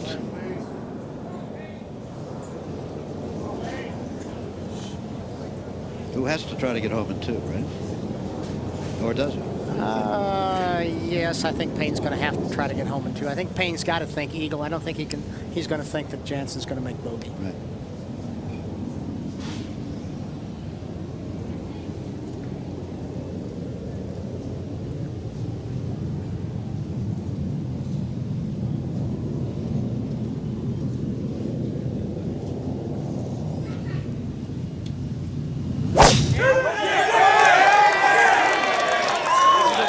Shot here right down the center. So he's done what he has to do to have a chance. What a great bounce. See how hard that ball bounced?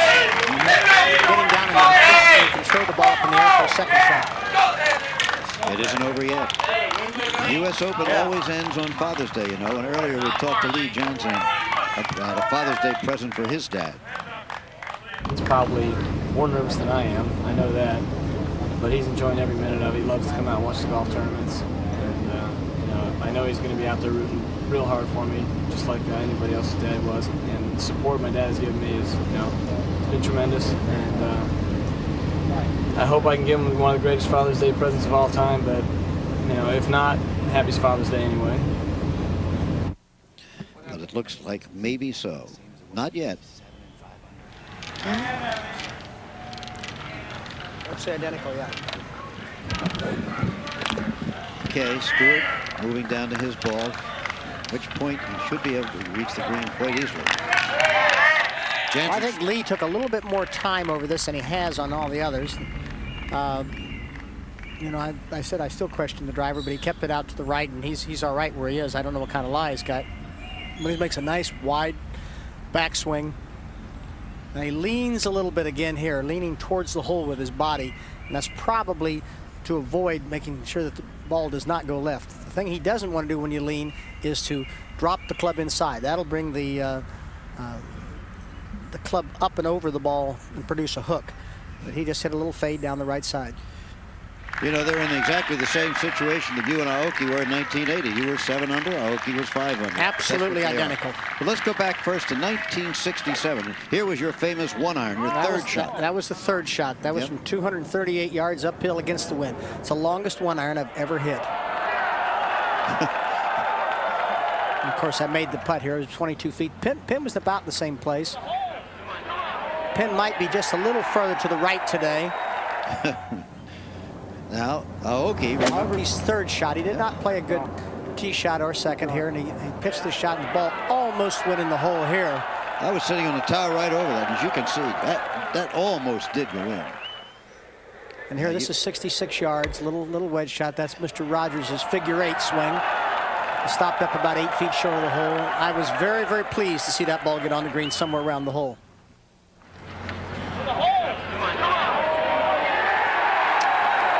And there went the record. We were holding off the crowd. The crowd was starting to run onto the green, weren't they, at that point? Well, the record was broken. I broke it by 3 strokes, but they had an extra prize in those days for anybody who broke the record. Naoki had a putt to break the record also. Yeah. And that's why I stopped everybody. Yeah. Naoki made the putt, and he also broke my record. That's right. Now Lee Janzen's second shot. The yardage that Lee Janzen is looking at right now is what it's going to take him to get it over the water hazard into the fairway. What kind of lies he got, Mark? He's got a very poor lie. Well, I think I'd be laying it up short. Well, you just heard him say 40. I think the yardage over the water is 140. Well, he can reach the green from short.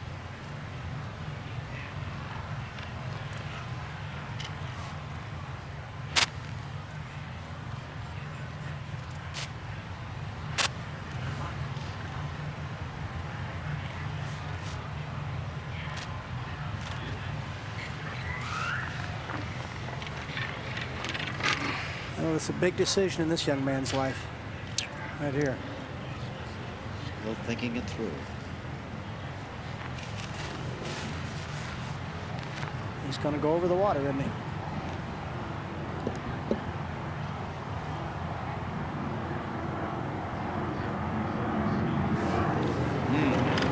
Oh, what a moment now. Take all the time you need, buddy. What did he change to, Mark? He's definitely got a club with more loft, Jack.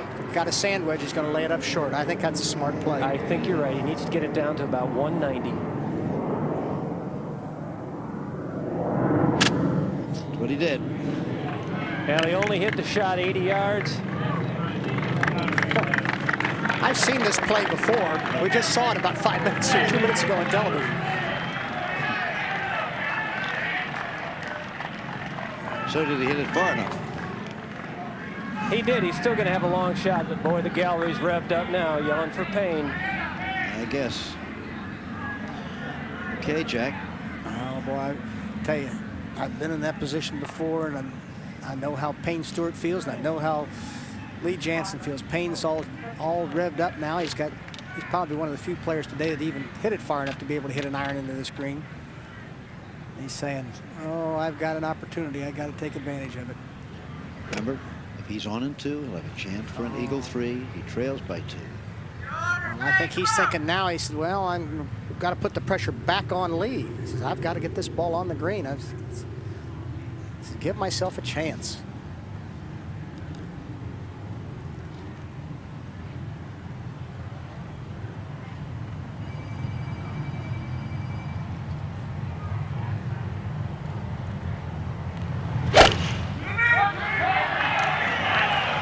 Stay in the air. Stay in the air. Just left of the flag. Short. Up the bunker.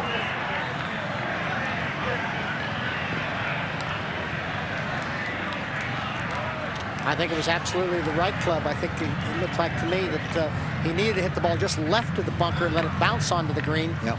And he was just unlucky that he had it right dead on line with that bunker. So I think he probably had the right club in his hand. His reaction? It feels like it's slightly helping by this.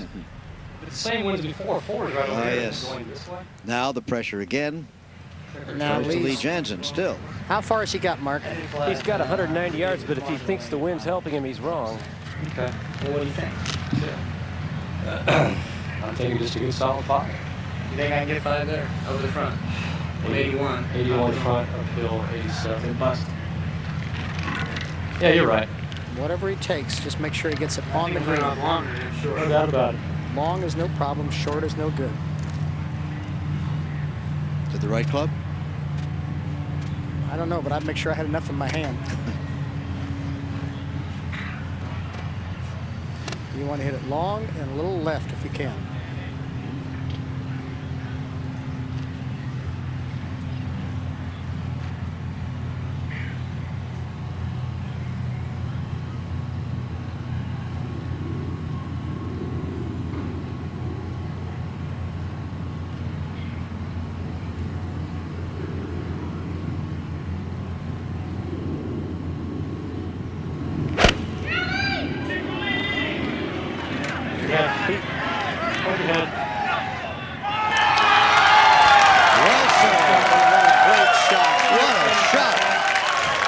Performance by this 28-year-old from Florida. Another green?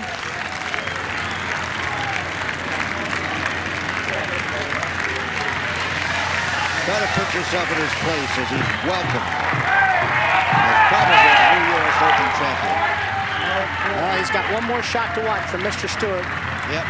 And if Payne doesn't hold a bunker shot, then he can putt to tie my record. But he's not thinking record. He's going to watch Mr. Stewart play a shot first.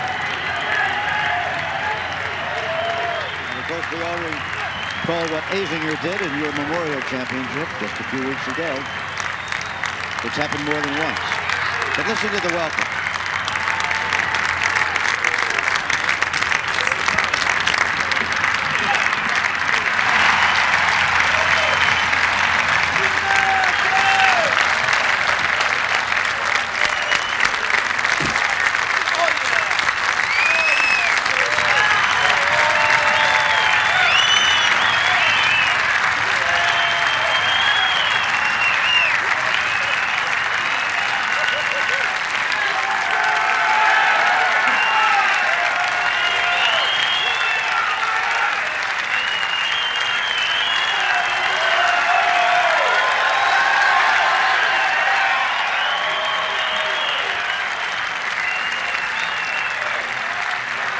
Golf is for people of all ages and shapes, and it's also for people like Lee Janzen at age 28. Last year we had Tom Kite at 43.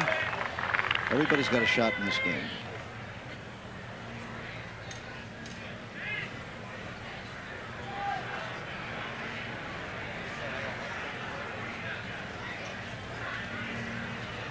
Have another look at Lee Janzen's shot to the green. It was just tremendous. He took a little longer over this shot, Jim, than I expected him to. I think he just wanted to make sure. And I don't think he wanted to leave it on the right side of that hole. But I think he's very, very happy with it now. There's your head, big dog. There it was. Now Payne Stewart. He's not that far from the hole, as you can see. No, he's got a... Just about the same distance Azinger was, I think. No, he's a little further than that. A little further? He's got a fairly long bunker shot, but he's a good bunker player.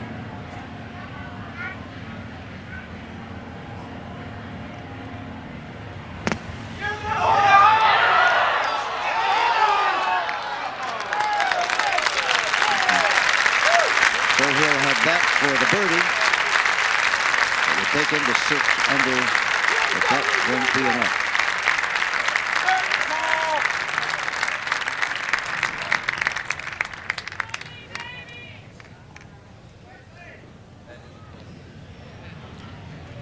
Now the quiet that precedes the crowning, it appears, of a champion.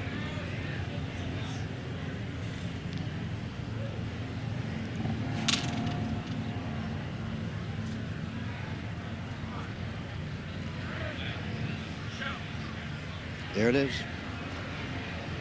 Azinger and Parry tied for third, as you saw.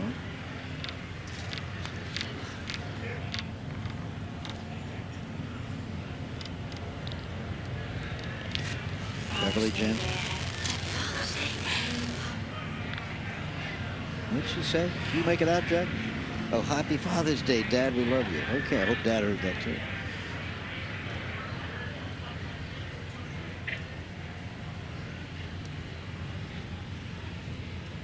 Is Payne away here, Mark? He is. He's not just putting out. It's pretty close. I don't know. I was sure confused back at 16 too, Jack, but Payne and Given Lee the option there. I think Payne has conceded the tournament. He's going to allow Lee to finish out last. Well, there's the birdie. He didn't give up to the last putt. Payne Stewart finishing at 6 under for the championship, even par 70 for the day's round. Champion 2 years ago.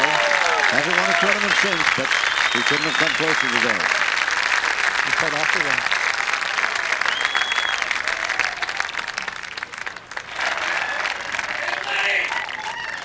Now, all kinds of opportunities for Lee Janzen here to become the second man to shoot all 4 rounds under 70 and to tie Jack Nicklaus's record for 72 holes in the U.S. Open, which was set here 13 years ago. Jim, those may be running through our mind, but his only thing that's running through his mind is, let's not make sure I don't have a second putt here.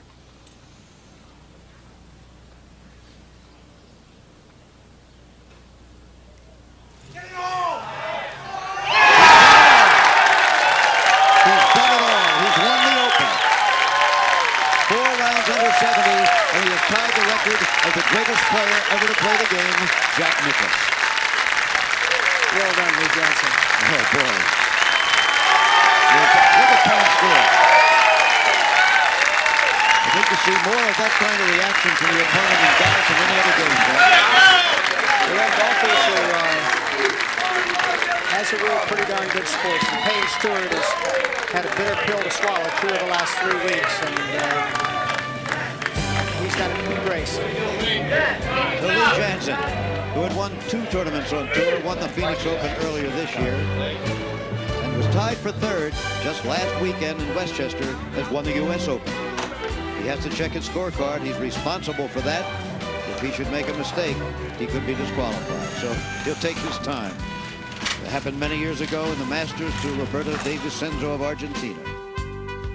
But there it is, Lee Janzen by 2 over Payne Stewart, by 5 over Azinger and Craig Parry of Australia. Then Tom Watson with that wonderful gutsy finish. Scott Hope birdieing the last 3. Ray Floyd sneaking in there as he almost always does. So stay with us. We'll be back at the U.S. Open.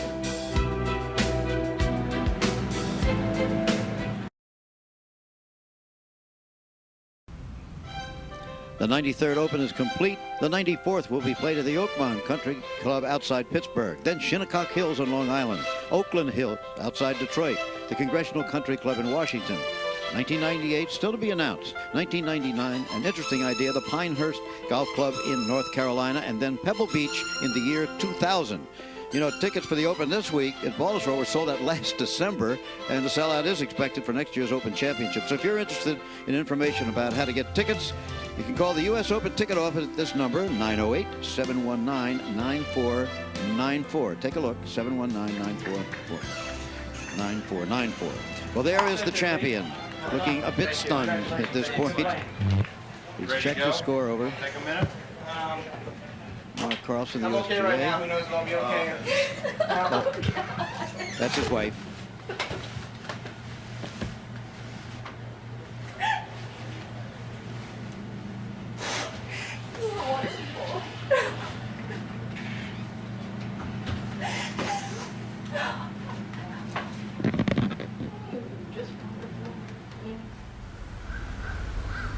Well, with all the misery in this world these days, it's nice to see someone enjoying a moment of ultimate joy.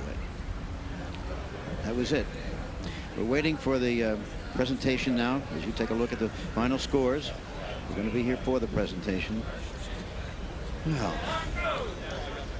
a bit of high emotion the last hour or so here. Have any further reaction to what's happened here, Jack? Jim, I think that we saw some awfully gutty golf today by both Lee Janzen and Payne Stewart. Yep. They both hung in there. They played good, solid golf. They didn't play spectacular golf. But usually in the last round of the U.S. Open, you don't see spectacular golf. The winner is the guy who plays solid golf. And that's what Lee did. And of course, he birdied 2 of the last 3 holes. That was the difference. They both played intelligent golf, didn't they? Yeah, I think really that neither dumb. one of them hit the ball that great on the front 9, but they managed their games very well. And then the back 9, they well, Lee made the birdies at 14, 16, and 18. So that's the golf tournament right there, coming down the stretch. He made the ones he needed to make.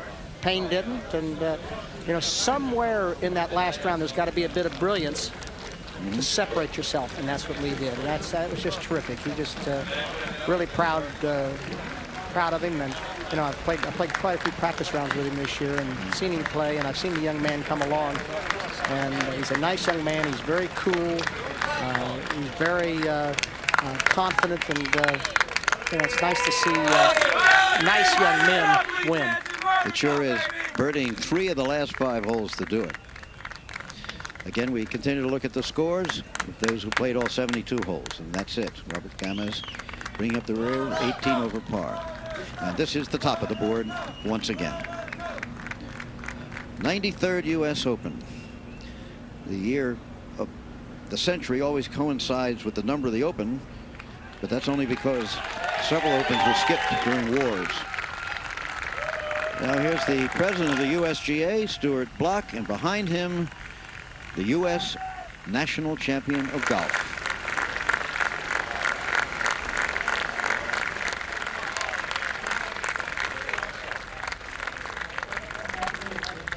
See if we can get Stu's mic open there.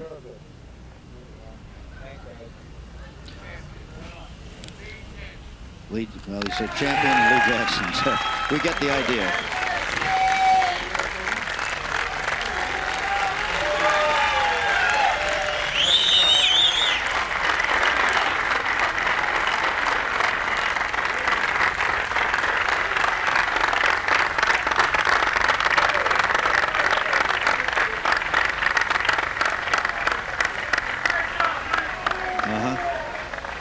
Why not? I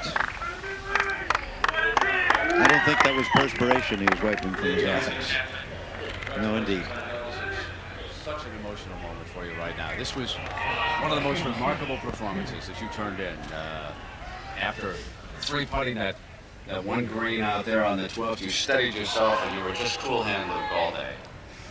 I don't know if I can pull myself to even talk. Hopefully I can say something. I just feel like the luckiest man alive right now. Well, we're joined here by your lovely wife, Beverly. I know you're expecting your first child this fall. Congratulations, Beverly. We saw you out there, and I know it's emotional for you, too, watching today. It was. He just did a wonderful job. I'm so proud of him. Lee, tell me about the crowd here in New York, the enthusiasm of the fans when you come to the tri-state area.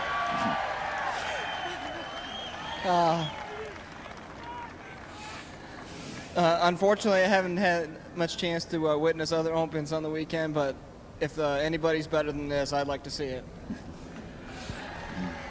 Let me take you to what we think are the turning points. And that, of course, came, you and Payne now were deadlocked. You had 3-putt at the 12th, but at 14, you get back after it. Let's talk about that putt. I hit what I thought was a pretty good drive, and I was still in the rough. And I played a really nice wedge shot to the green, and I saw where the pin might be early in the week, and I had a feeling it was going to break to the right from anywhere in the middle of the green. And you know, my thought was just make the best stroke and hit the best putt I've ever hit, and just hope for the best, and it went in. Now you have a 1-stroke advantage. You come to the par 3 16th. You were in a treacherous spot, but it was so reminiscent of Tom Watson out at Pebble Beach. Tell us about chipping that one in. A couple of the chip shots I had today out of the rough were pretty thick grass, and they were tough lies. And for some reason, when I got there, the grass was laying with me towards the hole, which made it much easier to hit it. And I felt like that was probably the best lie I had all week to chip from. And that was just a blessing for me. And I hit the chip exactly how I thought I had to hit it. And once again, you know, was lucky enough that it went in. Then the 18th, the nerves on the tee. Yeah, I know with Payne's length, he was going to hit a good drive and give himself a chance to make eagle. So I felt like I had to hit driver too, and I was hoping to put it in the fairway and put it up here near the green so I can, you know, make him make eagle. I didn't want to make a bogey somehow, and I almost brought that into play. I had a tough lie in the rough there. Didn't feel comfortable laying it up over the water, and I knew I could get to the green on my third shot from short of the water. So I just hit a sandwich out, tried to hit a 4-iron in the middle of the green, and hit a little fade, pushed it, but the wind held it up, and I got a great bounce, and you know, I couldn't have hit it there if I tried to.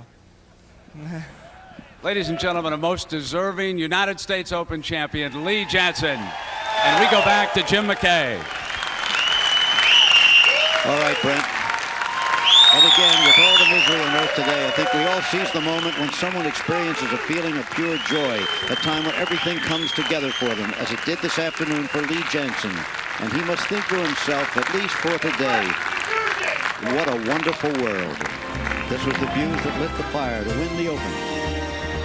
It's been a privilege to be here in the commentary booth with Brent Musburger, Peter Jacobsen, Peter Allis, the greatest golfer of them all, Jack Nicklaus. I wish we had time to mention all of our reporters on the fairways. But what a privilege it's been to watch Payne Stewart there and Lee Janzen, to see the sportsmanship that golf seems to bring out in people. It's been a wonderful day. I hope you've enjoyed it. This is Jim McKay saying so long.